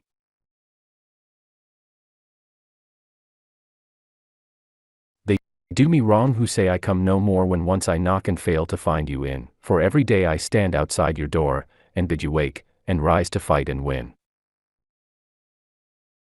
Wail not for precious chances passed away, weep not for golden ages on the wane. Each night I burn the records of the day, at sunrise every soul is born again. Walter Malone. Have you ever run a race, or worked at utmost capacity for a protracted period, or swum a great distance? Remember how, soon after starting, you began to feel tired. Remember how, before you had gone any great distance, you thought you had reached your limit. But remember, too, how, when you kept on going, you got your second wind, your tiredness vanished, your muscles throbbed with energy, you felt literally charged with speed and endurance. Stored in every human being are great reserves of energy of which the average individual knows nothing. Most people are like a man who drives a car in low gear, not knowing that by the simple shift of a lever he can set it in high and not merely speed up the car, but do it with far less expenditure of power. The law of the universe is the law of supply. You see it on every hand. Nature is lavish in everything she does. Look at the heavens at night. There are millions of stars there, millions of worlds, millions of suns among them. Surely there is no lack of wealth or profusion in the mind that could image all of these, no place for limitation there. Look at the vegetation in the country round about you. Nature supplies all that the shrubs or trees may need for their growth and sustenance. Look at the lower forms of animal life, the birds and the wild animals, the reptiles and the insects, the fish in the sea. Nature supplies them bountifully with everything they need. They have but to help themselves to what she holds out to them with such lavish hand. Look at all the natural resources of the world, coal and iron and oil and all metals. There is plenty for everyone. We hear a lot about the exhaustion of our resources of coal and oil, but there is available coal enough to last mankind for thousands of years. There are vast oil fields practically untouched, probably others bigger still yet to be discovered, and when all these are exhausted, the extraction of oil from shales will keep the world supplied for countless more years. There is abundance for everyone. But just as you must strain and labor to reach the resources of your second wind, just so you must strive before you can make manifest the law of supply in nature. The world belongs to you. It is your estate. It owes you not merely a living, but everything of good you may desire. You've got to demand these things of it, though. You've got to fear not, dread not, stop at naught. You've got to have the faith of a Columbus, crossing an unknown sea, holding a mutinous crew to the task long after they had ceased to believe in themselves or in him, and giving to the world a new hemisphere. You've got to have the faith of a Washington, defeated, discredited, almost wholly deserted by his followers, yet holding steadfast in spite of all, and giving to America a new liberty. You've got to dominate, not to cringe. You've got to make the application of the law of supply. Consider the lilies how they grow. The flowers, the birds, all of creation, are incessantly active. The trees and flowers in their growth, the birds and wild creatures in building their nests and finding sustenance, are always working, but never worrying. Your Father knoweth that ye have need of these things. And all these things shall be added unto you.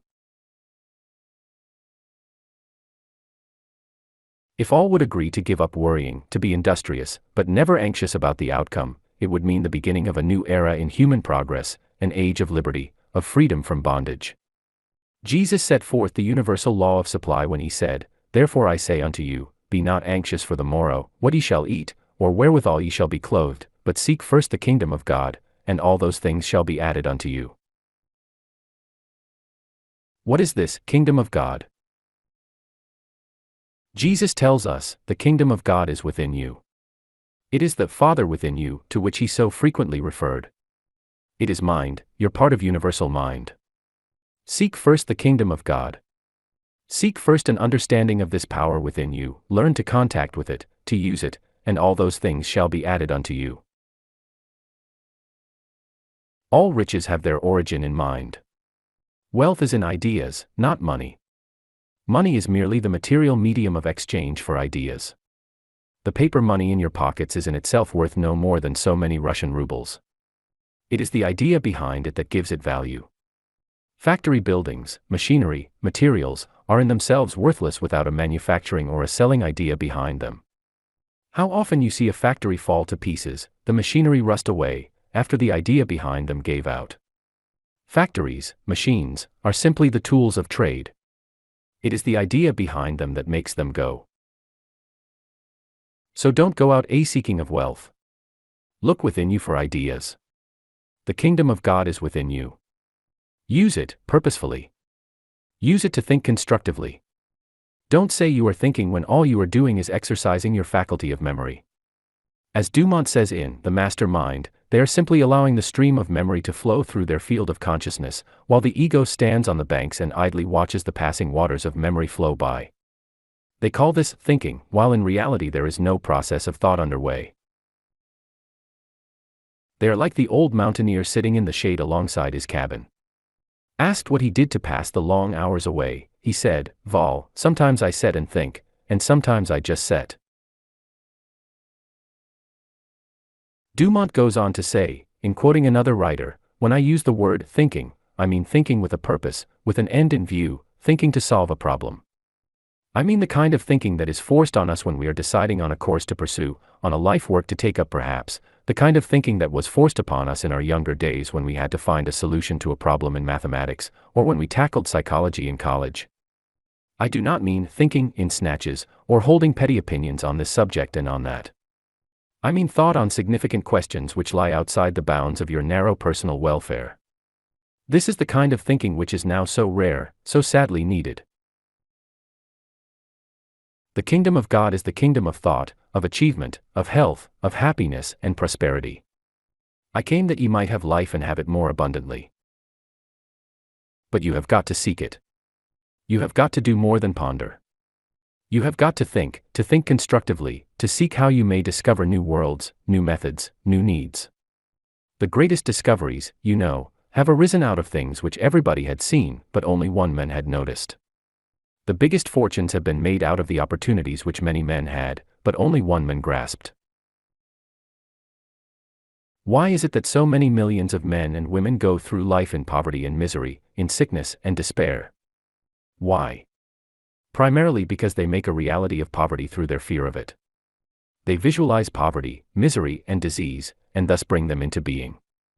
And secondly, they cannot demonstrate the law of supply for the same reason that so many millions cannot solve the first problem in algebra. The solution is simple, but they have never been shown the method. They do not understand the law. The essence of this law is that you must think abundance, see abundance, feel abundance, believe abundance. Let no thought of limitation enter your mind. There is no lawful desire of yours for which, as far as mind is concerned, there is not abundant satisfaction.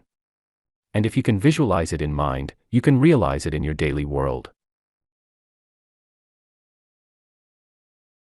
Blessed is the man whose delight is in the law of the Lord, and he shall be like a tree planted by the rivers of water, that bringeth forth his fruit in his season, his leaf also shall not wither, and whatsoever he doeth shall prosper. Don't worry. Don't doubt. Don't dig up the seeds of prosperity and success to see whether they have sprouted. Have faith. Nourish your seeds with renewed desire. Keep before your mind's eye the picture of the thing you want. Believe in it. No matter if you seem to be in the clutch of misfortune, no matter if the future looks black and dreary, forget your fears. Realize that the future is of your own making. There is no power that can keep you down but yourself. Set your goal. Forget the obstacles between. Forget the difficulties in the way. Keep only the goal before your mind's eye, and you'll win it. Judge Troward, in his Edinburgh Lectures on Mental Science, shows the way.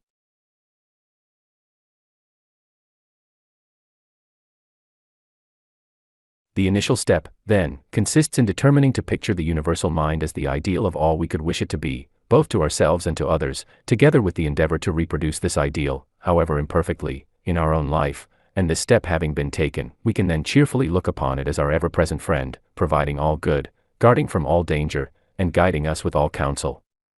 Similarly, if we think of it as a great power devoted to supplying all our needs, we shall impress this character also upon it, and by the law of subjective mind, it will proceed to enact the part of that special providence which we have credited it with being, and if, beyond general care of our concerns, we would draw to ourselves some particular benefit, the same rule holds good of impressing our desire upon the universal subjective mind. And thus the deepest problems of philosophy bring us back to the old statement of the law: ask and ye shall receive, seek and ye shall find, knock and it shall be opened unto you. This is the summing up of the natural law of the relation between us and the divine mind. It is thus no vain boast that mental science can enable us to make our lives what we will.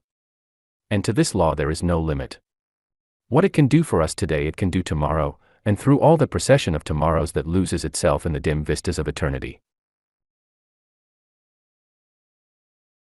Belief in limitation is the one and only thing that causes limitation, because we thus impress limitation upon the creative principle, and in proportion as we lay that belief aside, our boundaries will expand, and increasing life and more abundant blessing will be ours.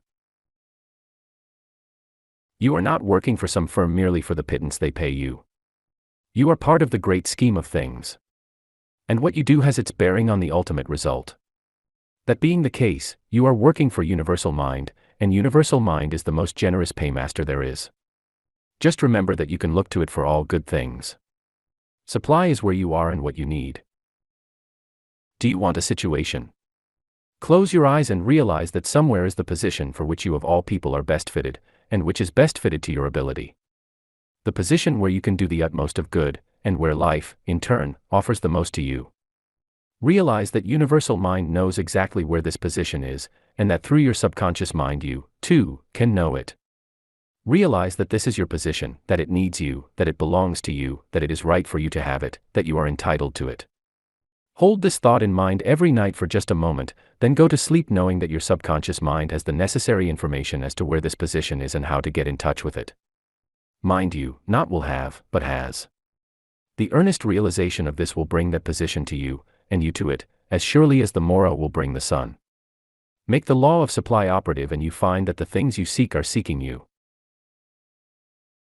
Get firmly fixed in your own mind the definite conviction that you can do anything you greatly want to do. There is no such thing as lack of opportunity. There is no such thing as only one opportunity. You are subject to a law of boundless and perpetual opportunity, and you can enforce that law in your behalf just as widely as you need. Opportunity is infinite and ever-present.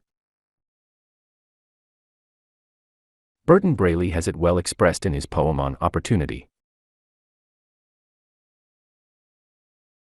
For the best verse hasn't been rhymed yet, the best house hasn't been planned, the highest peak hasn't been climbed yet, the mightiest rivers aren't spanned. Don't worry and fret, faint-hearted, the chances have just begun, for the best jobs haven't been started, the best work hasn't been done.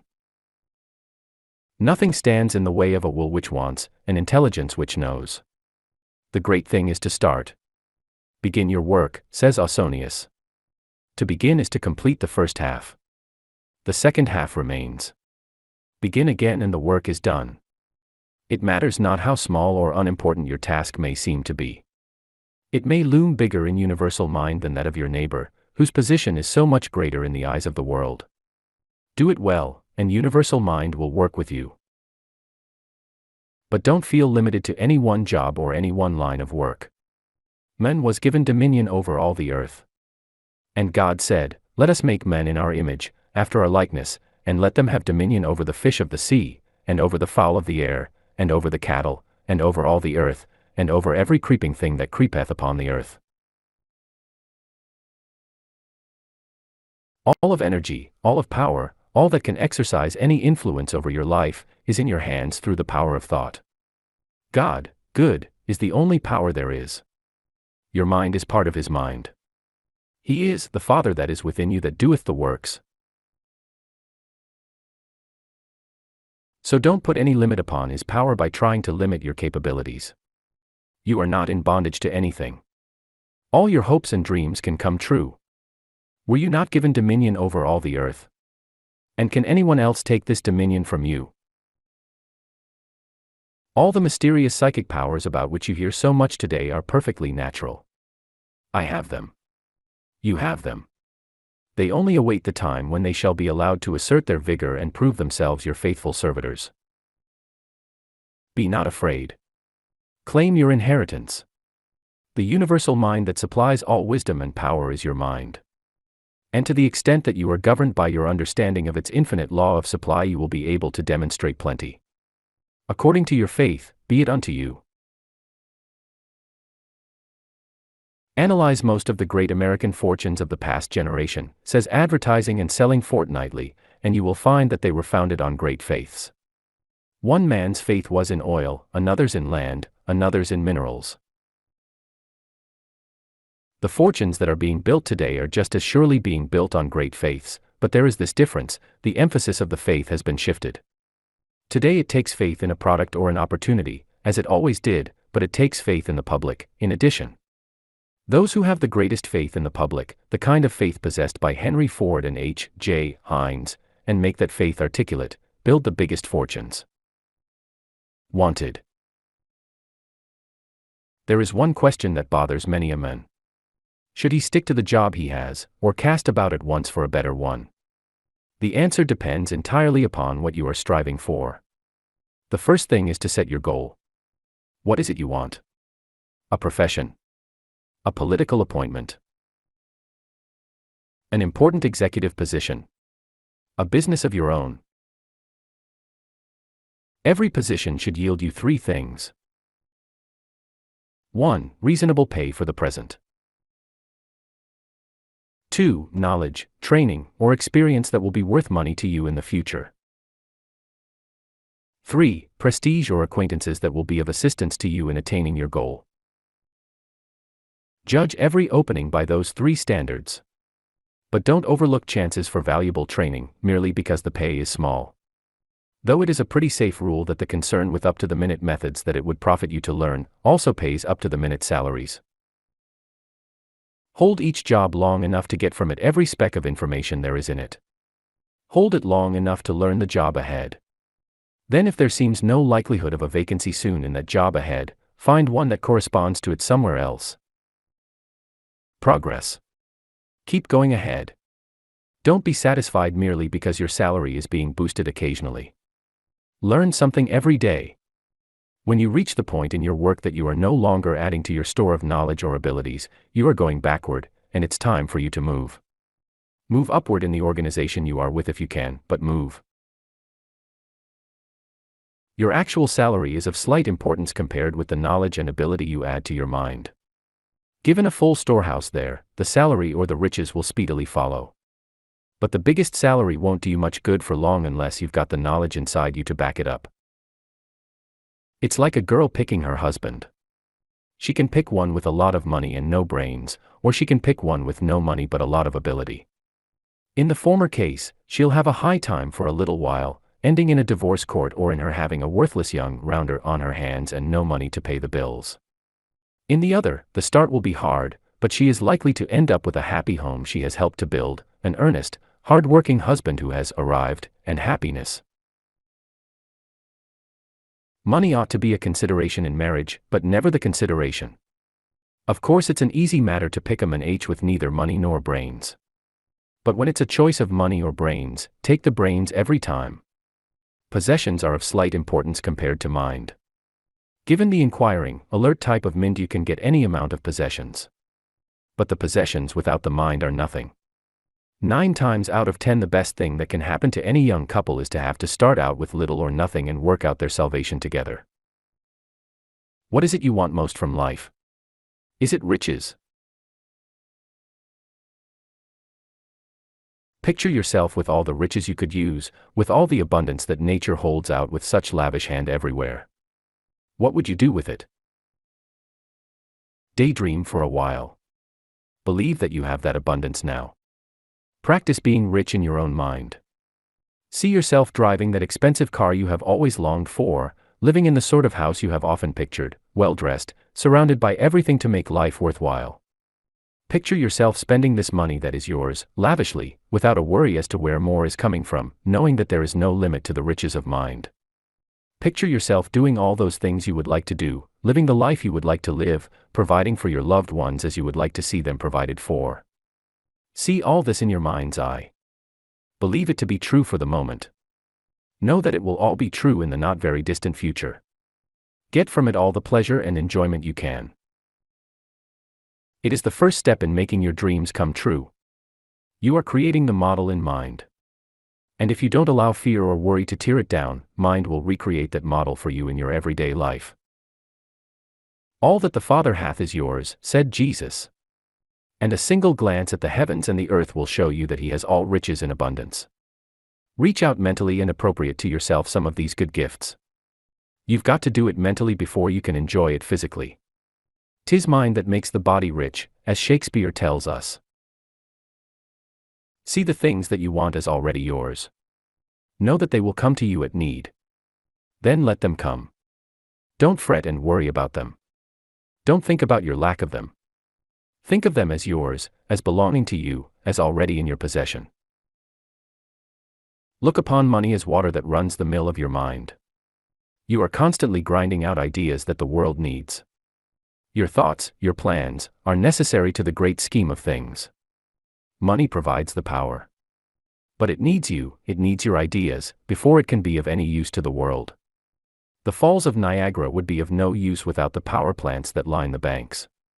The falls need these plants to turn their power to account. In the same way, money needs your ideas to become of use to the world. So instead of thinking that you need money, realize that money needs you. Money is just so much wasted energy without work to do. Your ideas provide the outlet for it, the means by which money can do things. Develop your ideas, secure in the knowledge that money is always looking for such an outlet. When the ideas are perfected, money will gravitate your way without conscious effort on your part, if only you don't dam up the channels with doubts and fears. First have something good, then advertise, said Horace Greeley. First have something that the world needs, even if it be only faithful, interested service, then open up your channels of desire, and dollars will flow to you. And remember that the more you have to offer, the more of riches will flow to you. Dollars are of no value except as they are used. You have seen the rich attacked time and again in newspapers and magazines. You have read numberless articles and editorials against them. You have heard agitators declaim against them by the hour. But have you ever heard one of them say a single word against the richest man of them all, Henry Ford? I haven't. And why? Because Henry Ford's idea of money is that it is something to be used, something to provide more jobs, something to bring more comfort, more enjoyment, into an increasingly greater number of lives. That is why money flows to him so freely. That is why he gets so much out of life. And that is how you, too, can get in touch with infinite supply. Realize that it is not money you have to seek, but a way to use money for the world's advantage. Find the need. Look at everything with the question, how could that be improved? To what new uses could this be put? Then set about supplying that need, in the absolute confidence that when you have found the way, money will flow freely to and through you. Do your part, and you can confidently look to universal mind to provide the means. Get firmly in mind the definite conviction that you can do anything right that you may wish to do. Then set your goal and let everything you do, all your work, all your study, all your associations, be a step towards that goal. To quote Burton Braley again.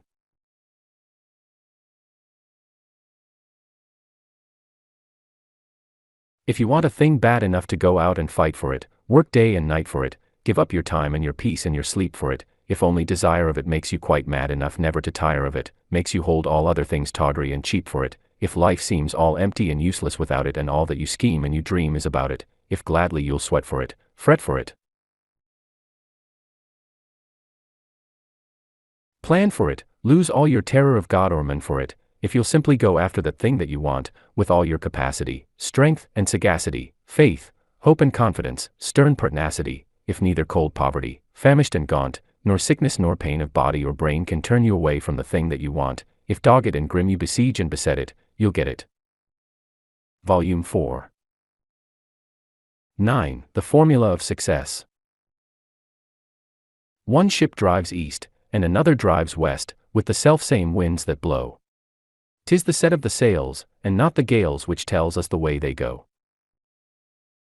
Like the waves of the sea are the ways of fate as we voyage along through life.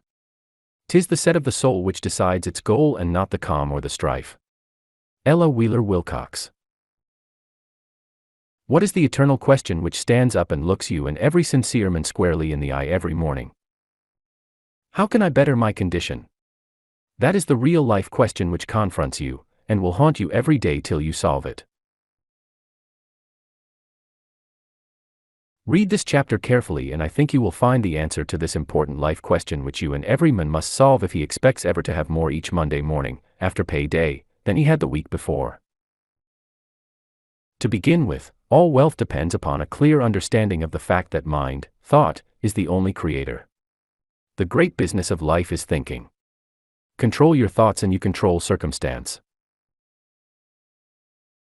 Just as the first law of gain is desire, so the formula of success is belief. Believe that you have it, see it as an existent fact, and anything you can rightly wish for is yours. Belief is the substance of things hoped for, the evidence of things not seen. You have seen men, inwardly no more capable than yourself, accomplish the seemingly impossible. You Have seen others, after years of hopeless struggle, suddenly win their most cherished dreams.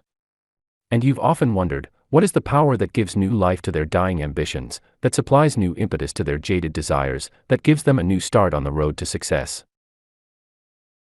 That power is belief, faith.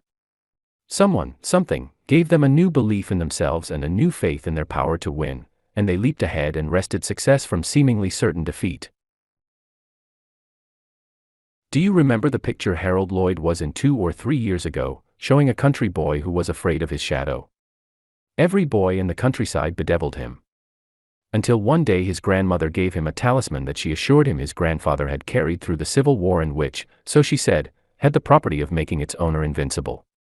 Nothing could hurt him, she told him, while he wore this talisman. Nothing could stand up against him. He believed her. And the next time the bully of the town started to cuff him around, he wiped up the earth with him. And that was only the start. Before the year was out, he had made a reputation as the most daring soul in the community.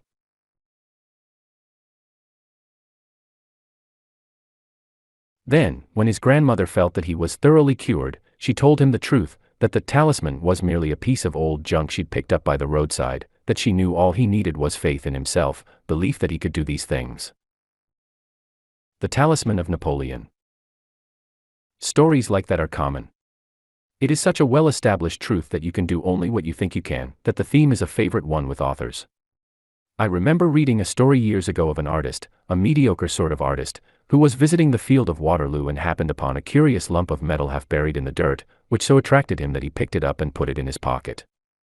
Soon thereafter he noticed a sudden increase in confidence, an absolute faith in himself, not only as to his own chosen line of work, but in his ability to handle any situation that might present itself. He painted a great picture, just to show that he could do it. Not content with that, he visioned an empire with Mexico as its basis, actually led a revolt that carried all before it, until one day he lost his talisman. And immediately his bubble burst.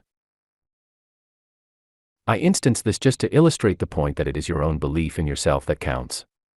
It is the consciousness of dominant power within you that makes all things attainable. You can do anything you think you can. This knowledge is literally the gift of the gods, for through it you can solve every human problem. It should make of you an incurable optimist. It is the open door to welfare. Keep it open, by expecting to gain everything that is right. You are entitled to every good thing. Therefore expect nothing but good. Defeat does not need to follow victory. You don't have to knock wood every time you congratulate yourself that things have been going well with you. Victory should follow victory, and it will if you let this mind be in you which was also in Christ Jesus. It is the mind that means health and life and boundless opportunity and recompense. No limitation rests upon you. So don't let any enter your life. Remember that mind will do every good thing for you. It will remove mountains for you. Bring ye all the tithes into the storehouse, and prove me now herewith, saith the Lord of hosts, if I will not open you the windows of heaven, and pour you out a blessing, that there shall not be room enough to receive it. Bring all your thoughts, your desires, your aims, your talents, into the storehouse, the consciousness of good, the law of infinite supply, and prove these blessings. There is every reason to know that you are entitled to adequate provision. Everything that is involved in supply is a thing of thought. Now reach out, stretch your mind, try to comprehend unlimited thought, unlimited supply. Do not think that supply must come through one or two channels. It is not for you to dictate to universal mind the means through which it shall send its gifts to you. There are millions of channels through which it can reach you. Your part is to impress upon mind your need, your earnest desire, your boundless belief in the resources and the willingness of universal mind to help you. Plant the seed of desire. Nourish it with a clear visualization of the ripened fruit. Water it with sincere faith. But leave the means to universal mind. Open up your mind. Clear out the channels of thought. Keep yourself in a state of receptivity. Gain a mental attitude in which you are constantly expecting good. You have the fundamental right to all good, you know. According to your faith, be it unto you. The trouble with most of us is that we are mentally lazy. It is so much easier to go along with the crowd than to break trail for ourselves. But the great discoverers, the great inventors, the great geniuses in all lines have been men who dared to break with tradition, who defied precedent, who believed that there is no limit to what mind can do, and who stuck to that belief until their goal was won, in spite of all the sneers and ridicule of the wiseacres and the "it can't be done" RS. Not only that, but they were never satisfied with achieving just one success. They knew that the first success is like the first olive out of the bottle. All the others come out the more easily for it. They realized that they were a part of the creative intelligence of the universe, and that the part shares all the properties of the whole. And that realization gave them the faith to strive for any right thing, the knowledge that the only limit upon their capabilities was the limit of their desires. Knowing that, they couldn't be satisfied with any ordinary success. They had to keep on and on and on. Edison didn't sit down and fold his hands when he gave us the talking machine or the electric light. These great achievements merely opened the way to new fields of accomplishment. Open up the channels between your mind and universal mind, and there is no limit to the riches that will come pouring in. Concentrate your thoughts on the particular thing you are most interested in, and ideas in abundance will come flooding down, opening up a dozen ways of winning the goal you are striving for. But don't let one success, no matter how great, satisfy you. The law of creation, is the law of growth. You can't stand still. You must go forward, or be passed by. Complacency, self-satisfaction, is the greatest enemy of achievement. You must keep looking forward. Like Alexander, you must be constantly seeking new worlds to conquer. Depend upon it, the power will come to meet the need. There is no such thing as failing powers, if we look to mind for our source of supply. The only failure of mind comes from worry and fear, or from disuse. William James, the famous psychologist, taught that, the more mind does, the more it can do. For ideas release energy. You can do more and better work than you have ever done. You can know more than you know now. You know from your own experience that under proper mental conditions of joy or enthusiasm, you can do 3 or 4 times the work without fatigue that you can ordinarily. Tiredness is more boredom than actual physical fatigue. You can work almost indefinitely when the work is a pleasure. You've seen sickly persons, frail persons, who couldn't do an hour's light work without exhaustion, suddenly buckle down when heavy responsibilities were thrown upon them, and grow strong and rugged under the load. Crises not only draw upon the reserve power you have, but they help to create new power. It couldn't be done. It may be that you have been deluded by the thought of incompetence. It may be that you have been told so often that you cannot do certain things that you've come to believe you can't. Remember that success or failure is merely a state of mind. Believe you cannot do a thing, and you can't. Know that you can do it, and you will. You must see yourself doing it. If you think you are beaten, you are. If you think you dare not, you don't. If you'd like to win, but you think you can't, it's almost a cinch you won't. If you think you'll lose, you've lost. For out in the world you'll find success begins with a fellow's will. It's all in the state of mind. Full many a race is lost ere even a race is run, and many a coward fails ere even his work's begun. Think big, and your deeds will grow. Think small and you fall behind. Think that you can, and you will. It's all in the state of mind. If you think you are outclassed, you are. You've got to think high to rise. You've got to be sure of yourself before you can ever win a prize. Life's battle doesn't always go to the stronger or faster men, but sooner or later, the man who wins is the fellow who thinks he can. There's a vast difference between a proper understanding of one's own ability and a determination to make the best of it, and offensive egotism. It is absolutely necessary for every man to believe in himself, before he can make the most of himself. All of us have something to sell. It may be our goods, it may be our abilities, it may be our services. You've got to believe in yourself to make your buyer take stock in you at par and accrued interest. You've got to feel the same personal solicitude over a customer lost, as a revivalist over a backslider, and hold special services to bring him back into the fold. You've got to get up every morning with determination, if you're going to go to bed that night with satisfaction. There's mighty sound sense in the saying that all the world loves a booster. The one and only thing you have to win success with is mind. For your mind to function at its highest capacity, you've got to be charged with good cheer and optimism. No one ever did a good piece of work while in a negative frame of mind. Your best work is always done when you are feeling happy and optimistic. And a happy disposition is the result, not the cause, of happy, cheery thinking. Health and prosperity are the results primarily of optimistic thoughts. You make the pattern. If the impress you have left on the world about you seems faint and weak, don't blame fate, blame your pattern. You will never cultivate a brave, courageous demeanor by thinking cowardly thoughts. You cannot gather figs from thistles. You will never make your dreams come true by choking them with doubts and fears. You've got to put foundations under your air castles, foundations of understanding and belief. Your chances of success in any undertaking can always be measured by your belief in yourself. Are your surroundings discouraging? Do you feel that if you were in another's place success would be easier? Just bear in mind that your real environment is within you. All the factors of success or failure are in your inner world. You make that own inner world, and through it your outer world. You can choose the material from which to build it. If you've not chosen wisely in the past, you can choose again now the material you want to rebuild it. The richness of life is within you. No one has failed so long as he can begin again. Start right in and do all those things you feel you have it in you to do. Ask permission of no man. Concentrating your thought upon any proper undertaking will make its achievement possible. Your belief that you can do the thing gives your thought forces their power. Fortune waits upon you. Seize her boldly, hold her, and she is yours. She belongs rightfully to you. But if you cringe to her, if you go up to her doubtfully, timidly, she will pass you by in scorn. For she is a fickle jade who must be mastered, who loves boldness, who admires confidence. A Roman boasted that it was sufficient for him to strike the ground with his foot and legions would spring up. And his very boldness cowed his opponents. It is the same with your mind.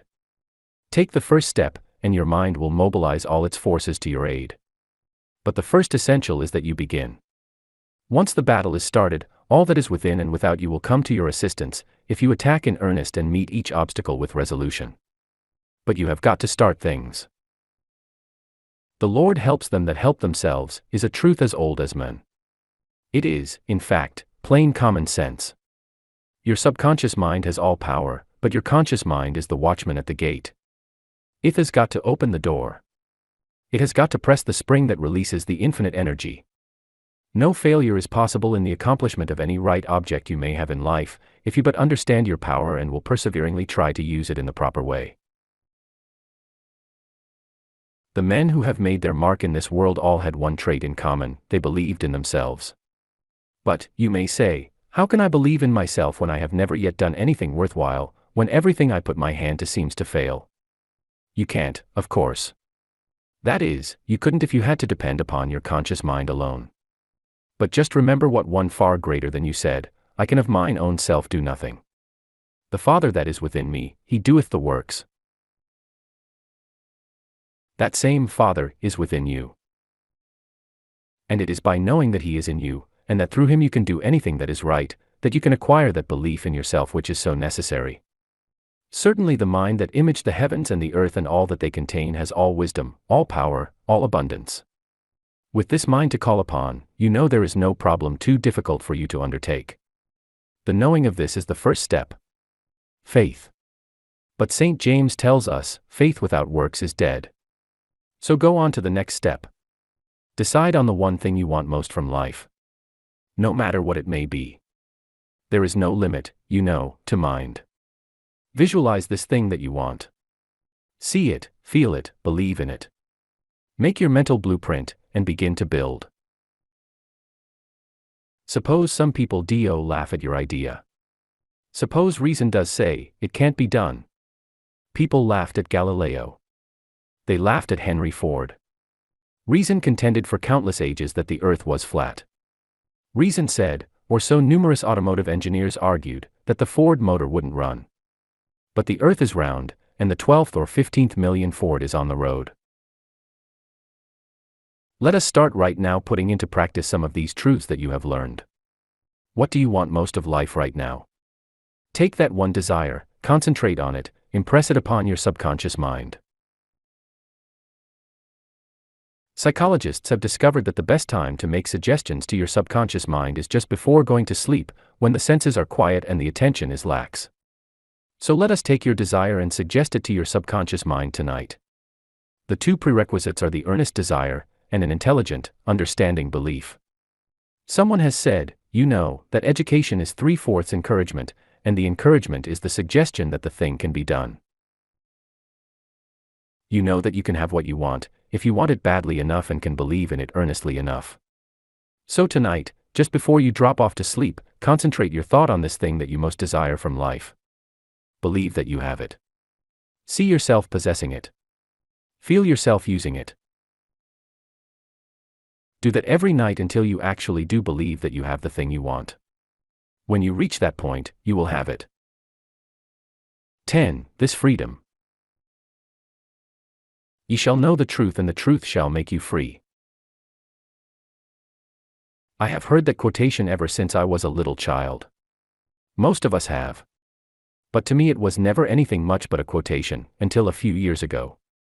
It is only in the past several years that I have begun to get an inkling of the real meaning of it, an understanding of the comfort back of it. Perhaps to you, too, it has been no more than a sonorous phrase. If so, you will be interested in what I have since gotten from it. To begin with, what is the truth that is so often referred to in all our religious teaching? The truth about what? And what is it going to free us from? The truth as I see it now is the underlying reality in everything we meet in life. There is, for instance, one right way to solve any given problem in mathematics. That one right way is the truth as far as that problem is concerned. To know it is to free yourself from all doubt and vain imagining and error. It is to free yourself from any trouble that might arise through solving the problem incorrectly.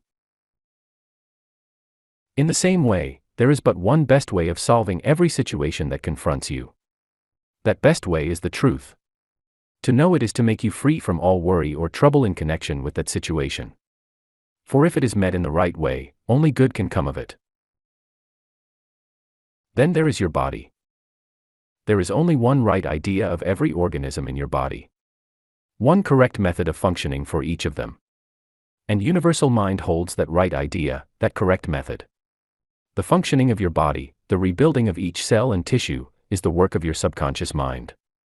If you will constantly hold before it the thought that its model is perfection, that weakness or sickness or deformity is merely absence of perfection, not a reality in itself, in short, if you will realize the truth concerning your body, your subconscious mind will speedily make you free and keep you free from every ill. It matters not what is troubling you today. If you will know that whatever it may seem to be is merely the absence of the true idea, if you will realize that the only thing that counts is the truth that universal mind knows about your body, you can make that truth manifest. Affirm the good, the true, and the evil will vanish. It is like turning on the light, the darkness immediately disappears. For there is no actual substance in darkness, it is merely absence of light. Nor is there any substance in sickness or evil, it is merely the absence of health or good. That is the truth that was the mentality of Jesus, what Paul describes as the mind which was also in Christ Jesus. Jesus declared that we should know the truth, and the truth would make us free. That truth was the power which he exercised.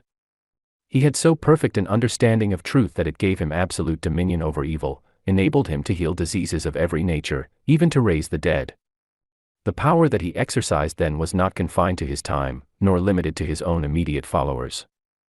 Lo, I am with you always, he said, even unto the end of the world. And he is just as available to us now as he was to his own disciples 1900 years ago. I have given you power to tread serpents and scorpions underfoot and to trample on all the power of the enemy, and in no case shall anything do you harm. That gift was never meant to be confined to his own disciples or to any other one group. God has never dealt in special or temporary gifts. He gives to all who will accept, to all who have an understanding heart. All sickness, all poverty, all sorrow, is the result of the incorrect use of some gift of God, which in itself is inherently good. It is just as though we took the numbers that were given us to work out a problem, and put them in the wrong places. The result would be incorrect, inharmonious. we would not be expressing the truth. The moment we rearrange those numbers properly, we get the correct answer, harmony, the truth. There was nothing wrong with the principle of mathematics before, the fault was all with us, with our incorrect arrangement of the figures. What is true of the principle of mathematics is true of every principle.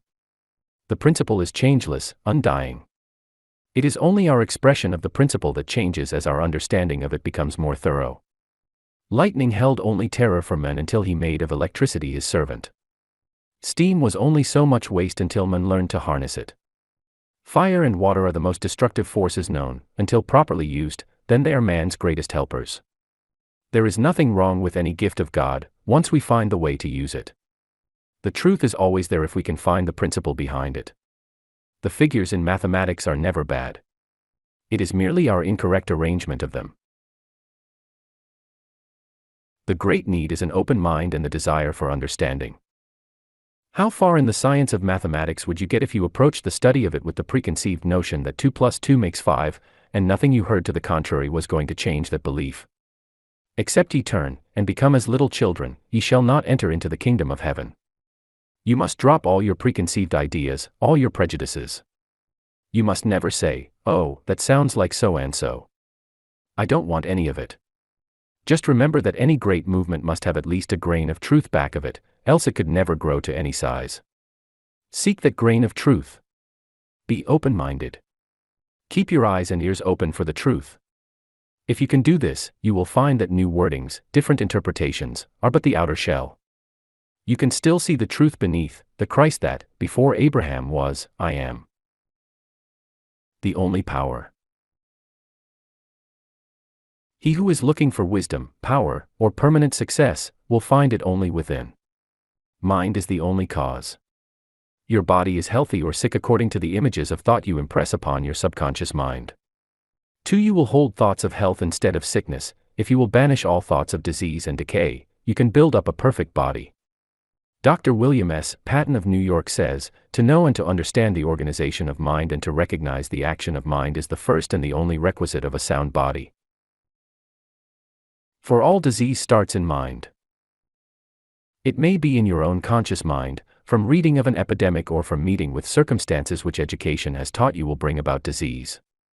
It may be suggested to your subconscious mind, as so frequently happens with young children, by the fears and worries and thoughts of contagion of those around you. But whichever it is fear that starts it.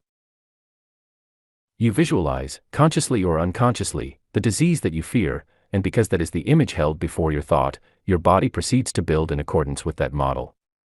You believe that disease is necessary, that you have got to expect a certain amount of it. You hear of it every day, and subconsciously at least you are constantly in fear of it. And through that very fear you create it, when if you would spend that same amount of time thinking and believing in the necessity of health, you would never need to know disease. Disease is not sent by God. It is not a visitation of providence. If it were, what would be the use of doctoring it? You couldn't fight against the power of God. God never sent us anything but good. He never gave us disease. When we allow disease to take hold of us, it is because we have lost touch with God, lost the perfect model of us that He holds in mind. And what we have got to strive for is to get back the belief in that perfect model, to forget the diseased image we are holding in our thought. Remember the story of Alexander and his famous horse, Bucephalus? No one could ride the horse because it was afraid of its shadow. But Alexander faced it towards the sun, and rode it without trouble. Face towards the sun and the shadows will fall behind you, too. Face towards the perfect image of every organ, and the shadows of disease will never touch you. There is no germ in a draft capable of giving you a cold. There is no bacteria in exposure to the weather that can give you a fever or pneumonia. It is you that gives them to yourself. The draft doesn't reason this out. Neither does your body. They are both of them merely phases of matter. They are not intelligent. It is your conscious mind that has been educated to think that a cold must follow exposure to a draft. This it is that suggests it to your subconscious mind and brings the cold into being. Before you decide again that you have a cold, ask yourself, who is it that is taking this cold? It cannot be my nose, for it has no intelligence. It does only what my subconscious mind directs. And anyway, how could my nose know that a draft of air has been playing on the back of my neck? If it wasn't my nose that decided it, what was it? The only thing it can have been is my mind. Well, if mind can tell me to have a cold, surely it can stop that cold, too. So let's reverse the process, and instead of holding before the subconscious mind images of colds and fevers, think only of health and life and strength. Instead of trying to think back to discover how we caught cold, and thus strengthening the conviction that we have one, let us deny its existence and so knock the props out from under the creative faculties that are originating the cold. Let us hold before our subconscious mind only the perfect idea of nose and head and throat that is in universal mind. Let us make it use the truth for its pattern, instead of the illusory ideas of conscious mind. Every form of disease or sickness is solely the result of wrong thinking. The primary law of being is the law of health and life. When you recognize this, when you hold before your mind's eye only a perfect body, perfect organisms functioning perfectly, you will realize the truth that makes you free. Farnsworth in his Practical Psychology tells of a physician who has lived on a very restricted diet for years while at home. But about once a year he comes to New York for a week. While here, he eats anything and everything that his fancy dictates, and never suffers the least inconvenience. As soon as he gets home he has to return to his diet. Unless he sticks to his diet, he expects to be ill, and he is ill. As a man thinketh, so is he. What one expects to get he is apt to get, especially where health is concerned. For matter has no sensation of its own. The conscious mind is what produces pain, is what feels, acts or impedes action. Functional disorders are caused by certain suggestions getting into the subconsciousness and remaining there. They are not due to physical, but to mental causes, due to wrong thinking. The oasis of all functional disorders is in the mind, though the manifestation be dyspepsia, melancholia, palpitation of the heart, or any one of 100 others. There is nothing organically wrong with the body. It is your mental image that is out of adjustment. Change the one and you cure the other.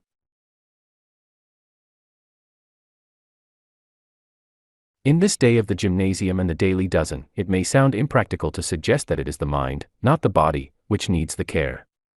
But I am far from being the first to suggest it. There is a very successful physician in London whose teaching is that gymnastic exercise does more harm than good. He contends that the only exercise necessary for the perfect development of the body is yawning and stretching. I would go farther than that. I would say that no physical exercise is essential to the perfect development of the body. That since the only cause is mind, the principal good of exercise is that when we go through the motions we are impressing upon our subconscious mind the picture of the perfect figure that we would have. And that mental visualization is what brings the results. You can get the same results without the physical exercise by visualizing in your mind's eye the figure of the man you want to be, by intensely desiring it, by believing that you have it. You can win to perfect health by knowing that there is but one right idea in universal mind for every organism in your body, that this right idea is perfect and undying, that you have only to hold it before you subconscious mind to see it realized in your body. This is the truth that makes you free. 11. The Law of Attraction. For life is the mirror of king and slave. 'Tis just what you are and do, then give to the world the best you have, and the best will come back to you. Madeline Bridges. The old adage that, he profits most who serves best, is no mere altruism. Look around you. What businesses are going ahead? What men are making the big successes? Are they the ones who grab the passing dollar, careless of what they offer in return? Or are they those who are striving always to give a little greater value, a little more work than they are paid for? When scales are balanced evenly, a trifle of extra weight thrown into either side overbalances the other as effectively as a ton. In the same way, a little better value, a little extra effort, makes the man or the business stand out from the great mass of mediocrity like a tallman among pygmies, and brings results out of all proportion to the additional effort involved. It pays, not merely altruistically, but in good, hard, round dollars, to give a little more value than seems necessary, to work a bit harder than you are paid for. It's that extra ounce of value that counts. For the law of attraction is service. We receive in proportion as we give out. In fact, we usually receive in far greater proportion. Cast thy bread upon the waters and it will return to you an hundredfold. Back of everything is the immutable law of the universe, that what you are is but the effect. Your thoughts are the causes. The only way you can change the effect is by first changing the cause. People live in poverty and want because they are so wrapped up in their sufferings that they give out thoughts only of lack and sorrow. They expect want. They open the door of their mind only to hardship and sickness and poverty. True, they hope for something better, but their hopes are so drowned by their fears that they never have a chance. You cannot receive good while expecting evil. You cannot demonstrate plenty while looking for poverty. Blessed is he that expecteth much, for verily his soul shall be filled. Solomon outlined the law when he said, There is that scattereth, and increaseth yet more, and there is that withholdeth more than is meet, but it tendeth only to want. The liberal soul shall be made fat, and he that watereth shall be watered also himself. The universal mind expresses itself largely through the individual. It is continually seeking an outlet. It is like a vast reservoir of water, constantly replenished by mountain SP rings. Cut a channel to it and the water will flow in ever-increasing volume. In the same way, if you once open up a channel of service by which the universal mind can express itself through you, its gifts will flow in ever-increasing volume and you will be enriched in the process. This is the idea through which great bankers are made. A foreign country needs millions for development. Its people are hard-working, but lack the necessary implements to make their work productive. How are they to find the money? They go to a banker, put their problem up to him. He has not the money himself, but he knows how and where to raise it. He sells the promise to pay of the foreign country, their bonds, in other words, to people who have money to invest. His is merely a service. But it is such an invaluable service that both sides are glad to pay him liberally for it. In the same way, by opening up a channel between universal supply and human needs, by doing your neighbors or your friends or your customers service, you are bound to profit yourself. And the wider you open your channel, the greater service you give or the better values you offer, the more things are bound to flow through your channel, the more you are going to profit thereby. But you've got to use your talent if you want to profit from it. It matters not how small your service, using it will make it greater. You don't have to retire to a cell and pray. That is a selfish method, selfish concern for your own soul to the exclusion of all others. Mere self-denial or asceticism as such does no one good. You've got to do something, to use the talents God has given you to make the world better for your having been in it.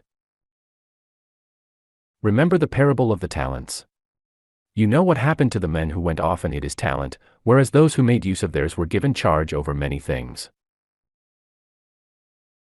That parable, it has always seemed to me, expresses the whole law of life. The only right is to use all the forces of good. The only wrong is to neglect or to abuse them. Thou shalt love the Lord thy God. This is the first and the greatest commandment. Thou shalt show thy love by using to the best possible advantage the good things, the talents of the parable, that he has placed in your hands. And the second is like unto it. Thou shalt love thy neighbor as thyself. Thou shalt not abuse the good things that have been provided you in such prodigality, by using them against your neighbor. Instead, thou shalt treat him, love him, as you would be treated by him. Thou shalt use the good about you for the advantage of all. If you are a banker, you've got to use the money you have in order to make more money. If you are a merchant, you've got to sell the goods you have in order to buy more goods. If you are a doctor, you must help the patient you have in order to get more practice. If you are a clerk, you must do your work a little better than those around you if you want to earn more money than they. And if you want more of the universal supply, you must use that which you have in such a way as to make yourself of greater service to those around you.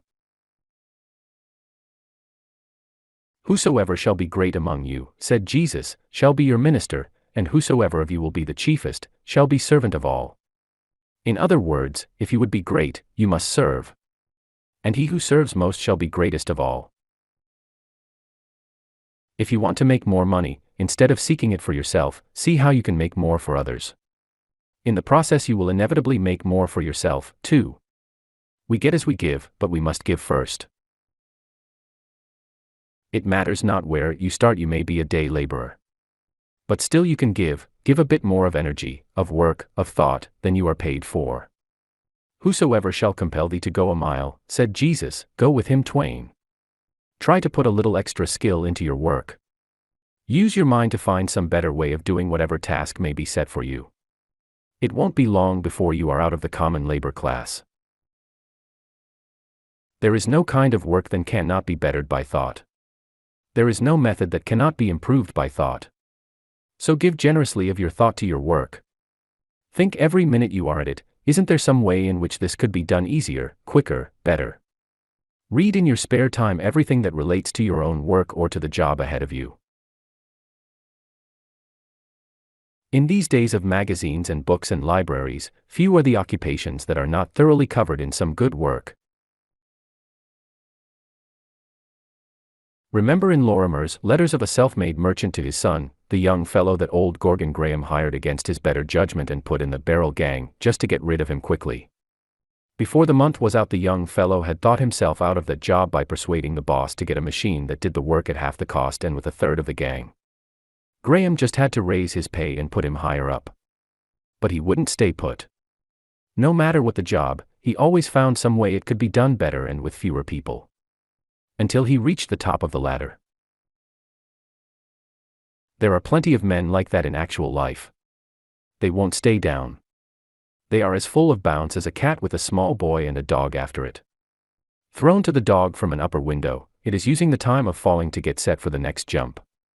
By the time the dog leaps for where it hit, the cat is up the tree across the street. The true spirit of business is the spirit of that plucky old Danish sea captain, Peter Tordenskjold. Attacked by a Swedish frigate, after all his crew but one had been killed and his supply of cannonballs was exhausted, Peter boldly kept up the fight, firing pewter dinner plates and mugs from his one remaining gun. One of the pewter mugs hit the Swedish captain and killed him, and Peter sailed off triumphant. Look around you now.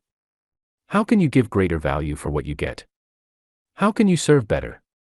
How can you make more money for your employers or save more for your customers? Keep that thought ever in the forefront of your mind and you'll never need to worry about making more for yourself. A blank check. There was an article by Gardner Hunting in a recent issue of Christian Business that was so good that I reprint it here entire. All my life I have known in a vague way that getting money is the result of earning it, but I have never had a perfect vision of that truth till recently. Summed up now, the result of all my experience, pleasant and unpleasant, is that a man gets back exactly what he gives out, only multiplied. If I give to anybody service of a kind that he wants, I shall get back the benefit myself. If I give more service, I shall get more benefit. If I give a great deal more, I shall get a great deal more. But I shall get back more than I give. Exactly as when I plant a bushel of potatoes, I get back 30 or 40 bushels, and more in proportion to the attention I give the growing crop. If I give more to my employer than he expects of me, he will give me a raise, and on no other condition. What is more, his giving me a raise does not depend on his fair-mindedness, he has to give it to me or lose me, because if he does not appreciate me, somebody else will. But this is only part of it. If I give help to the man whose desk is next to mine, it will come back to me multiplied, even if he apparently is a rival. What I give to him, I give to the firm, and the firm will value it, because it is teamwork in the organization that the firm primarily wants, not brilliant individual performance. If I have an enemy in the organization, the same rule holds. If I give him, with the purpose of helping him, something that will genuinely help him, I am giving service to the organization. Great corporations appreciate the peacemaker, for a prime requisite in their success is harmony among employees. If my boss is unappreciative, the same rule holds. If I give him more, in advance of appreciation, he cannot withhold his appreciation and keep his own job. The more you think about this law, the deeper you will see it goes. It literally hands you a blank check, signed by the maker of universal law, and leaves you to fill in the amount, and the kind, of payment you want. Mediocre successes are those that obey this law a little way, that fill in the check with a small amount, but that stop short of big vision in it. If every employee would only get the idea of this law firmly fixed in him as a principle, not subject to wavering with fluctuating moods, the success of the organization would be miraculous. One of my fears is apt to be that, by promoting the other fellow's success, I am sidetracking my own, but the exact opposite is the truth. Suppose every employee would look at his own case as an exact parallel to that of his firm.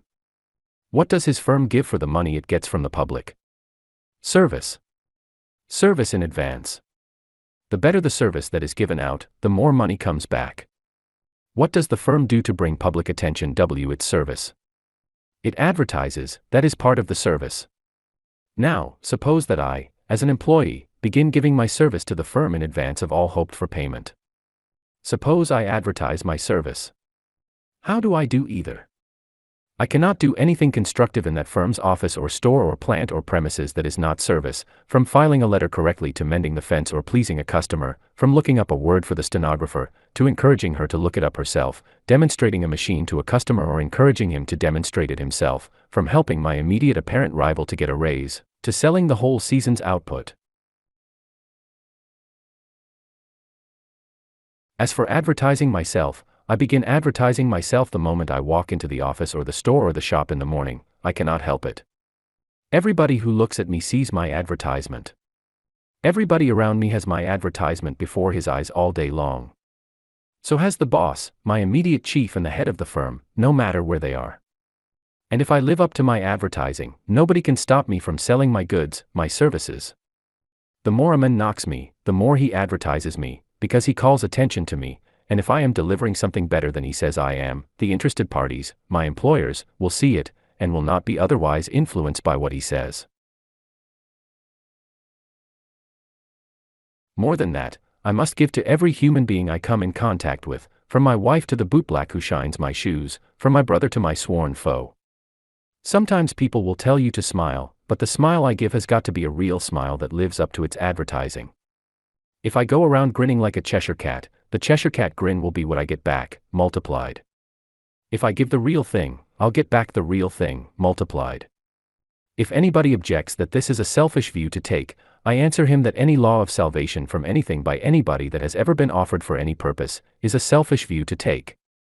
The only unselfishness that has ever been truly taught is that of giving a lesser thing in hope of receiving a greater. Now, why am I so sure of this law? How can you be sure? I have watched it works everywhere. You have only to try it, and keep on trying it, and it will prove true for you. It is not true because I say so, nor because anybody else says so, it is just true.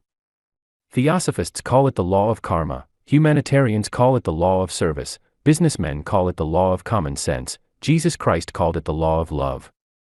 It rules whether I know it or not, whether I believe it or not, whether I defy it or not. I can't break it.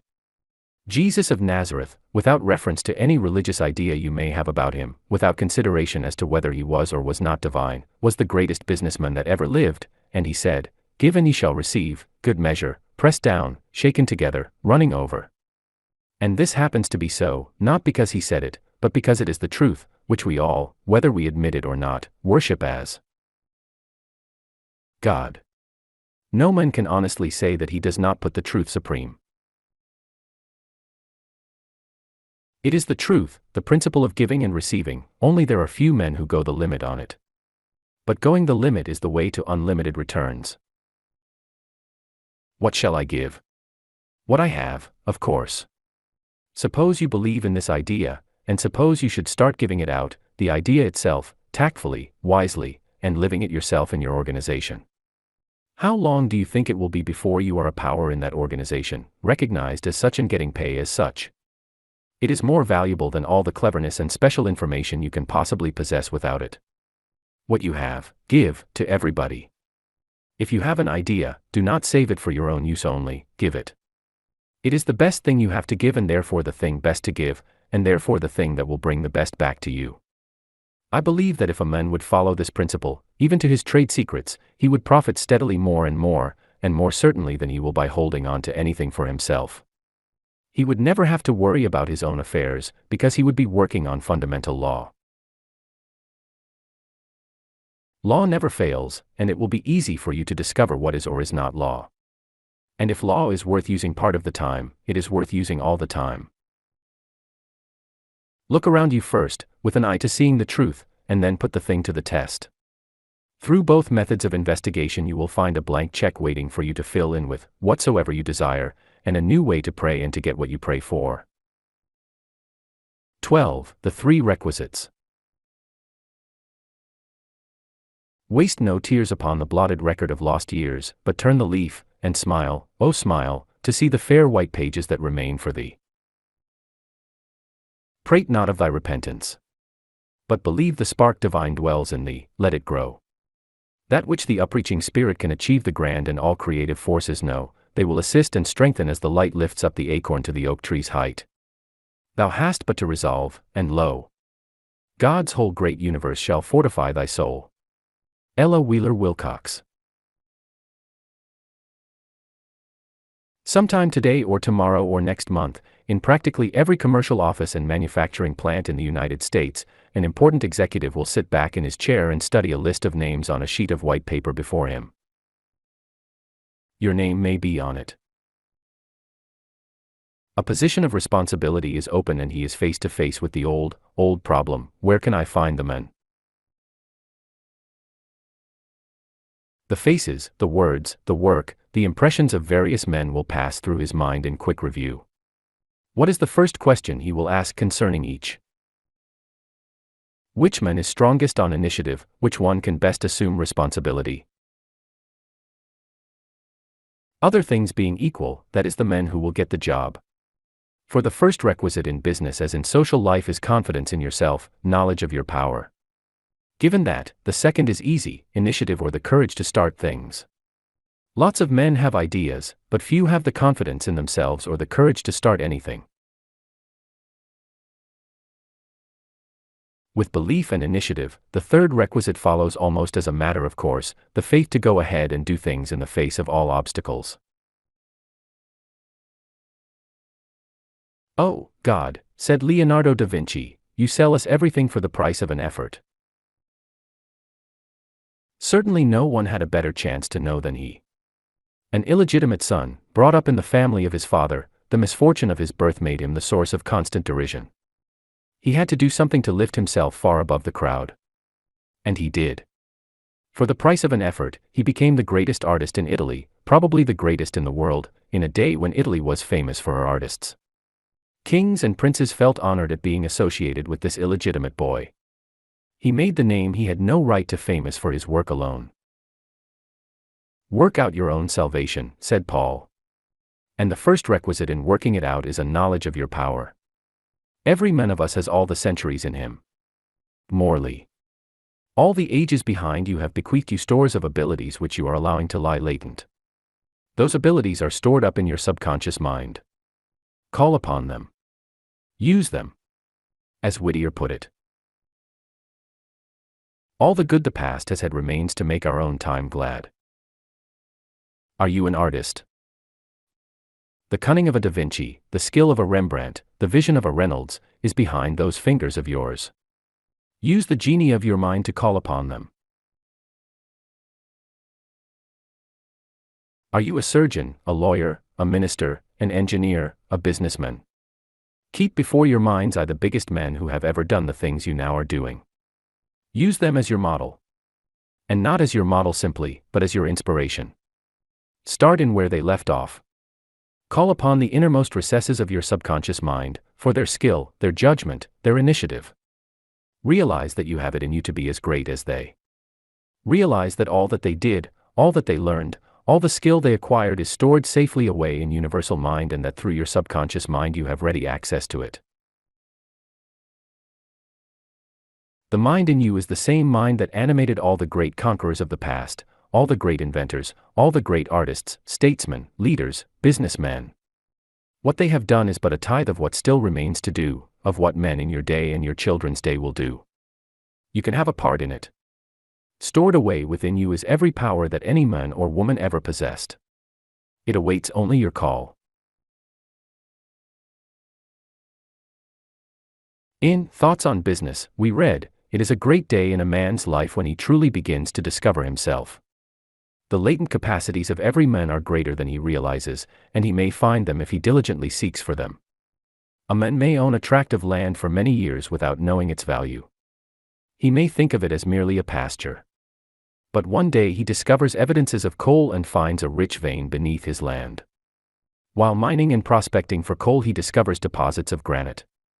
In boring for water, he strikes oil. Later he discovers a vein of copper ore, and after that silver and gold. These things were there all the time, even when he thought of his land merely as a pasture. But they have a value only when they are discovered and utilized.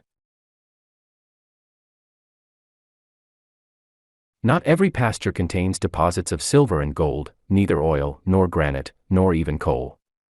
But beneath the surface of every man there must be, in the nature of things, a latent capacity greater than has yet been discovered. And one discovery must lead to another until the man finds the deep wealth of his own possibilities. History is full of the acts of men who discovered somewhat of their own capacity, but history has yet to record the men who fully discovered all that he might have been.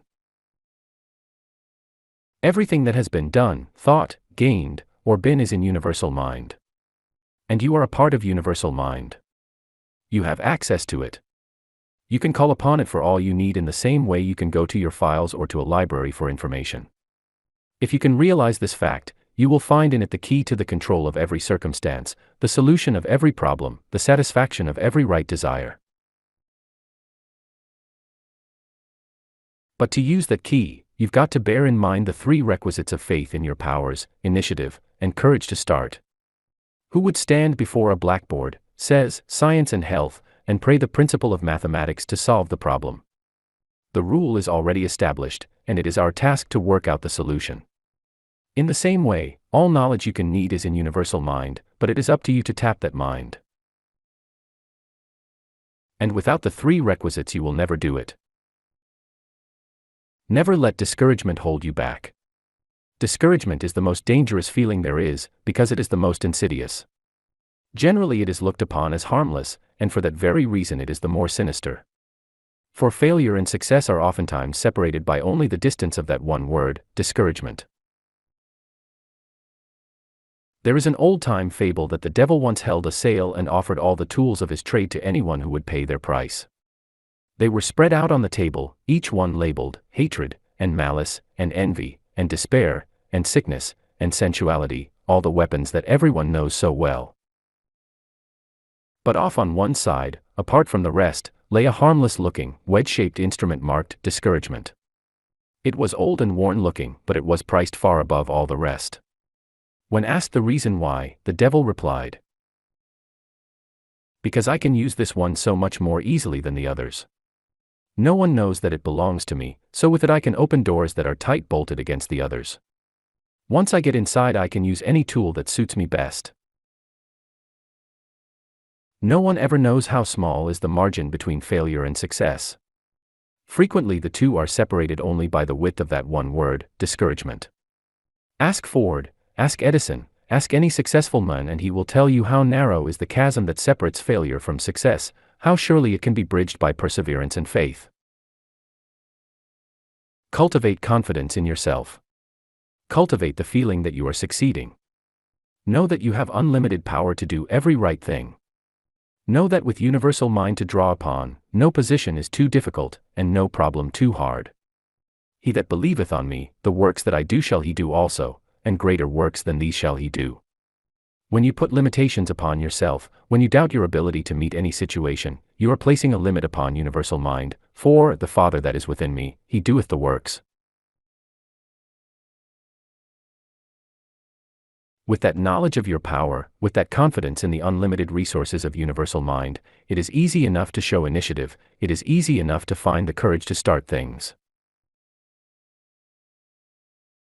You have a right to dominion over all things, over your body, your environment, your business, your health. Develop these three requisites and you will gain that dominion. Remember that you are a part of universal mind, and that the part shares every property of the whole. Remember that, as the spark of electricity is to the thunderbolt, so is your mind to universal mind. Whatever of good you may desire of life, whatever qualification, whatever position, you have only to work for it wholeheartedly, confidently, with singleness of purpose, and you can get it. 13. That old witch, bad luck. How do you tackle your work each day? Are you scared of the job you find? Do you grapple the task that comes your way with a confident, easy mind? Do you stand right up to the work ahead or fearfully pause to view it? Do you start to toil with a sense of dread or feel that you're going to do it? What is the thought that is in your mind? Is fear ever running through it? If so, just tackle the next you find by thinking you're going to do it. Edgar A. Guest. Has that old witch, bad luck, ever camped on your doorstep? Have ill health, misfortune, and worry ever seemed to dog your footsteps?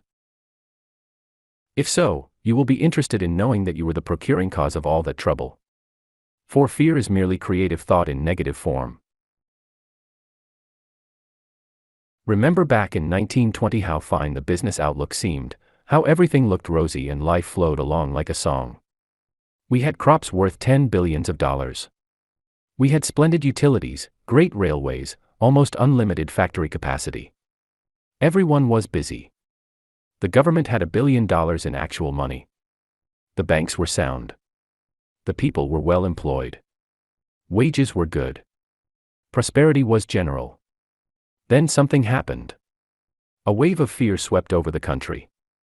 The prosperity could not last. People wouldn't pay such high prices. There was too much inflation. What was the result? As Job put it in the long ago, the thing that I greatly feared has come upon me. The prosperity vanished almost overnight. Failures became general. Hundreds of thousands were thrown out of work. And all because of panic, fear. 'Tis true that readjustments were necessary. 'Tis true that prices were too high, that inventories were too big, that values generally were inflated. But it wasn't necessary to burst the balloon to let out the gas. There are orderly natural processes of readjustment that bring things to their proper level with the least harm to anyone. But fear, panic, knows no reason. It brings into being overnight the things that it fears. It is the greatest torment of humanity. It is about all there is to hell. Fear is, in short, the devil.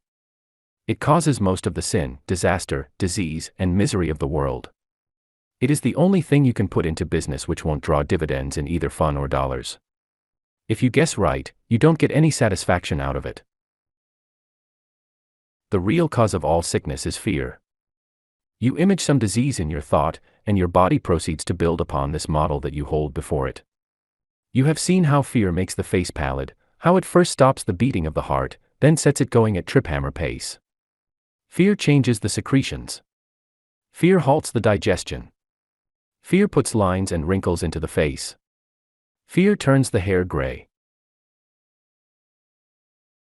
Mind controls every function of the human body.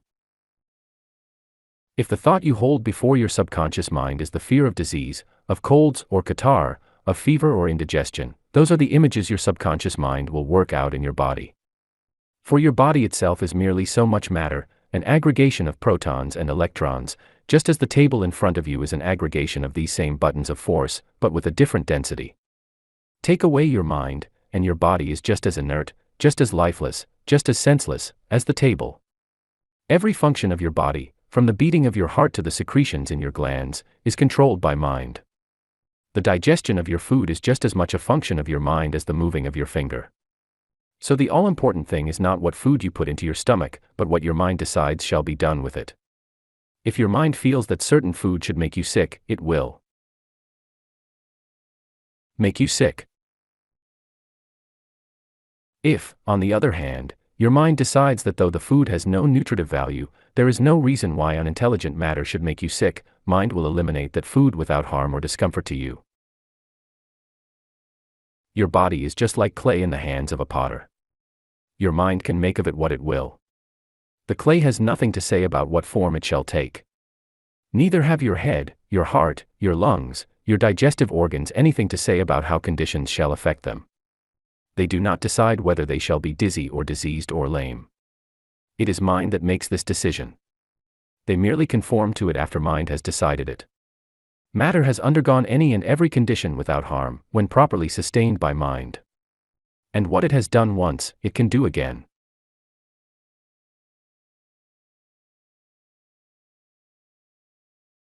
When you understand that your muscles, your nerves, your bones have no feeling or intelligence of their own, when you learn that they react to conditions only as mind directs that they shall react, you will never again think or speak of any organ as imperfect, as weak or ailing. You will never again complain of tired bodies, aching muscles, or frayed nerves.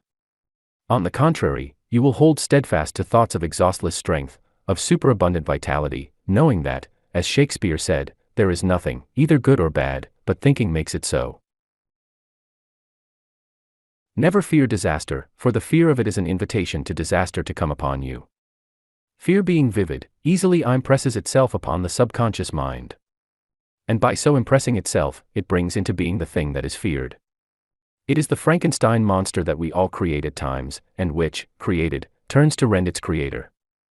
Fear that something you greatly prize will be lost, and the fear you feel with create the very means whereby you will lose it. Fear is the devil. It is the ravening lion roaming the earth seeking whom it may devour. The only safety from it is to deny it. The only refuge is in the knowledge that it has no power other than the power you give to it. He whom a dream hath possessed. You fear debt. So your mind concentrates upon it and brings about greater debts. You fear loss. And by visualizing that loss you bring it about. The only remedy for fear is to know that evil has no power, that it is a nonentity, merely a lack of something. You fear ill health, when if you would concentrate that same amount of thought upon good health you would ensure the very condition you fear to lose. Functional disturbances are caused solely by the mind through wrong thinking. The remedy for them is not drugs, but right thinking, for the trouble is not in the organs but in the mind. Farnsworth in his Practical Psychology tells of a man who had conceived the idea when a boy that the eating of cherries and milk together had made him sick. He was very fond of both, but always had to be careful not to eat them together, for whenever he did he had been ill. Mr. Farnsworth explained to him that there was no reason for such illness, because all milk sours anyway just as soon as it reaches the stomach. As a matter of fact, it cannot be digested until it does sour. He then treated the men mentally for this wrong association of ideas, and after the one treatment the man was never troubled in this way again, though he had been suffering from it for 45 years. If you had delirium tremens, and thought you saw pink elephants and green alligators and yellow snakes all about you, it would be a foolish physician that would try to cure you of snakes. Or that would prescribe glasses to improve your eyesight, when he knew that the animals round about you were merely distorted visions of your mind. The indigestion that you suffer from, the colds that bother you, in short, each and every one of your ailments, is just as much a distorted idea of your mind as would be the snakes of delirium tremens. Banish the idea and you banish the manifestation. The Bible contains one continuous entreaty to cast out fear. From beginning to end, the admonition, "Fear not," is insistent. Fear is the primary cause of all bodily impairment. Jesus understood this and he knew that it could be abolished. Hence his frequent entreaty, "Fear not, be not afraid." Struggle there is. And struggle there will always be. But struggle is merely wrestling with trial. We need difficulties to overcome. But there is nothing to be afraid of. Everything is an effect of mind. Your thought forces, concentrated upon anything, will bring that thing into manifestation. Therefore concentrate them only upon good things, only upon those conditions you wish to see manifested. Think health, power, abundance, happiness. Drive all thoughts of poverty and disease, of fear and worry, as far from your mind as you drive filth from your homes. For fear and worry is the filth of the mind that causes all trouble, that brings about all disease. Banish it. Banish from among your associates any man with a negative outlook on life. Shun him as you would the plague. Can you imagine a knocker winning anything? He is doomed before he starts. Don't let him pull you down with him. Fret not thyself, says the psalmist, else shalt thou be moved to do evil. That wise old psalmist might have been writing for us today. For there is no surer way of doing the wrong thing in business or in social life than to fret yourself, to worry, to fume, to want action of some kind, regardless of what it may be. Remember the Lord's admonition to the Israelites, "Be still, and know that I am God." Have you ever stood on the shore of a calm, peaceful lake and watched the reflections in it? The trees, the mountains, the clouds, the sky, all were mirrored there, just as perfectly, as beautifully, as the objects themselves. But try to get such a reflection from the ocean. It cannot be done, because the ocean is always restless, always stirred up by winds or waves or tides. So it is with your mind. You cannot reflect the richness and plenty of universal mind, you cannot mirror peace and health and happiness, if you are constantly worried, continually stirred by waves of fear, winds of anger, tides of toil and striving. You must relax at times. You must give mind a chance. You must realize that, when you have done your best, you can confidently lean back and leave the outcome to universal mind. Just as wrong thinking produces discord in the body, so it also brings on a diseased condition in the realm of commerce. Experience teaches that we need to be protected more from our fears and wrong thoughts than from so-called evil influences external to ourselves. We need not suffer for another man's wrong, for another's greed, dishonesty, avarice, or selfish ambition. But if we hug to ourselves the fear that we do have to so suffer, take it into our thought, allow it to disturb us, then we sentence ourselves. We are free to reject every suggestion of discord, and to be governed harmoniously, in spite of what anything or anybody may try to do to us. Do you know why old army men would rather have soldiers of 18 or 20 than mature men of 30 or 40? Not because they can march farther. They can't. Not because they can carry more. They can't. But because when they go to sleep at night, they really sleep. They wipe the slate clean. When they awaken in the morning, they are ready for a new day and a new world. But an older man carries the nervous strain of one day over to the next. He worries. With the result that at the end of a couple of months' hard campaigning, the older man is a nervous wreck. And that is the trouble with most men in business. They never wipe the slate clean. They worry. And they carry each day's worries over to the next, with the result that someday the burden becomes more than they can carry. The bars of fate. Fear results from a belief that there are really two powers in this world, good and evil. Like light and darkness. When the fact is that evil is no more real than darkness. True, we lose contact with good at times. We let the clouds of fear and worry come between us and the sunlight of good, and then all seems dark.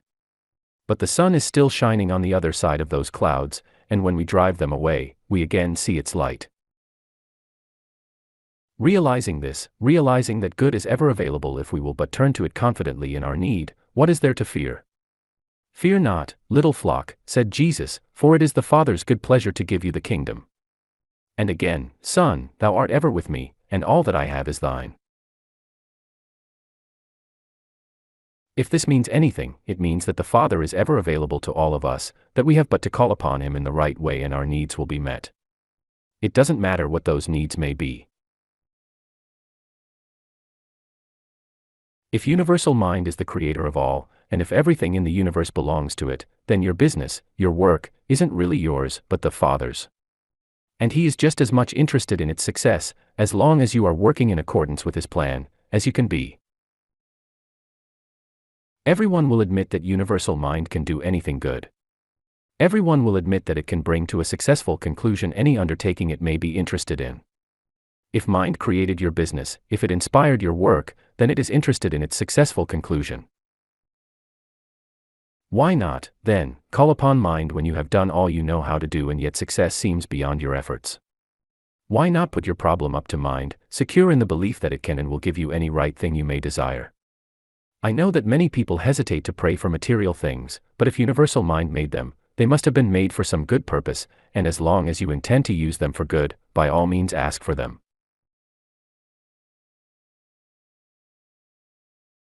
If you can feel that your business, your work, is a good work, if you can be sure that it is advancing the great scheme of things by ever so little, you will never again fear debt or lack or limitation. For, the earth is the Lord's and the fullness thereof. Universal mind is never going to lack for means to carry on its work. When Jesus needed fish and bread were provided in such abundance that a whole multitude was fed. When he needed gold, the gold coin appeared in the fish's mouth. Where you are, mind is, and where mind is, there is all the power, all the supply of the universe. You are like the owner of a powerhouse that supplies electricity for light and heat and power to the homes and the factories around you. There is unlimited electricity everywhere about you, but you have got to set your dynamo going to draw the electricity out of the air and into your power lines, before it can be put to practical account. Just so, there are unlimited riches all about you, but you have got to set the dynamo of your mind to work to bring them into such form as will make them of use to yourself and the world. So don't worry about any present lack of money or other material things. Don't try to win from others what they have. Go where the money is. The material wealth that is in evidence is so small compared with the possible wealth available through the right use of mind, that it is negligible by comparison. The great rewards are for the pioneers. Look at Carnegie, at Woolworth, at Ford. Every year some new field of development is opened, some new world discovered. Steam, gas, electricity, telegraphy, wireless, the automobile, the aeroplane, each opens up possibilities of new worlds yet to come. 100 years ago, people probably felt that everything had been discovered that could be discovered. That everything was already known that was likely ever to be known. Just as you may feel about things now. Yet look at the tremendous strides mankind has taken in the past 100 years. And they are as nothing to what the future holds for us, once man has learned to harness the truly unlimited powers of his subconscious mind. There are billions of dollars worth of treasure under every square mile of the Earth's surface. There are millions of ways in which this old world of ours can be made a better place to live. Set your mind to work locating some of this treasure, finding some of those ways. Don't wait for someone else to blaze the trail. No one remembers who else was on the Santa Maria, but Columbus' name will be known forever. Carnegie is said to have made 100 millionaires, but he alone became almost a billionaire. Have you ever read Kipling's Explorer?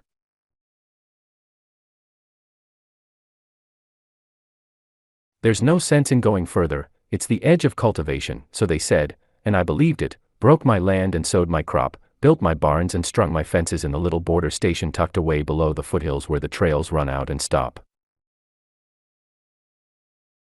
Till a voice, as bad as conscience, rang interminable changes on one everlasting whisper day and night repeated, so, something hidden. Go and find it. Go and look behind the ranges, something lost behind the ranges. Lost and waiting for you. Go. Your mind is part and parcel of universal mind. You have the wisdom of all the ages to draw upon. Use it.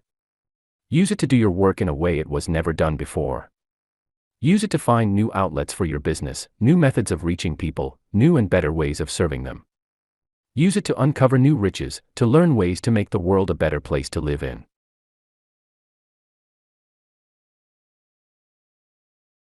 Concentrate your thought upon these things, knowing that back of you is the vast reservoir of universal mind, that all these things are already known to it, and that you have but to make your contact for them to be known to you.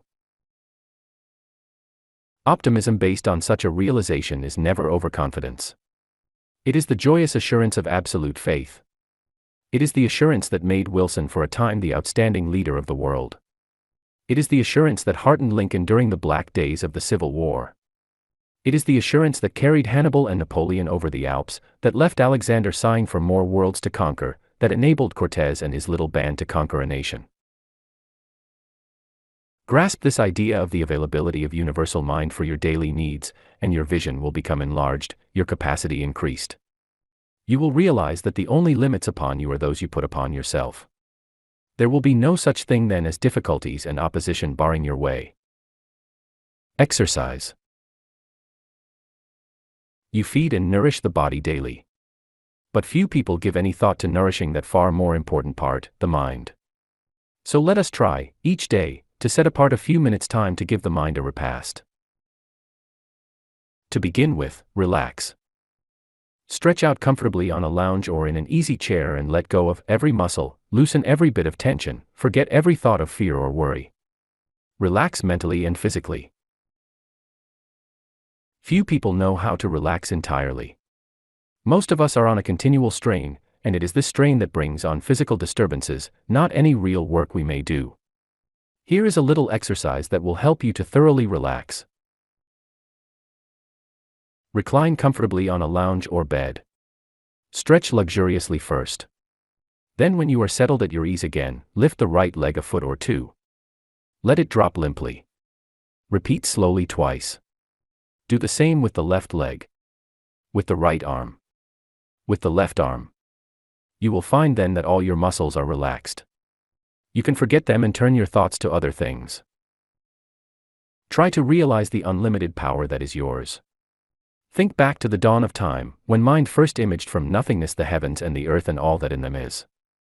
Remember that, although your mind is to universal mind only as a drop of water to the ocean, this drop has all the properties of the great ocean, one in quality although not in quantity. Your mind has all the creative power of universal mind. And God made men in his image, after his likeness. Certainly God never manifested anything but infinite abundance, infinite supply. If you are made in his image, there is no reason why you should ever lack for anything of good. You can manifest abundance, too. Round about you is the same electronic energy from which universal mind formed the heavens and the earth. What do you wish to form from it? What do you want most from life? Hold it in your thought, visualize it, see it. Make your model clear-cut and distinct. 1. Remember, the first thing necessary is a sincere desire, concentrating your thought on one thing with singleness of purpose. 2. The second is visualization, seeing yourself doing it, imaging the object in the same way that universal mind imaged all of creation. 3. Next is faith, believing that you have this thing that you want. Not that you are going to have it, mind you, but that you have it.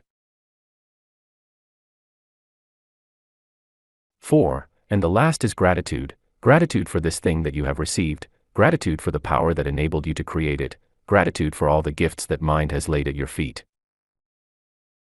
Trust in the Lord, and verily thou shalt be fed. Delight thyself also in the Lord, and he shall give thee the desires of thy heart. Commit thy way unto the Lord, and he shall bring it to pass.